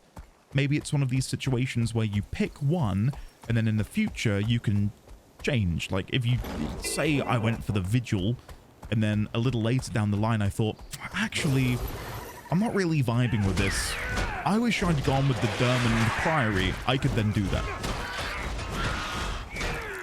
You Ooh, there we go. Let's pop our elite skill. Look how much more damage we deal. Wow. Brilliant. And then we'll grab the kite basket supplies, which so far have always been quartz crystals. Is there like a percentage chance that you get something better from those, I wonder? New map has trophy shipments for 15 of the map currency and 1 gold each. That's not bad, says Lux. I have no idea what that is, but I'm very happy that people are happy about it. Okay, let me go and get the waypoint. Nope, I'm not going to go there yet. Let me go get the waypoint. I may or may not do this in this episode. No doubt you'll be able to tell by looking at the timestamps below. If it's not in this episode, then it'll be the next one. And I'm very, very excited to continue this story. Thank you all for watching. Surprise, we're back. I couldn't resist the urge to continue on before we wrap up this episode. So yeah, we're going to try and meet the Order representatives before we finish this edition of my Guild Wars 2 adventure. I've just logged in and I've heard this cute little... Here we go. Gatherer Flip Droop. As soon as I logged in, he began sort of humming past me. Nice teeth. Nice teeth. Hold on. Can I do a little voice for him? Let's see. Let's try this. This might not be perfect. What race are you? Quaggan is Quaggan. Quaggans like deep water, but the crate forced Quaggans into shallow water. What are you doing out here? Quaggan is from Moogulu, a village north of here. The crate are too strong for Quaggan to fight, so now Quaggan is stuck and can't get home. Tell me more about the crate. Quaggan hates crate. They treat all races like inferiors and try to make them slaves. Around here, the worst crate is the Blood Witch. They sound terrible. Take care, Gatherer Flip Troop. This is my first time meeting a Quaggan, and I gotta say, they're mighty cute. And I feel like I should do everything in my power to defeat the crate. Who are, can I see? Viathan Lake? I'm guessing Tower of Nightmares entrance. What the hell is that? I can't be getting distracted. I've got story to do, but I feel like I need to go and eradicate this world of the crate so that my beautiful, wonderful Quaggan friends can continue on living without the need to be enslaved by these horrific creatures. Well, look, oh, is that... Are you called Meme? Hello? I'm guessing you don't pronounce it meme, you'd pronounce it like mem or something. This place tickles my senses. It's so vibrant, it's very pleasant, of course. Pelan isn't as much a fan. He's more set in his ways than Varnus and I. We awoke very recently, you know. Your My late dream led me to the charge and captivity. But the skills I learned there helped me escape and made me who I am. I think I'm glad I didn't pay attention to my dream. Dreams? Ooh, so the Sylvari have dreams which empower them? I don't know. You're late sleepers. Not in the way you mean it, I suspect. When we awaken, we come into being. You might say we're born, but it's not like how it happens for you. We awaken from the dream fully grown. Oh, what of your parents? We all have but one parent, the pale tree. She is our mother. We awaken among her roots, and she guides us throughout our lives. That sounds very interesting. Very interesting. As a sort of concept for life. Before I began hitting the record button, I did hear, I believe Pelan mention, I think Meme, whatever their name is, was talking about how she was 1 summer old. And then Pelan was like, well, I don't know how old I am, because, you know, unlike these mortal races, we don't adhere to the concept of time and the continuous march onwards. So maybe that's something we can learn more about. I'm guessing we're bordering Yeah, here we go. Look, Caledon Forest. 1 to 15. So I'm guessing the 1 is insinuating that this zone is a starting zone, presumably of the Sylvari. I have a waypoint here. Astoria waypoint. How do I have that? Soren Dra waypoint. Whoa, hold on. Where's the other starter zone? Horncore waypoint. So can I just teleport to any of the starting zones? I didn't realize this. I'm not going to do that right now. I've got other things to be dealing with, but I suppose if I wanted to, I could. What's happened? And feeding Quaggins to her pets. Please help Quaggins. I really feel like I should go and help him right now, but I will soon, my friend. I will soon. I know. I know the Blood Witch is killing Quaggins and feeding Quaggins to her pets. Maybe I will go and help you now. Beforehand, let me quickly chat to Warden Perth, who may alight me to where your home is. When Zaitan rose, countless undead spewed into the lands. They seemed to bubble up all over, especially in this swamp. Shadowheart was set up to contain the undead, but holding so many back is a struggle. There's an Asuran crew researching what compels these monsters, but they don't have answers yet. We'll never give this place up, but we can't defend it alone. Okay. Maybe then, by doing that heart, I will learn a little bit more about Zaitan and maybe his control over the undead. So again, another potential avenue to learn some more lore and story. Let's go and grab our daily Wizard's Vault. There we go. And did I get any more points? I did. I've got 11 unspent hero points, which should now be enough to gain the final trait in the strength tree, Aggressive Onslaught. There we go. Now we've got a full circle. Amazing. So I go to my build. Is that better than what I currently have? Gain quickness when you disable an enemy. When you have quickness, your movement speed is increased. Okay. How am I disabling enemies? What is considered a disable debuff? Cripple, I guess, from Blade Trail would be considered a disabling ability. I guess vulnerability wouldn't. Let me quickly do /wiki disable. Let me make sure you guys can see this. One moment. There we go. Control effects. So let me do Control F, disable. Daze disables all skills. Fear disables all skills. That's not what I'm looking for. I'm looking for what is considered a disabled ability or debuff. Condition based on non-disabling control effects. Some conditions will deal damage to enemy Defiance bar without being considered a disabling mechanic. Right. So in this instance... Oh, I'm getting slightly confused here. So these are disabling effects, and then these are non-disabling effects. Okay. Traits which benefit from disable on foes, and there it is. We do have a couple in there. And then up here we've got gain stability when you disable a foe. Traits which activate upon disabling a foe. I guess I can look into that, right, and figure that out myself. Okay. Good morning, nerds. I hope you all have a fantastic day, which I know you will because there is an indie stream today. Thank you, Meg. That's sweet of you to say, Meg. Have a great day yourself.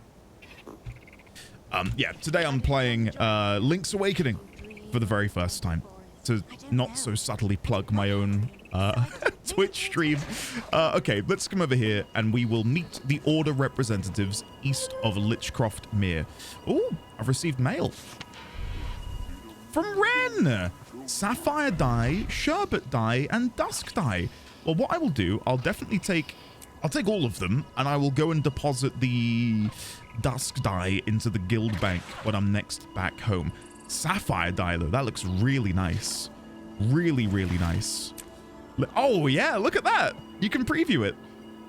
Can I move that to a different slot? I'd like to put it there. Hold on. Before I go and join in the Orders of Tyria, let me just quickly see. Dyes. Where's my brand new sapphire dye? So I'd probably use it as a secondary thing instead of a primary color. Like there, right? On like the band. As opposed to it being the primary color of the metal. Like, I think that looks not too bad. And then maybe like a darker gray tone. Maybe glossy black? No, not quite that dark. Tar? No, let me try a darker gray. We've got dusk, which I would have just received. Yeah, that looks better. It's like a shade of blue, isn't it? Which I think works quite nicely. I feel like I look more of a guardian now, though, than a warrior. Do you know what I mean? What about radiant gold? I mean, that is very gold, isn't it? Look at that. That's too much. That's far too much. I'm not going to worry about doing anything there. What I think I will do, as much as I like my helmet, I do think for the time being I will hide it. I much prefer being able to see my character's face. Anyway, enough of me dawdling around. We've got things to do, people to see. Let me go and open up my notes, just in case I can make some additional notations on the orders. Why is that not working? I wanted to click and for it to appear. There we go. The Orders of Tyria. We've got the Vigil, the Derman Priory, and the Order of Whispers. So let's see which one we end up allying with, huh? Oh, let me walk away and then come back because I think there we go. Enter instance. The Orders of Tyria. Okay. There's a child. Want to see a trick? Sure. Are you a stranger? Want to see my... Are you a stranger? You came to me and asked if you wanted me to see a trick. Want to see my magic trick? Think of a number from 1 to 10 and I'll use my magical powers to guess what it is. Okay, I pick 7. Don't say the number, dummy. Just think it. All right, I've got a new number. I'm thinking of the number 7. I hope you can do math. Multiply that number by 3. Okay, 21. Done. Now what? Now add 3. 24. Multiply the new number by 3. Got that so far? 72? 72? Right. How long is this going to take? Almost done. Now add those 2 digits together. Your number is 9, isn't it? Hey, yeah, it is. Not bad, kid. Not bad at all. We've been completely outsmarted by this child with his mathematical magic tricks. It would only cost half that much in the city. I'll give you 25 gold. That's my final offer. Oh? They don't even have a response. They're like, no, you are mad to offer me such a low sum. Okay, let's come down here. Come on, pick a number. It's fun. He's doing his magic trick on other people. Karomi Merchant, Tengu Guard. Okay, I think it's in here. Here goes. Finally. Thank Dwayne you're here. I am Scholar Joser of the Derman Priory. We've been expecting you. You're here to make decisions, and that's exactly what we need. For once, Ehan's right about something. I'm Hiroki, a crusader with the Vigil. The Risen forces are active in Lichcroft Mere. There are missing villagers, mostly children. We've got to get soldiers in there. The Vigil has a squad standing by. They're ready to sweep the area on your signal, Advocate. Just give the word. Advocate, I'm sure you can see that such an approach would only cause more problems. The Derman Priory has a wondrous device called the Mortis Verge. Mortis We Verge? believe in using intellect to fight the dragons. Saves on manpower, you know, and we have achieved some marvelous advancements. Your device is theoretical, untested. You want to risk children on that? Vigil steel is tried and true. I'm with the Order of Whispers.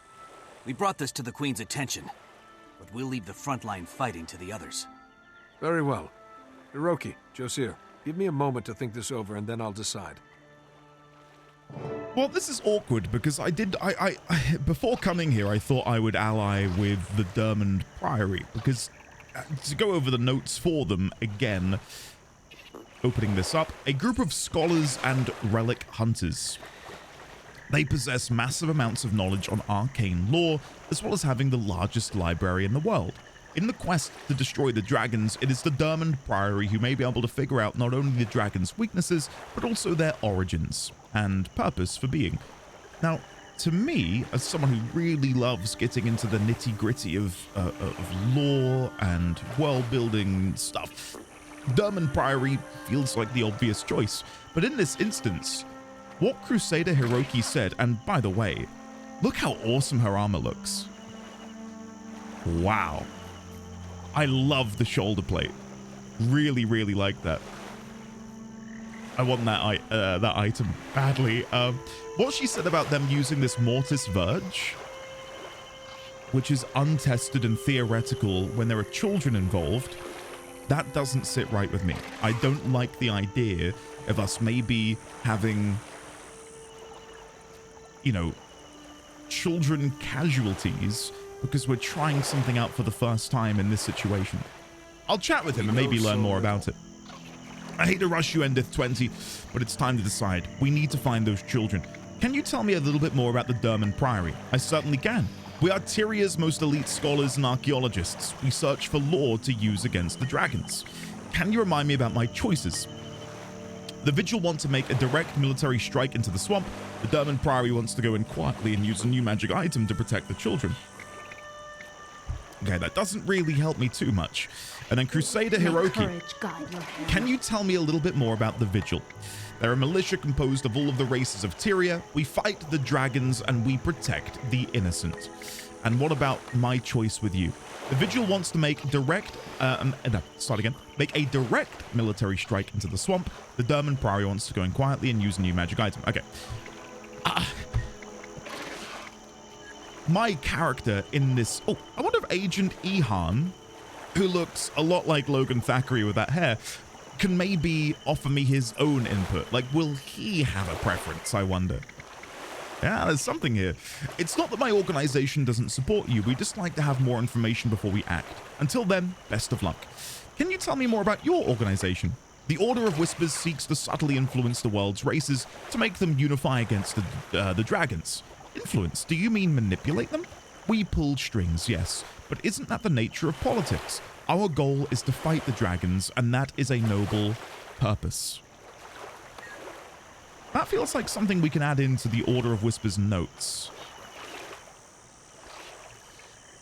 So I know we've mentioned before they move in shadows and deal in secrets, but I'll also add in here, they pull the strings behind the scenes in a bid to make the races of Tyria unite against the dragons. Okay. What else do you have to say, Agent Ihan? Can you tell me more about the situation in Lichcroft Mere? Children search for firewood in that marsh. We need to get the innocents to safety before the Risen find them. And then finally, there's some options here at the bottom. I hope that cowardice isn't a common trait in your order. Very aggressive. Can I persuade you to tell me a little bit more about what you'll be doing while we're gone? And will the Order of Whispers be working with me in the future? I'm going to go with the latter, though. Absolutely. You'll be seeing a great deal more of us in the future. Good luck. Okay. I think in this instance... I mean, both options possess potential problems. Going in all guns blazing might then trigger the Risen to then, I don't know, go all aggressive, bloodthirsty mode, I don't know. And then they might inadvertently then kill these children which are over there. Maybe this device will help us. I'm going to take a gamble, and I hope it pays off. I'm going to go with Scholar Joseph. Even though I, a warrior, would 9 times out of 10 do what Crusader Hiroki wants, and I love her armor, and I don't want to upset her, I'm going to go with the Scholar on this situation. I'm ready to decide. I've decided to go with the Priory's plan. Splendid. I'll meet you outside Lichcroft Mere, and we'll get started. Congratulations on a wise decision. Looking forward to working with you, Joseph. We'll have those kids safe in no time. Now, before I leave, I'm curious to see what these other two folks think about my decision. Let's go for just some random shoulders. We've leveled up to level 38. Amazing. We stand for the Lichcroft Mere is a dangerous place, even without the undead swarming around. I hope you're ready for it. I will be. Can you tell me anything about the area? Lichcroft Mere is the swamp to our west. Usually the worst thing out there are bandits and the bears. And yeah, okay, no additional dialogue from anyone. I'll be prepared. Can you tell me anything? Those risen are an unexpected intrusion. Okay, well, before we leave this area, allow me to go and use my bags of loot for a staff, some random items which I can just sell, novice's bag of crafting supplies, very nice, and I think that was it. So we'll deposit, we'll compact, and then I'll grab my level 38 reward, rejuvenation booster, karma booster, and speed booster. I'll go for the speed booster. There we go. And maybe, just because I've got it, let's use it. There we go. Now I'll be running slightly faster. Awesome. Okay. Let's see how this, was it Mortis Verge? Works. Like that to me is an unknown quantity, right? Like I know we can go in guns blazing, swing our swords and kill them. Whatever this Mortis Verge is, that's I have no idea how that's going to work. So I'm curious to see what happens. Let me quickly kill these scale. I've spotted some onions that I would like to harvest. There we go. Pouch of red pigment. Lovely. Okay, let's go. I love how fast you swim. Like, I feel like in most games it penalizes you for trying to swim in water. But Guild Wars 2 makes it so easy. I don't even know I'm doing this. I saw bandits and something in my brain activated. It was like, we need to kill them. There we go. Nice. Hey, we got some encoded orders. We'll have to take those back to the Seraph outside of the Queen's chambers. Okay, let's go back to swimming. Let's go this way. Polluted lakefish. Again, I'm guessing a fishing related thing. Aid the Wardens of Shadowheart. Fill gourds at the fountain to cure 6 Sylvari, stop the spread of corrupted fungus, and defeat the undead corrupting the swamp. And then we've got Brennan and Narain. Armorsmiths and weaponsmiths respectively. I know your face from my dream. You know my face from your dream? That's potentially an ill omen. I don't know if I want to be in your dream. Wow. So this is our very first Sylvari abode, township, I suppose? Warden Shield? I'm sworn to protect this place. I think the Sylvari look really, really cool. And again, my first character was a Sylvari all those years ago. Wow. Okay, let's go and begin this story quest. There's no rest for the wicked, and we need to save these kids. I would like to continue the story. Mortis Verge. Here we go. Cheers, everyone. Okay. Hello there, Scholar Josiah. Greetings and salutations, Advocate. A fine day for a walk in the swamp, wouldn't you agree? I would. You're mighty cheerful for someone headed to take on the Risen. What's up? Ah, but I always enjoy a priory expedition. Experimentation, research, discovering lost artifacts in an old musty tomb, then more experimentation. This sounds Every day perfect. is a new adventure in the Derman Priory. It's a fine life. You do manage to make it sound exciting. So what's this new trinket you were telling me about? It's called the Mortis Verge. It allows the holder to easily distinguish the living from the risen dead, but also confuddles the undead, making it harder for them to find you. Oh.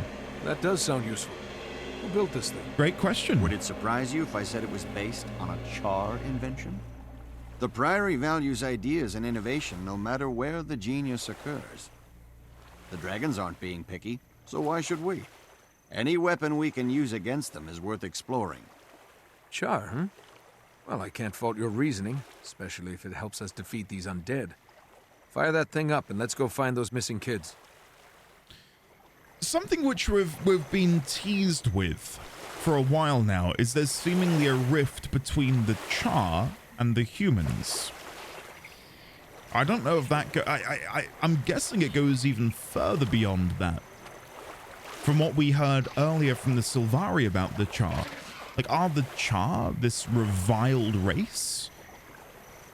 Do they have, like, a dark history? Were they once antagonistic? I don't know. I'm yet to really meet and hang out with a Char. I feel like every race, apart from the Norn and the Char, we've interacted with. Maybe there was a single Norn in Divinity's Reach that we spoke with, but yeah, Char, most certainly not. So I'm very curious to hear more about that. Very curious. I'm over here. Save me. Hello, child. Quickly, child. This enchantment will allow you to sense the undead. Avoid them and make your way home. Really? Thanks, mister. Hey, energy shield. Time remaining 22 hours. That's some very powerful magic. Let's see, is he going to be safe? Because he's running right through the middle there. Yep, he's fine. Awesome. So, the Mortis Verge, actually quite a nice tool. Risen human. I'm a sucker for the undead. I played a Death Knight in World of Warcraft for the better part of 10 years. I have somewhere, you can't see it, but somewhere behind me I have a Monsters and bad people. little statuette of the Lich King himself. I'm a big fan of... the Mortis Verge, my child. Now you can sense the undead and avoid them. Keep your wits about you and run. Run all the way home. Yay! Thank you, sir. Hey, there we go. Yeah, I'm a huge fan. Not to overstate it and begin to sound potentially concerning, but yeah, I quite like undead storylines. And in retrospect, because I'd forgotten that in this game you can wield basically every weapon and every different class, I think if I had the ability to go back to the very first episode of this series, I probably would have made myself a necromancer. Please, I want to go home. But the thing is, I'm not a big fan of... Don't be afraid. With this enchantment upon you, you can sense the undead One moment. and stay away from them. Now head home. If you say so. Thanks a lot, Mr. Old Man. He's not that old. Poor Scholar Yosir. Thanks, Mr. Old Man. He's going to have a crisis when he gets home. He's going to start moisturizing. Anyway, what I was going to say is... Strong. I don't necessarily like playing necromancers in the sense of having an undead army at my disposal. I much rather the idea of being able to use necrotic energy or temporarily using undead minions. So, for example, when I played a Death Knight in the World of Warcraft, I played a Frost Death Knight. I could have played an Unholy Death Knight, which then allows you to have a summoned ghoul, summon an army of the dead, but like that to me isn't the class fantasy I want. I want to be able to use the power of death itself. So maybe that is an option with necromancers, and if so, I may very well have to make that my very first alt character. Don't be afraid, child. I do have all of these level 80 boosts. Will protect you. And while the enchantment is active, you can sense the undead. Avoid them and run home as fast as you can. Thanks, mister. I'll tell my parents all about how you saved me. Hey, there we go. So now what do we... Oh. I feel like we're going to get ambushed by a very large undead creature. The Mortis Verge worked. Perhaps not perfectly, but certainly better than I hoped. It's an impressive device. Tell me, is the Derman Priory full of such things? Yes and no. More importantly, our order is full of the kind of people who like to invent this sort of thing. Okay. And, I might add, people like you, brave enough to test it. You would be a fine addition to our order, you know. What else does the order do? Anything. Everything. We travel the world seeking lost knowledge to use against Zaitan. Exciting, no? It sounds very interesting. Thank you for telling me about it. We'd better get back and share news of our victory with the others. Thanks again for your assistance. This was extremely educational. I really like the sound of that. I really like the sound of that. Because presumably, again, by joining the Derman Priory, I would hopefully increase my own knowledge and understanding of the world through the use of their own knowledge, their own, what is this here? Crew leader? Embrace simplicity. Blast. There must be a way to control the necrolytic energy submatrix in this swamp. What are you doing? My crew and I are attempting to discover how to stop these vile creatures that have been swarming out of the swamp. Having a hard time? These brainless monstrosities won't cooperate. Nothing gets in the way of research more than a specimen that tries to kill you. Is this your whole crew? There are a number of field researchers deeper in the swamp, but they do tend to get, let's just say, overwhelmed. Our numbers are dropping. And then that just goes back. Okay. Okay, interesting. So, I now need to go back all the way to Divinity's Reach. Okay. I can do that. I can do that. I do feel bad leaving before I've finished everything here. Let me go and grab this Vista before I move on. And yeah, I do think, because I think I was umming and ahhing about this earlier in this episode, I really do want to try and go for all of the hearts as we play through the game. Because it doesn't take that long, and I enjoy it. It's more the idea that I don't want to delay my progression through the story because I'm really enjoying it and I want to experience more by spending, you know, countless hours in these starter zones. I'm guessing I can do them later on, but to me it feels... it would feel better doing them while I'm here. If that makes sense. Like, I don't think me getting to the end of the game and having done all of the expansions and then coming back here would hit the same way as opposed to me doing it now and exploring and learning more stuff about the world, if you know what I mean. There we go. Really, really fascinated by the Sylvari, though. I'd love to go back to their starting area and maybe get heart completion there.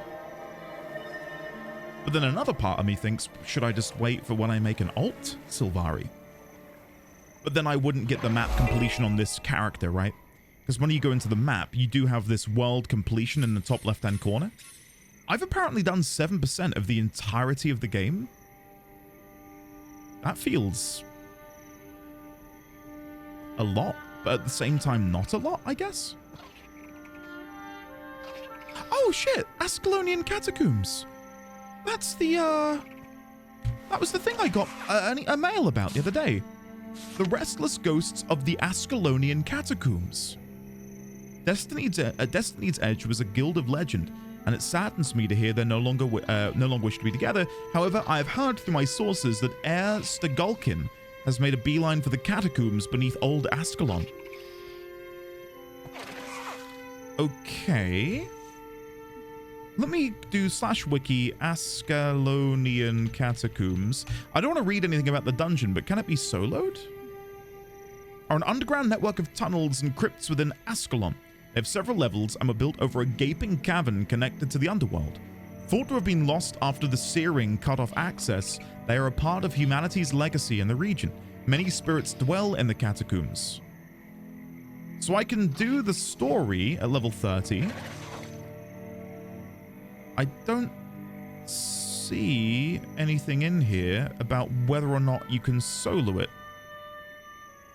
Players are advised to enter this dungeon with sufficient free space in their inventory. This walkthrough offers detailed information, making it very spoiler heavy. New players might want to skip and only read the walkthrough for the bosses. Yeah, I'm not reading any of that. I'm just seeing if... Let me do Control F solo. Group? No, okay. I might check that out. I don't know when I will check that out, but I will investigate. Let me ask in the guild chat. Hey folks, can I run the Ascalonian Catacombs parentheses story by myself? If not, I may have to get a group together tonight to run it. And we'll see, because again, I've got some wonderful people in the guild. We've got a few people online. Considering how early it is in the day, I imagine a lot of the North American members aren't here at the minute because it's, again, very early in the UK at the minute. Anyway, let me head back to Divinity's Reach while I potentially await a response. Do I want to go to the Salma district? I might very quickly go over to the Minister's Waypoint beforehand so I can go and deposit this dye into the guild bank and do a little bit of inventory cleanup because it's not perfect. I've got a lot of crap that I don't need anymore that I would like to get rid of. I think I've got the game installed on an SSD, but whenever I load into Divinity's Reach, it is... Wow. Look at them. Whoa. That is an incredibly cool armor set. I feel like a child looking at their dad. Like, hello. And look at this mount. Whoa. Oh my god, I need this. Okay, hold on. Let me inspect this guy. Can I see what those daggers are above his head? Exordium, obtained from legendary weapon crafting. Wow. Weapon only? Look at that. That's incredible. Fused shoulders, bearkin war helm, shimmering aurora spear, draconic wings backpack. I mean, that does look cool, doesn't it? Look at that. Wow. Okay, Meg has said, I think you can go in by yourself, but difficulty-wise, you probably need more people. Gotcha.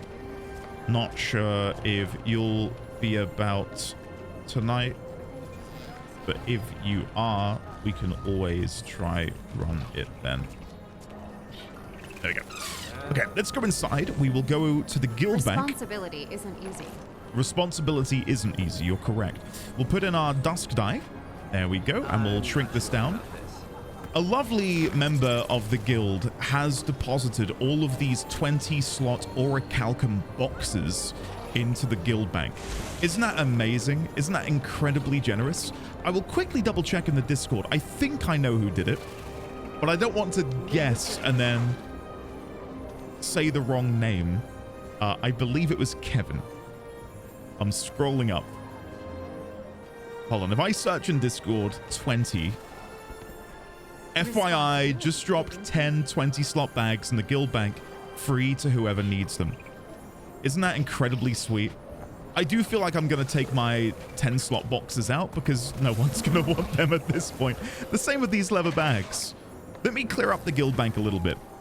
So I'm sure they will be used by some people, but to me, with all of these in here, this should be the priority, right?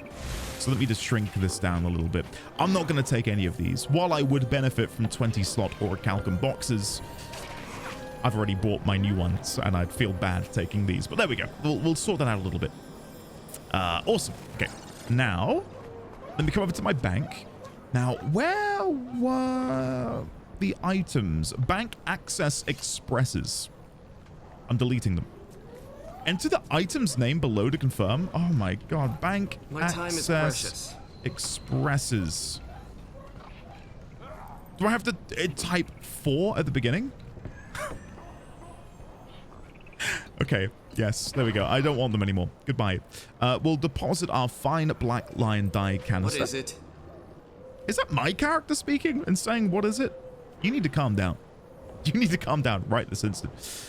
Anything else in here? Mad King's slippers. We will delete those. Scalawag's lucky coin. I'll keep a hold of that because maybe that'll be useful when I get to level 80. I'm not sure about this. And then we've got a whole bunch of other crap. Okay. I probably will get rid of a lot of these boosters in the future. Right now, I probably need to go over what I've got before I continue and commit to that. So let me use... I think I've got a couple... Yeah, small supply bags. We'll use those. And then I will deposit, then I will compact, and then we'll come over here and just see if there's anything I need to sell. So, sell items. I can sell my 10-slot iron boxes, and I will do so.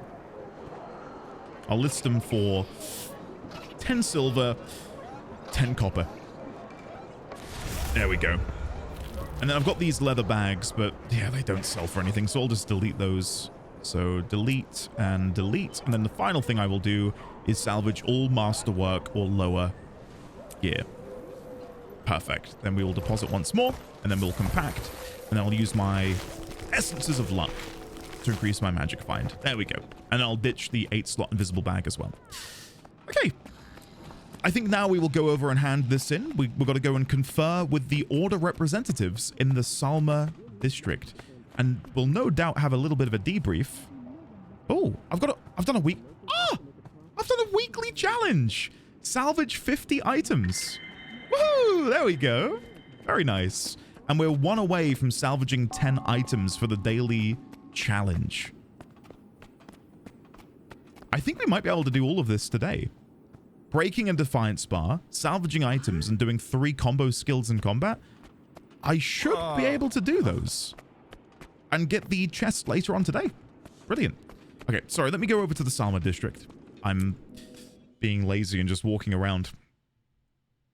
So we come down here, and then let's go inside the Salma district.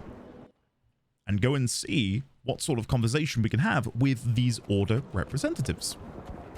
No doubt we'll debrief on the Mortar's Verge and how useful it was. Before I do that, any new dialogue from these guys?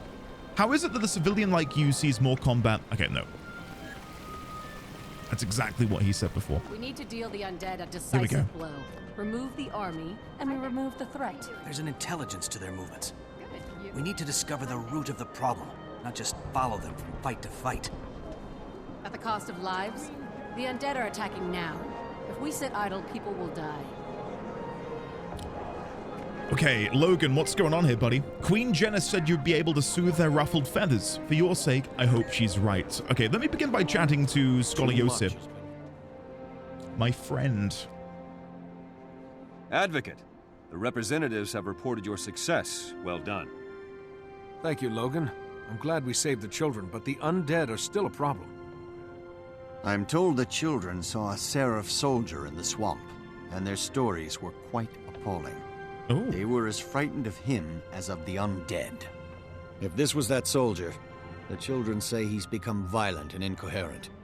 They also say that the undead weren't attacking him. Ah. There aren't any Seraph outposts in Lichcroft Mere. What's a lone soldier doing out there? According to Seraph reports, a corporal named Kellock didn't report for duty. I'd assumed he was AWOL in Lion's Arch, but maybe there's more to it.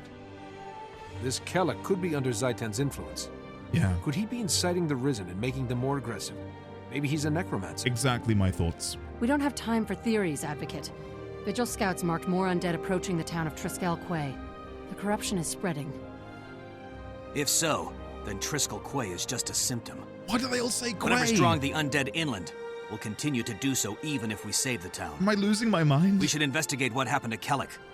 He may be the key to these attacks. Till we know what's going on, we're just plugging leaks. You want to go on a wild goose chase, Ehan? Fine. But don't risk Triskel Quay. We need soldiers to defend the town or people will die. A few will die now, but we'd be saving many in the long run. The Order of Whispers is prepared to make that exchange. It's a good thing that decision's not up to you two. Advocate, it's in your hands. Okay. So now I'm torn between Hiroki and Ihan. Remind me of my choices before we begin. We need your decision. You choose to go with the Vigil or to go with the Order of Whispers. Is it typical strategy for the Order of Whispers to sneak around working beneath the surface? It is. No use charging into battle if you don't know what you're up against. We'll need cunning to defeat the dragons. Can you remind me of your choices, or my choices? You can go with the Vigil to Triskel Quay, or you can help the Order of Whispers track down the mysterious soldier. See, I would love to go with the Order of Whispers here, but my gamer brain is activating. And if I don't go with the Vigil, my guess is the next choice will be one between the Order of Whispers and the Derman Priory. So if I were to go with the Order of Whispers here, I would never see the Vigil in combat, or what their plan would be. But right here, I want to go with the Order of Whispers, 100%. Is this the Vigil's typical strategy? Gather soldiers, attack target? Yes. We're a military order. We play to our strengths. There are few situations that a good broadsword can't handle. You can go with the Vigil to Triskel Quay, or you can help the Order of Whispers track down the mysterious soldier. I'd much rather track down the soldier. Much rather. Because that way we can take a measured approach to the situation and eliminate the cause at its root, as opposed to carving our way through maybe a legion of undead before we eventually reach them. What does Scholar Yosir say? For knowledge? Scholar Yosir has absolutely nothing to add to the equation. Okay, let's go with the Order of Whispers. I'm ready to decide. Let's go with you. Excellent choice, Advocate. You'll be very pleased with your decision. Okay. Strong Journeyman Longbow, Strong Iron Mace, or Strong Iron Rifle. I have the skins for all of these, so I'll just pick one at random. I'm not that bothered. And 4 bags of loot, which I will now open up. Maybe we'll get something nice inside. Honed Iron Dagger, Barb, Hardy Iron Mace, Honed Swindler Pants, Ravaging Swindler Pauldrons, and Broken Lockpick. We will now salvage all of that, get my daily challenge complete for my Wizard's Vault. And there we go. Look at that. We're doing things. It's amazing. Cool. So, let's leave. And I guess we're going to head back down to Triskel Key. Maybe they're calling it Quay because of the Quaggan. Quaggan Quay? I don't know. Maybe this is just how they say the word in this world. But to me, it's maddening because that's not how you say it normally, right? Over Lake Haven Waypoint. 69 copper. Nice.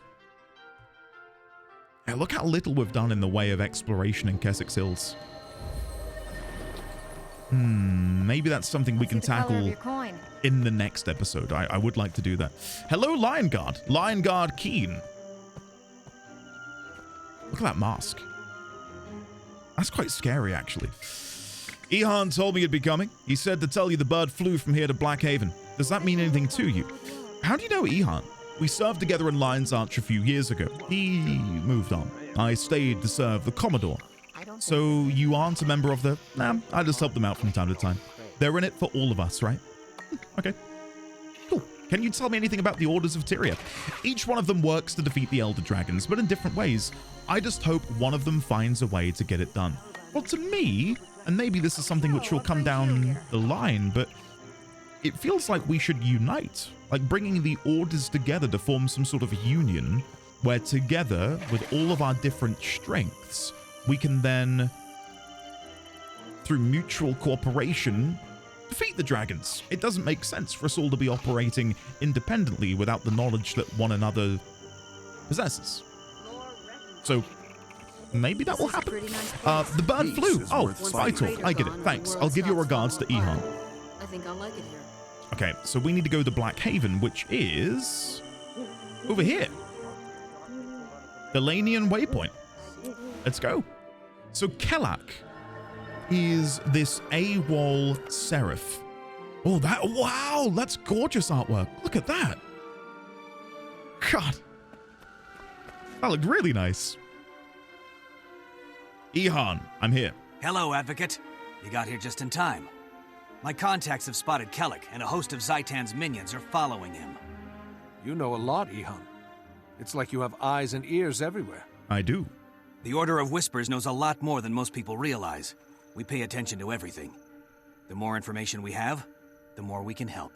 The dragons don't care if you're Char, human, or Hylek, so we can't afford to draw imaginary lines between nations. The Order keeps watch, so that no matter where Zaitan's minions show up, we know about it. Okay. This one was easy. Kellak is leaving a trail like a forest fire, but that doesn't mean it will be easy to find the spark. True. So do you think he's still here? I can't say. And for the record, that's I don't know, as opposed to I can't tell you. I'm hoping the people at the Haven can tell us something. All right. We'll clean up Kellak's mess and see if we can find evidence that he's still in the area. Something I've not brought up but I really appreciate is the pacing of all of this. Like, it feels snappy. I'm not bogged down in exposition. I'm not being bogged down with really trivial, unexciting matters. It's just straight in, again and again and again. Let's go inside. I can see the Lion Guard are dealing with some undead up here, and then Lion Guard Williams is just down here doing nothing. Something? Without your help, our haven would have been overwhelmed. We owe you one. The seraph that you saw with the fallen, was he alive or undead? You should be safe now. Do you often see Risen here? Is someone gonna tell him that there's things up here? I don't know if that's an oversight that NPC is just down there minding his own business while his comrades are falling to the fallen. Or wait, the Risen. They're falling to the Risen. You know what I mean? Oh! We've got some large abominations coming in.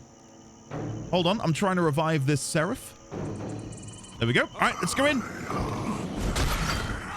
It is time. Let's see what we can do. My goodness. Look at that for an animation. Okay, there's one defeated. One to go. Urge to kill rising. Talk to Lion Guard Williams. For the second time. Oh, he's over here now. Peace. Peace. I owe you one. I've been in the Lion Guard for 10 years, and I've never seen anything like that. Well, I like I'm the glad we armor came he's along in wearing. time. That was a close call. Was there a Seraph soldier among the undead? Not among the Risen, no. But there was a Seraph that came along just before that. Wild-eyed fella, kinda twitchy. He was talking to himself the whole time. That's why I remember. Muttering about ore and dragons, and somebody named Elastia Crow. Crow? She's a seer. The pirates in this area go to her to find out what the weather will be like. She's crew on a ship docked near Nebo Terrace. Okay. The Order of Whispers contracts her from time to predict the future. Maybe she saw something that drove Kellic mad. When we find Kellic, I swear I'm going to stick a bag over his head, beat him with a shovel, and bury him in a hill of fire ants. That's extreme. I like the way you think, Advocate. I suppose we should get back and share this information with Hiroki and Josir. You're right. Let's get going. We've got a lot of work to do if we're going to catch Kellic. Cool. All right, meet with the Order representatives once again in the Salma district. Before I go, let me quickly chat with Lion Guard Williams. So now, okay, so I think we got that dialogue a little bit earlier than maybe the developers had intended. That seraph you saw with the Risen, was he alive or dead? He looked alive to me, wasn't rotting or anything, just kept mumbling to himself like a madman. Can you tell me more about Elastia Crow? She sailed with the crew of the Ravenous. Never met her myself, but I heard she's some kind of mystic. Mystic? You mean a spellcaster? That and more. Some of the Lion's Guard used to pay her money to read their future. A child's game, nothing more. And you should be safe now. Do you often see Risen here? We occasionally see one or two roaming around the countryside, but this was far more than we could handle. Okay. I'm guessing there's no one else I can chat with. No? What about Agent Ihan? What can I do for you? We need to find Kellic and stop him before this carnage gets even more out of hand. The Lion's Guard mentioned someone named Elastia Crow. Any idea who that is? She was a pirate and a troublemaker. Used to squeeze the money from people by promising to read their futures. Read the future? Could she really do that? I didn't think so, but considering how Kellic is acting, I'll bet he believes her. I wonder what he saw. Probably something bad. Can I ask you another question? The Lion's Guard mentioned... Oh, no, not that again, sorry. It'd be nice to solve this problem without risking more lives. Can the Order of Whispers do that? And working with you has been enlightening, Ihan. The Order of Whispers seems very efficient. We have fewer agents than Vigil soldiers, and our information is current and political. Not based on musty lore. Efficiency keeps us competitive. That makes a great deal of sense. Thank you. Okay, go on then. Let's go back to the Salma district. It does feel slightly odd that I'm having to teleport all the way back there and then back to the Kessex Hills area. But I get it. I'm not too frustrated. I've seen on my minimap slay the rare creature. Slay the rare creature? Hold on. I know we've got story, but what is this? For it to appear on my minimap, surely that means this is an important quest. So if I go over here and jump down, that should put me near where it is. Slay the rare creature. It's just over there. There are other players here.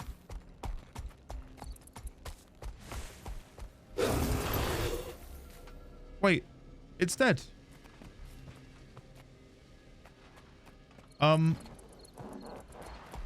Is it dead? Why are we still here? This person's come over as well to have a look. I'm guessing... Oh! What the hell was that? Wait, was that your mount? I don't know if it's going to respawn because it's still appearing on the map. Let me ask them in the chat. Is it going to respawn? I am new to the game. Wondering why it still appears on the map if it looks dead. Because it's still there. Slay the rare creature.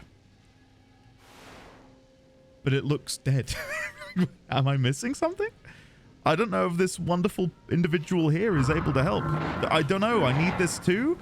If you don't know and you look like God, I'm stumped. Like, look at me versus him. I'm like the intrepid noob. And this guy stood here like he, I don't know, has just come back from heaven from killing the gods of this world. And he's like, I don't know. Oh, it's gone. Well, I guess that's it then. Never mind. Good luck on your journey. Damn. Well, that was slightly confusing because you'd have thought that after it had been killed, they would have removed the waypoint. Oh well. Maybe next time. Okay, Salma District. Let's go inside. Here we go. So I'm guessing now we'll have a choice between the Order of Whispers and the Dermond Priory. They all have the green mark above their heads, so maybe not. Maybe I'm wrong. Let's see. Alastia Crow had a rare talent for precognition. I wonder what Kellock wanted to know. Whatever it was, I think the information drove him mad. I'm surprised that doesn't happen to more Priory scholars, too. Clearly, the Order of Whispers has no respect for pure research. Logan, what's happening? It's your decision, my friend. I know you'll make the right choice. Okay, what's going on? What's the next move? Advocate, good to see you. How'd your mission go? We didn't find Kelleck, but we discovered that he's connected to a pirate named Alastia Crow. I want to talk to her and see what she knows. Talk with her? I'm afraid that's impossible. She's dead. Her pirate ship, the Ravenous, was destroyed by an undead attack 2 days ago. You're sure she's dead? Did any of her crew survive? Even if she's dead, Alastia was a seer. She might have seen this coming and left something behind that we could use. A few of her crew are still alive, camped near the wreckage of their ship. She might have told them more about what's going on. We need to find out what Kelleck wanted from Alastia. Pirates don't tend to be trusting folk. I think a little nautical infiltration and investigation is in order. The Order of Whispers are a disreputable, shady bunch. Oh no. You and the pirates would get along just fine. Oh no. I have a better suggestion. Even if Alastia Crow is dead, she can still be helpful. I know an accomplished priestess of Grenth who could summon the pirate spirit. The Dermond Priory's better suggestion is to disturb the dead? You scholars really will turn over every rock to get your answers. Even tombstones. Hiroki, any suggestions from the Vigil? None, Advocate. While these two are squirreling for answers, Vigil soldiers will watch for another undead attack. It's your call, Advocate. Infiltrate the pirates, or summon Alastia's spirit. I mean, how could I not summon her spirit? Like, that sounds so cool. Yeah. I also now see why maybe cooperation might not be possible, because there seems to be these larger than expected rifts between the three orders. With Scholar Yosir calling the Order of Whispers a disreputable bunch who would do well to ally with pirates in their own special way. Okay. Too much has been forgotten. Yosir, tell me more about what the ritual involves. Priestess Ree is greatly favored by Grenth. She can pierce the veil and call Alastia back. It may be dangerous, but we'll learn a great deal. I'm gonna go with that. I don't even need to hear the other option. I want to raise the spirit. Reaching out to the dead will get us the most information. Meet me by Hezran Outcrop and we'll get started. I wonder what Agent Ihan thinks about my decision. Okay. Oh, brand new unlocks. We've got a gladiator helmet. We've got a mending helmet, which makes me look like a ram, and a penetrating helm, which, I mean, I'm not a fan of that. I think of the bunch, I like the gladiator helm. I've got them all unlocked anyway, but I'll just take the gladiator helm. There we go. Okay, let me chat with Ihan. We put you in a tough spot, but I trust you're comfortable with your choice, I'm sure. I want to help the Priory summon Alastia's spirit. Well, that's your decision, but I'll admit, the idea gives me the creeps. I'll be here praying for you. It'll be fine, Ihan. Just wait and see. Some must fight so that all may on be these free. library crawlers and their sneak thieves. The other orders are wasting time and people are dying. I understand your frustration, but we have to know where to attack. I know, but I don't have to like it. Call on me when you have something. The Vigil will be ready to pitch in again as soon as there's some real action. Okay. And Logan has nothing to say about this. Search for knowledge? Okay. Let me go and use my brand new bags of loot. And did I get anything useful? Don't think so. No. So we will once again salvage. Right click, salvage. Yes. I achieve things. I achieve things. Agent of Entropy completed. Fantastic. Okay. Let's leave and we'll head on over to raise Alastia Crow's spirit from, I believe they refer to it as the Rift. And I'm guessing that is a rift to the mists, which is where we were earlier in this episode, fighting that mini boss, whatever it was.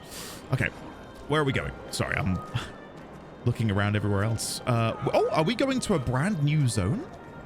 Speaker of the Dead. I think we are.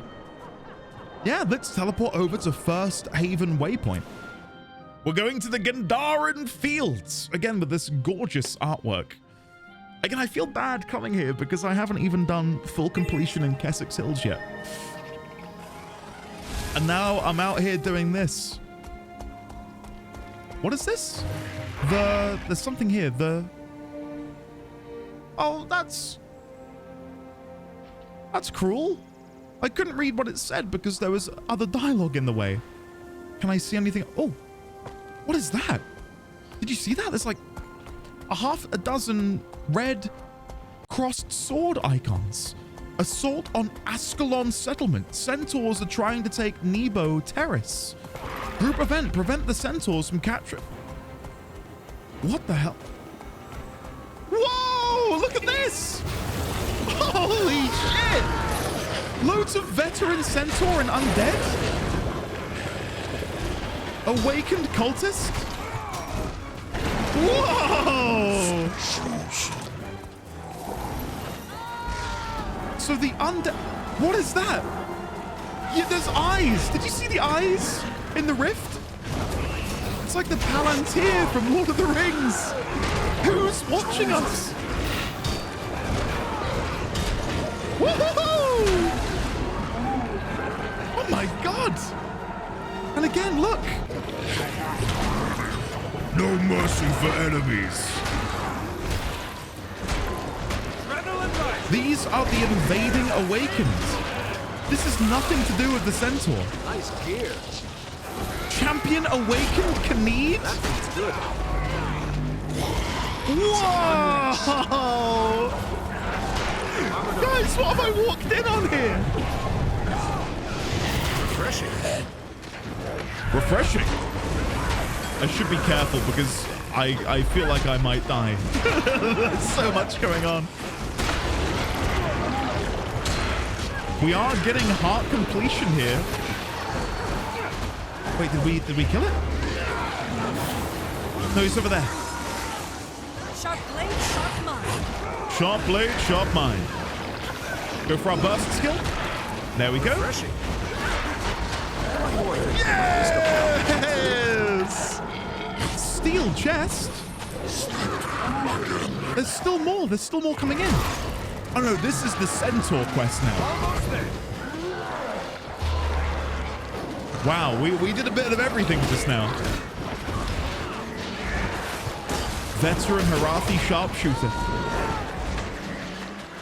There we go. Well, that was incredible. Palawan phylactery. Nice gear. Piece of unidentified gear. Level 80 awakened hammer? Back me up! Oh, I'm being attacked. Oh, it's an elite. No, I needed to kill you yesterday. Ah, no. I was checking the wiki to see if I could find any elites out here in the open world. And of course, one now arrives a day late. Never mind. Hold on, I've got all of these chests to open. There's so much going on. There we go. Okay, let me get inside because I'm getting mildly overwhelmed by everything that is happening. So, piece of common unidentified gear, awakened mace, congealed putrescence, novice bag of crafting materials, okay, deposit, compact. So, piece of unidentified gear, level 80? What is going on? Why am I receiving level 80 gear? Okay, put that down there with the awakened hammer. A piece of common unidentified gear, a level 76 Berserker's Iron Sword, penetrating Crichton Mace. Okay. Oh, the Centaur. Champion Harathi Commander? Vulnerable. I can't fight him. Oh, I need to come over here and join my friends who are fighting this Champion Harathi Commander. I'm so blown away by this. This is sick. I can't believe how many people are here. Again, it's so early in the day. I wasn't imagining there'd be many people online. And now here we are defending an outpost in an early game zone from a horde of elite enemies. It's just incredible. Okay, let me loot because no, I guess I can wait. I'm being greedy. Let me join you in combat before I go doing any of that now. Okay, I'm probably gonna die. I'm biting off more than I can chew, but maybe we'll be okay. Maybe we'll be okay. Spin. There we go, nice. Deal the sharpshooter. Charge. Spin. Deal with the champion. Spin. Heal. There's 1 minute left. 1 minute left until they go. Ooh, the AoE nearly got me. Vampiric aura. Okay, I need to leave combat. I'm gonna die otherwise.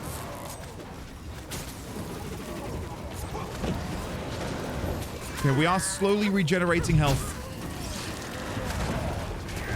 I'm gonna go to my gun and I'm gonna stay attacking from ranged while I passively regenerate. There we go.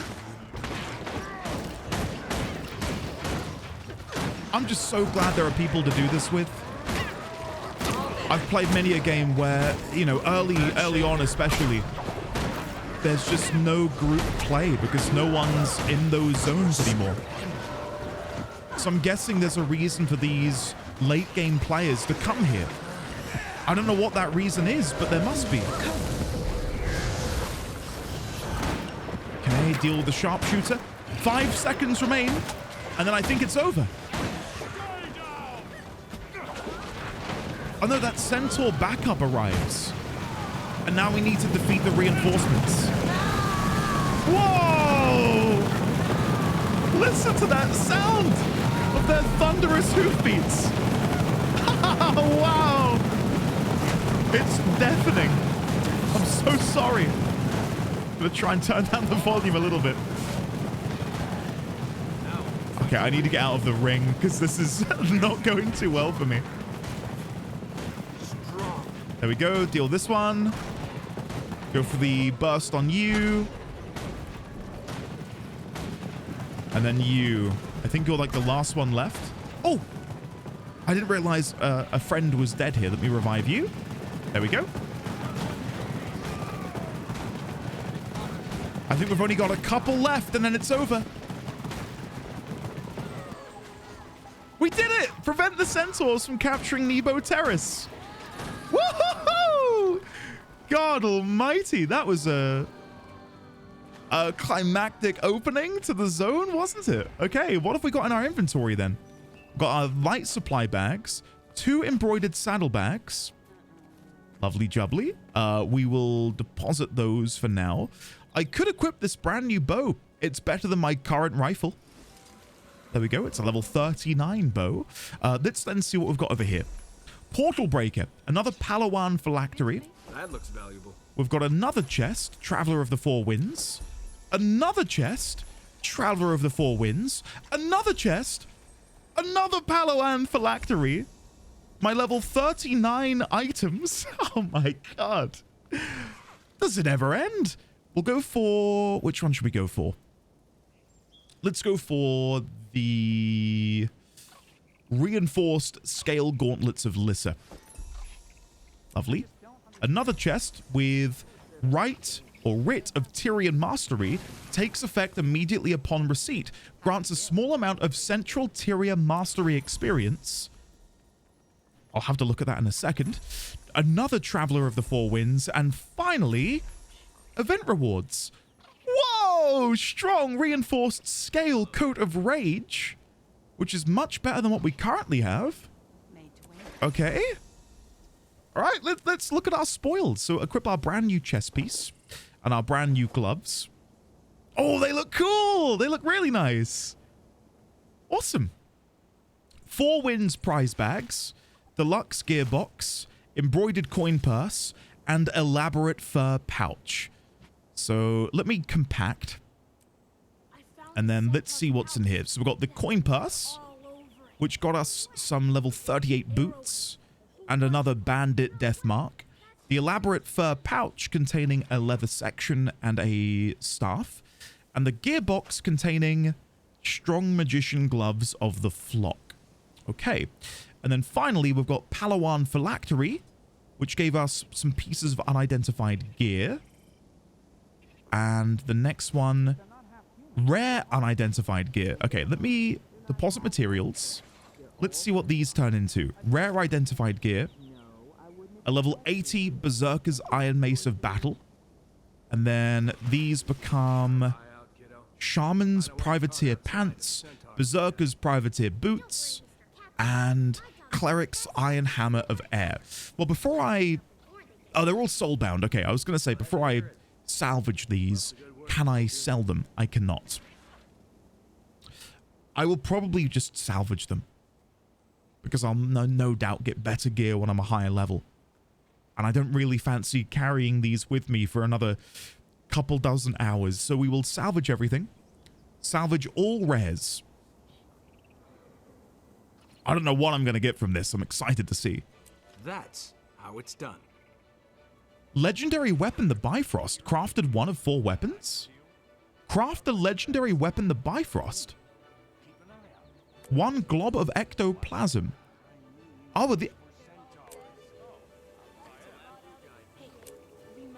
What is happening? So I'm guessing the glob of ectoplasm is required to make all of these legendary... Oh my god, there are so many. There are so many. Okay. Again, a bit overwhelming at the minute to dive into all of that, but thank you, game, for showing me that. That's awesome. Cool. Glob of ectoplasm. Is this rare then? Sell at trading post. 50s. You can trade these in, can't you, at the festival? For the chests. That must be why they're going for 50 silver per.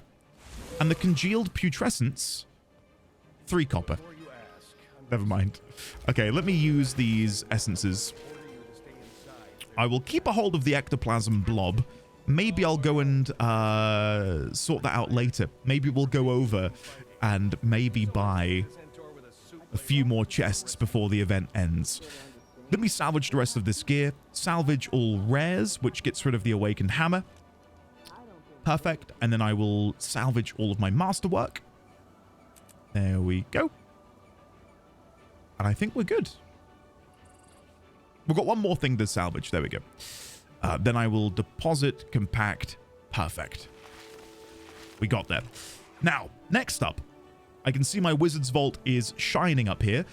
We are going to get the chest. Yeah, there we go. So we've broken an enemy's defiance bar, and I performed 3 combo skills, which now means I get the wizard's vault daily completion chest. Get in. Oh, what is that? 2,000 point reward. You get large achievement chest and a choice of any of these. I probably have these from Skin Locked. What does it look like? Zenith Greatsword? Whoa! We're going for that. Well, of course we're going for the Zenith Avenger. And we gain plus 1% XP from kills. That looks valuable. Hey! Cool. Hold on, let me use that now. Because I think it goes in here, right? Yeah.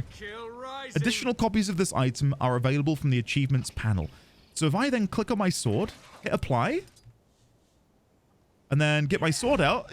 Yeah! Wow, it's huge. Look at that. Whoa.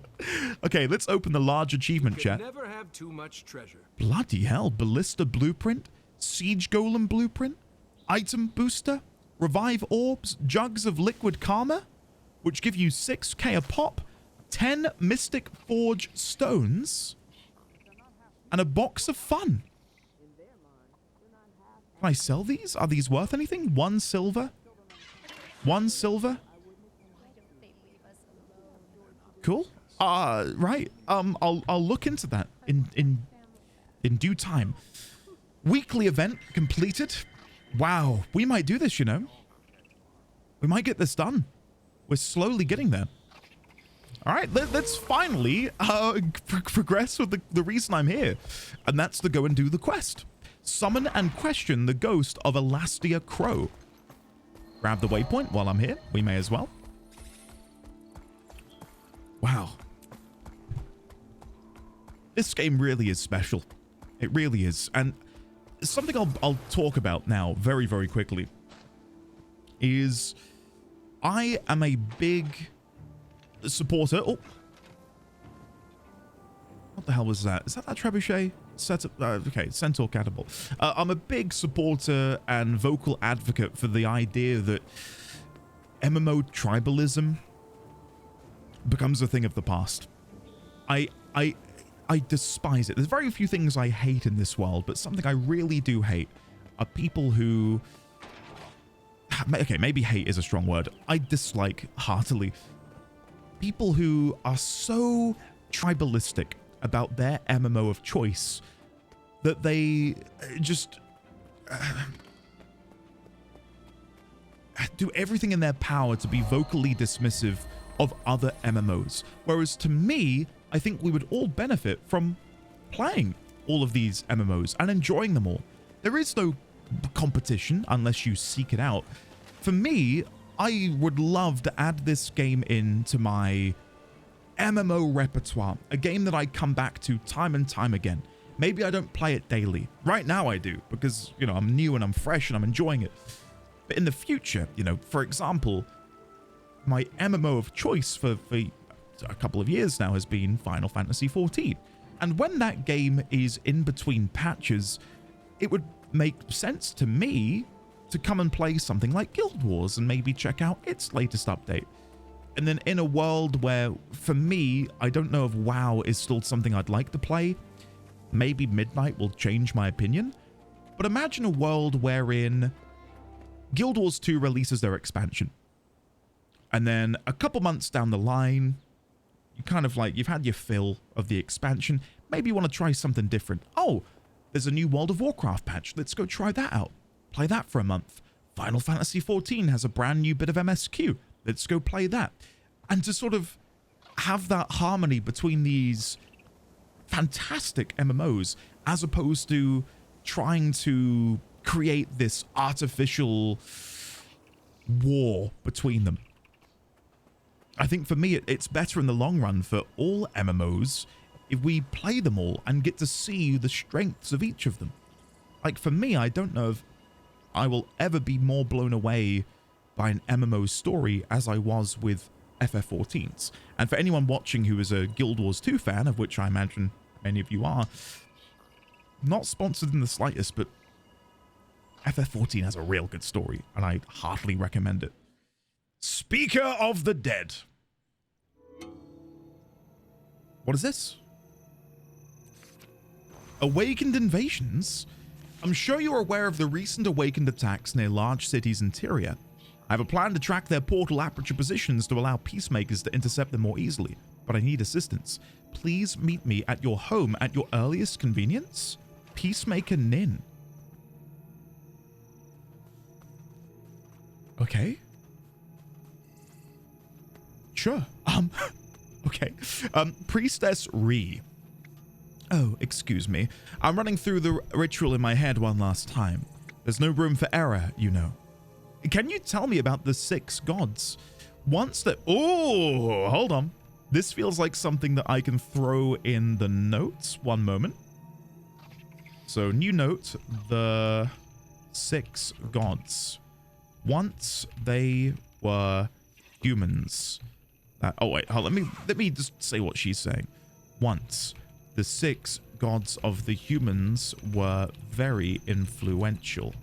As time passed, they pulled away. But they have not abandoned us. Where have they gone?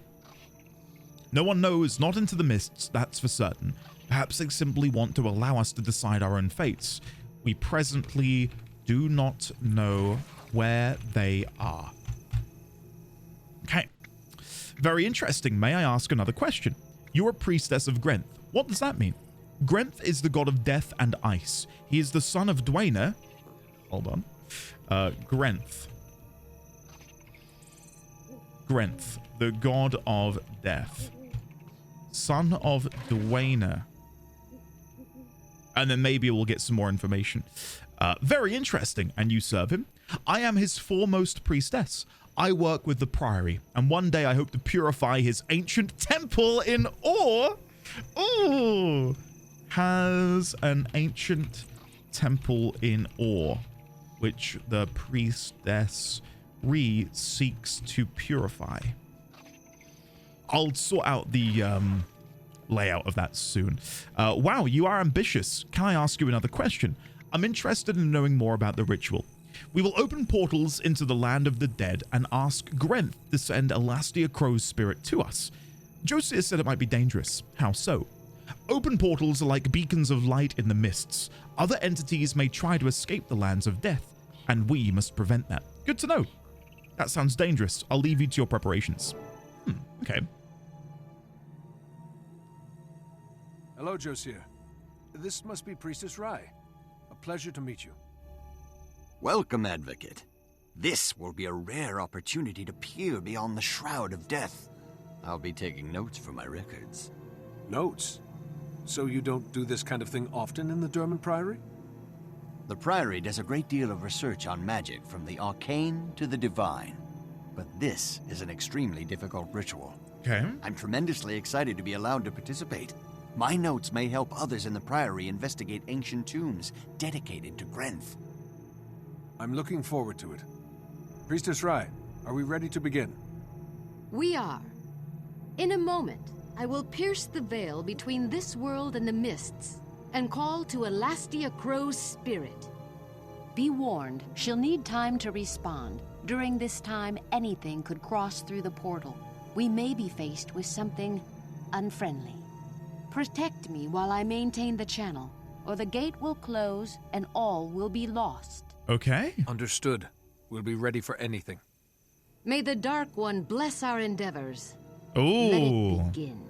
The Dark One. I'm guessing that's his title. Caverns, where the barrier to the mists is thinnest. Okay. I'm desperate to make notes, but I will, I'll do it shortly. It should be safe enough to cast the ritual here. Even centaurs would avoid this fetid air. Okay. This place is the dumping ground for the centaurs' fallen slaves. Gods, it's horrific. Whoa, yeah, look at this. Whoa!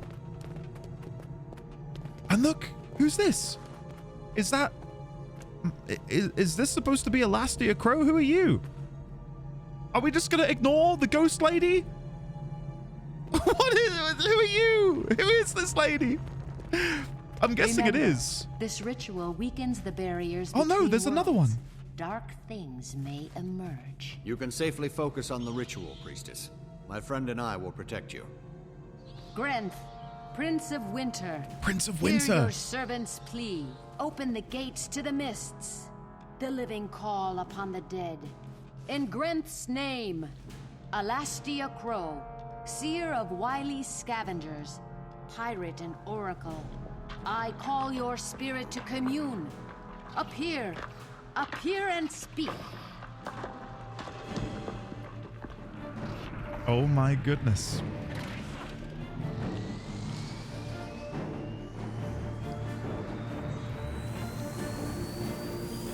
Oh my god, it's like the portals to the underworld that we saw in the swamp. I must maintain them all, else the ritual fails. I didn't Stand ready. I didn't even think about the idea that maybe we were communing with or like using Grenth's power maybe? God, I just love the look of the necrotic energy. Like the purples and the greens. Oh, it's beautiful.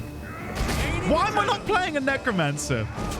I'm frustrated at myself. I love warriors, don't get me wrong, but seeing necromantic stuff, that's the kind of class fantasy I really enjoy. Like a good necromancer. Someone who uses the dead for good, I think is a really cool trope.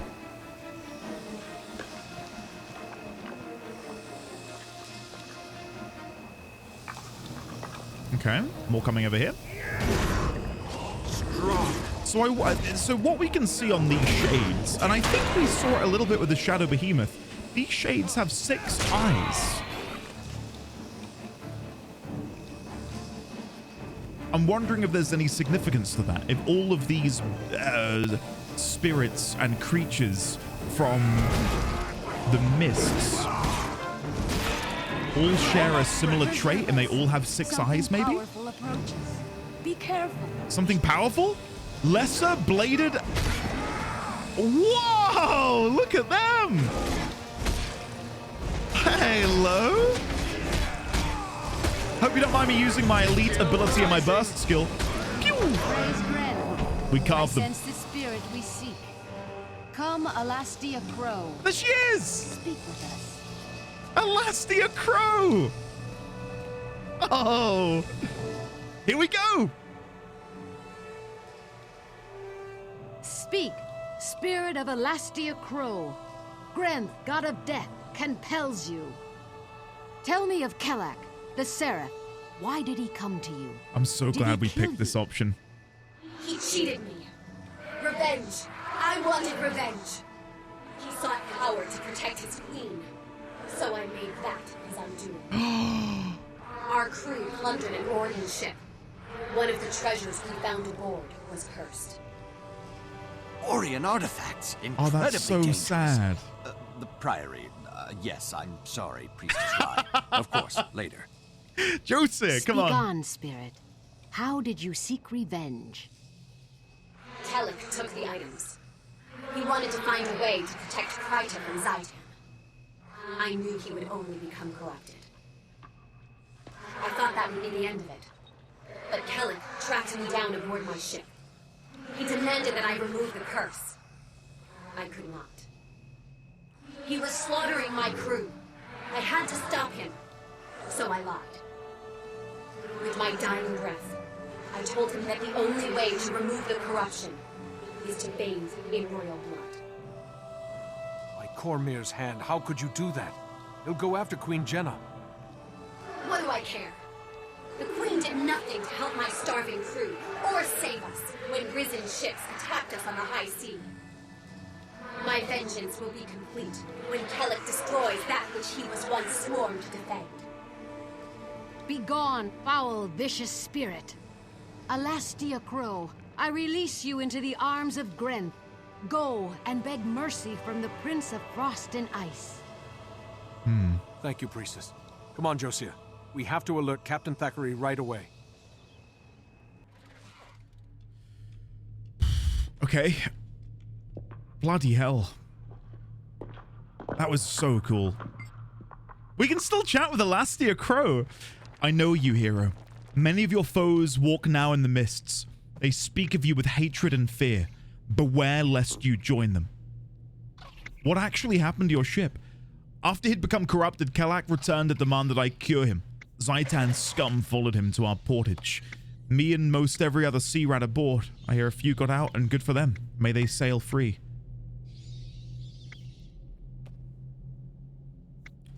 I'm gonna go with the ferocity approach here. If I fall, I'll teach them new ways to hate and fear me. Such ferocity. I almost feel sorry for Kelak. If he hadn't killed me. Go, hero. Save your queen. Avenge me while you're at it, yes. We'll see, Oracle. Josie has nothing to say, and Priestess Rai has nothing to say either. Wow. Okay. I am really happy with how that went. Really, really happy. Back me up! I enjoyed that immensely. So the Prince of Ice and Frost, did she say? Yeah, Frost and Ice. I'll make a note of that before I continue. So let me teleport over preemptively to Divinity's Reach. And while I'm teleporting, there we go. Prince of Ice and Frost.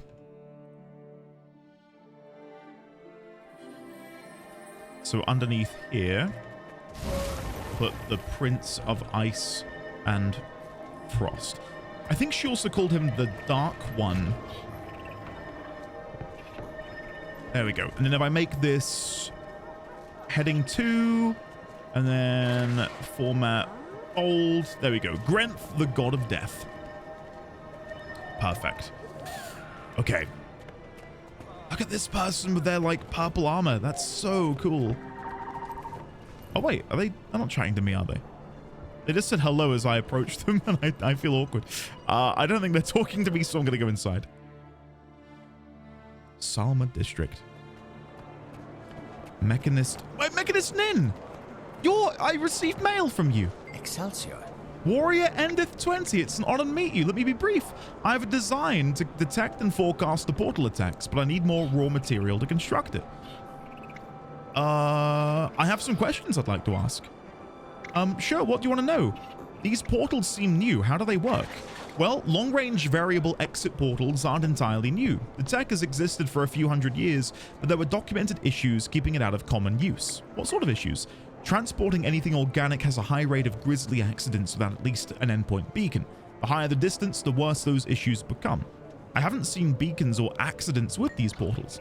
Yes, they seem to have made a breakthrough. Maybe awakened physiology plays a role, but that's challenged by reports of living beings traversing the portals. Interesting. I have another question. Tell me about yourself. Well, I'm with the Peacemakers who guard Ratasam and the surrounding areas. I work on golem deployment mostly. Okay. And how do you know so much? My domain of expertise is post-surface era technology. Post-surface era technology. Did you know that variable exit portals were developed to deploy golems in the fight against the destroyers? And we know that the destroyers are the minions of Primordus. Yes. Dwarven texts tell of great destroyers. His minions, known as destroyers, plague the wetlands in the southwest of Tyria. Right, so now I know. Otherwise, I wouldn't have known what they were. Why isn't it more widespread if it's that old? Transporting anything organic has a high rate of grisly accidents. Okay, we're back to the beginning. Okay, tell me more. Start work immediately. To complete a working prototype, I'll need 50 mithril ingots, 3 charged quartz crystals, a resonance tuner, an etheric tank, and a gate alchemeter. Where can I find these? A gate alchemeter? It's an older part. Visit gate operators Stebbin and Ebonhawk. Okay. I don't know where I'm meant to find this. Do I have a quest log? Game menu? No. Is it going to be in here?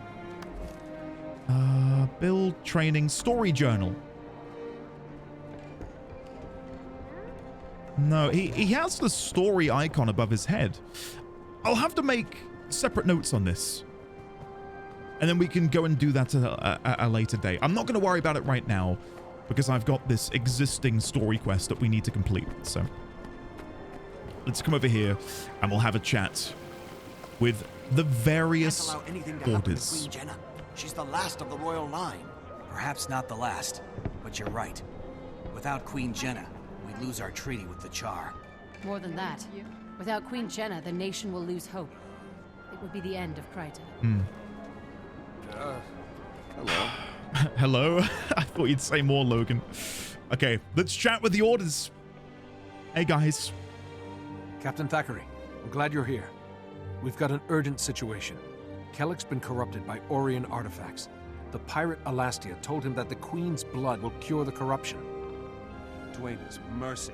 I have to protect the Queen. We can't let him near her. I think the undead are following him because he has the artifact. As long as he's out there, they'll be right on his heels. We don't have much time. The undead mob he's leading is just getting bigger. Kellock's growing more dangerous by the second. We can't just think of the Queen. We have to think of Kryta. If we just defend her, Logan, Kelleck will destroy every town from Lion's Arch to Divinity's Reach. You're right. Damn it. When it comes to my duty to the Queen... Well, never mind. I'm listening. What's the plan? It's time to assault Kelleck head-on. In the Vigil, we swear an oath to stand between the darkness and the light. The only way to be sure is to face this threat directly. Advocate, join us. You'd make a fine member of the Vigil, and I'd be proud to fight by your side. Don't be thick-headed, Hiroki. Knowledge is power. The Durman Priory's research is conclusive. The Advocate would be much better suited among our scholars. Come, Advocate.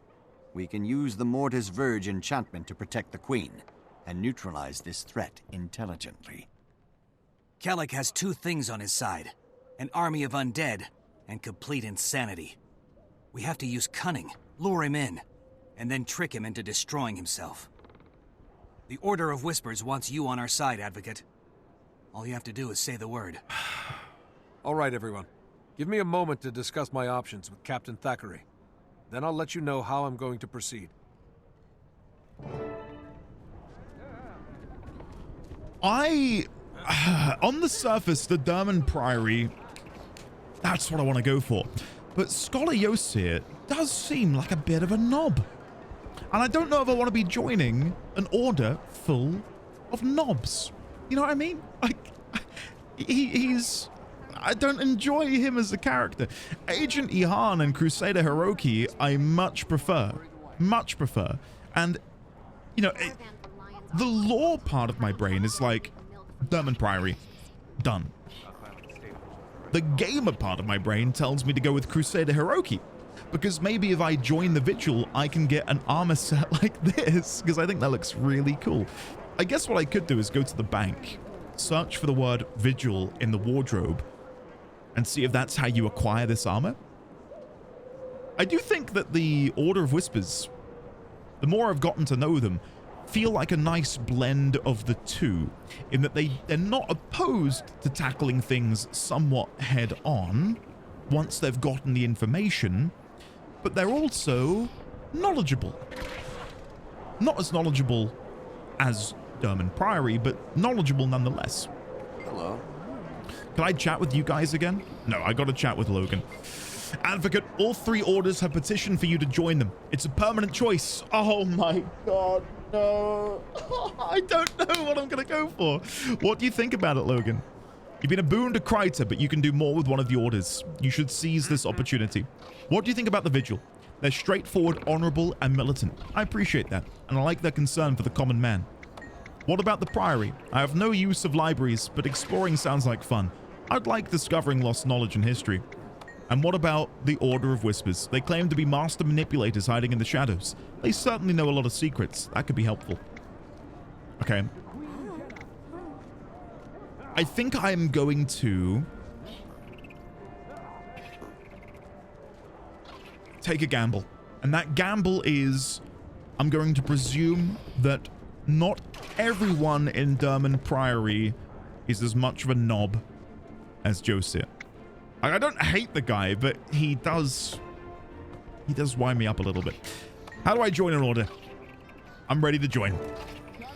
Pick an order of Tyria to join, and with it, a plan to save the queen. Here we go. Scholar Yosef. Oh, hold on. Saying hello in guild chat. Scholar Yosef, I hope you join the Priory. Your intelligence will be instrumental in our crusade against the dragons. Remember, this is a permanent decision. Can you tell me more about the Priory first? We are Tyria's foremost scholars of history. We search for ancient lore in an effort to deal with the dragons. What would I be doing for the Derman Priory? Exploring old dwarven sites, studying the lesser races, and discovering new magical phenomena. Exciting things. Does sound cool. What about this? What will I be... Oh, will there be any fighting? You can bet on it. Most of those old tombs are guarded or haunted. Even scholars throw a punch now and then. And finally, what sort of titles do you have? You start as a novice and eventually are promoted to full scholar. In time, you may even become an honored magister, if you do well. All right, what do the Order of Whispers do? We subtly influence the world. What will they assign me to do? Anything goes, from freeing political prisoners to influencing major events. You'll travel Tyria and see a little of its dark side. What about this? Will I have to keep my membership a secret? The people of Tyria are already aware of us. As long as you keep one step ahead of the rest, you can do as you please. And finally, does your order have any titles?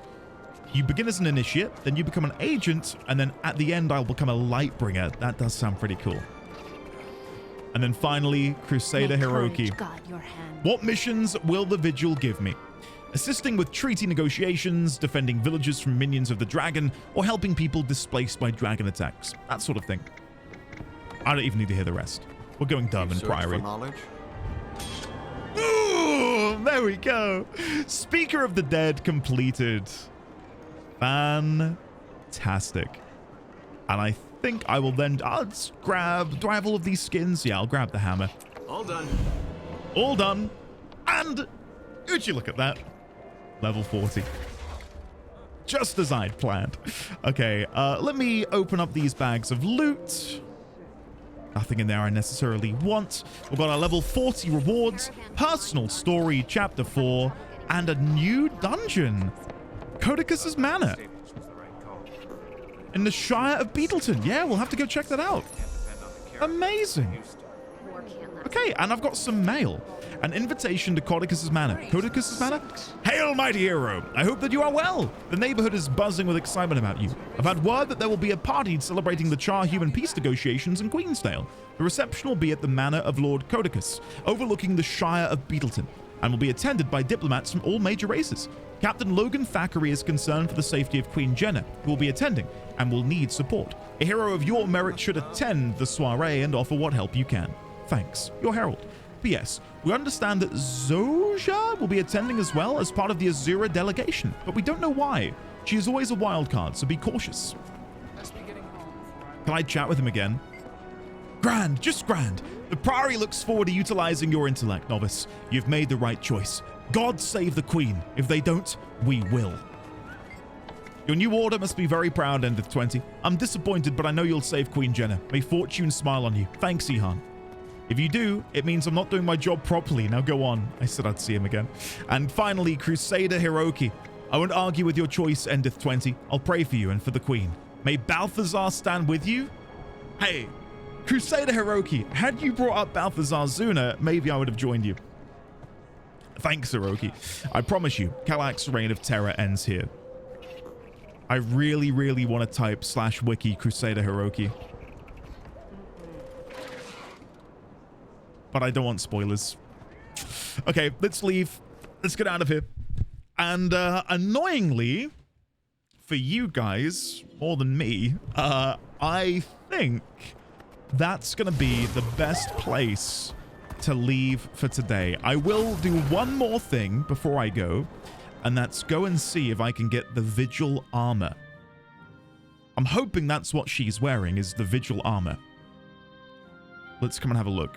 I do fear that the Dermond Priory is going to be very roby and clothy, which doesn't necessarily feel great for me as a warrior, but hey, what can you do?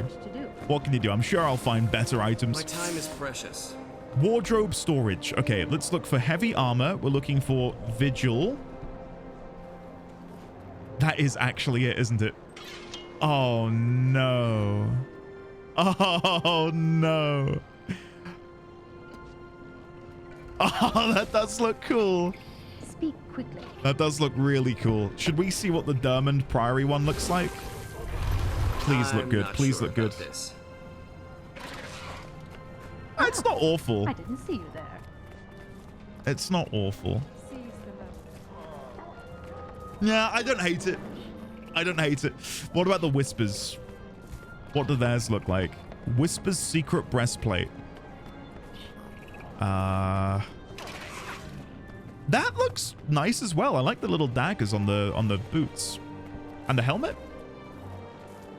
Yeah, I mean, again, I don't hate it. I'm not too displeased with my decision. Okay. Let me come down to my exit spot. And yeah, we'll be leaving on quite the cliffhanger. I'm very sorry about that. So, ladies, gentlemen, and friends from beyond the binary, thank you once again for watching yet another episode in this Guild Wars 2 adventure of mine. Once again, if you'd like to come and join the guild, you are more than welcome to. If you just join our Discord and make a post in the Guild Wars 2 channel and say, hey, can you invite me? Here's my in-game name. We can sort that out. Dwayna has really but for now, been looking out for me lately. I'm gonna go. I'm gonna go. Much love to you all, Been going so well. and I will see you I should offer up in the some next prayers episode. today.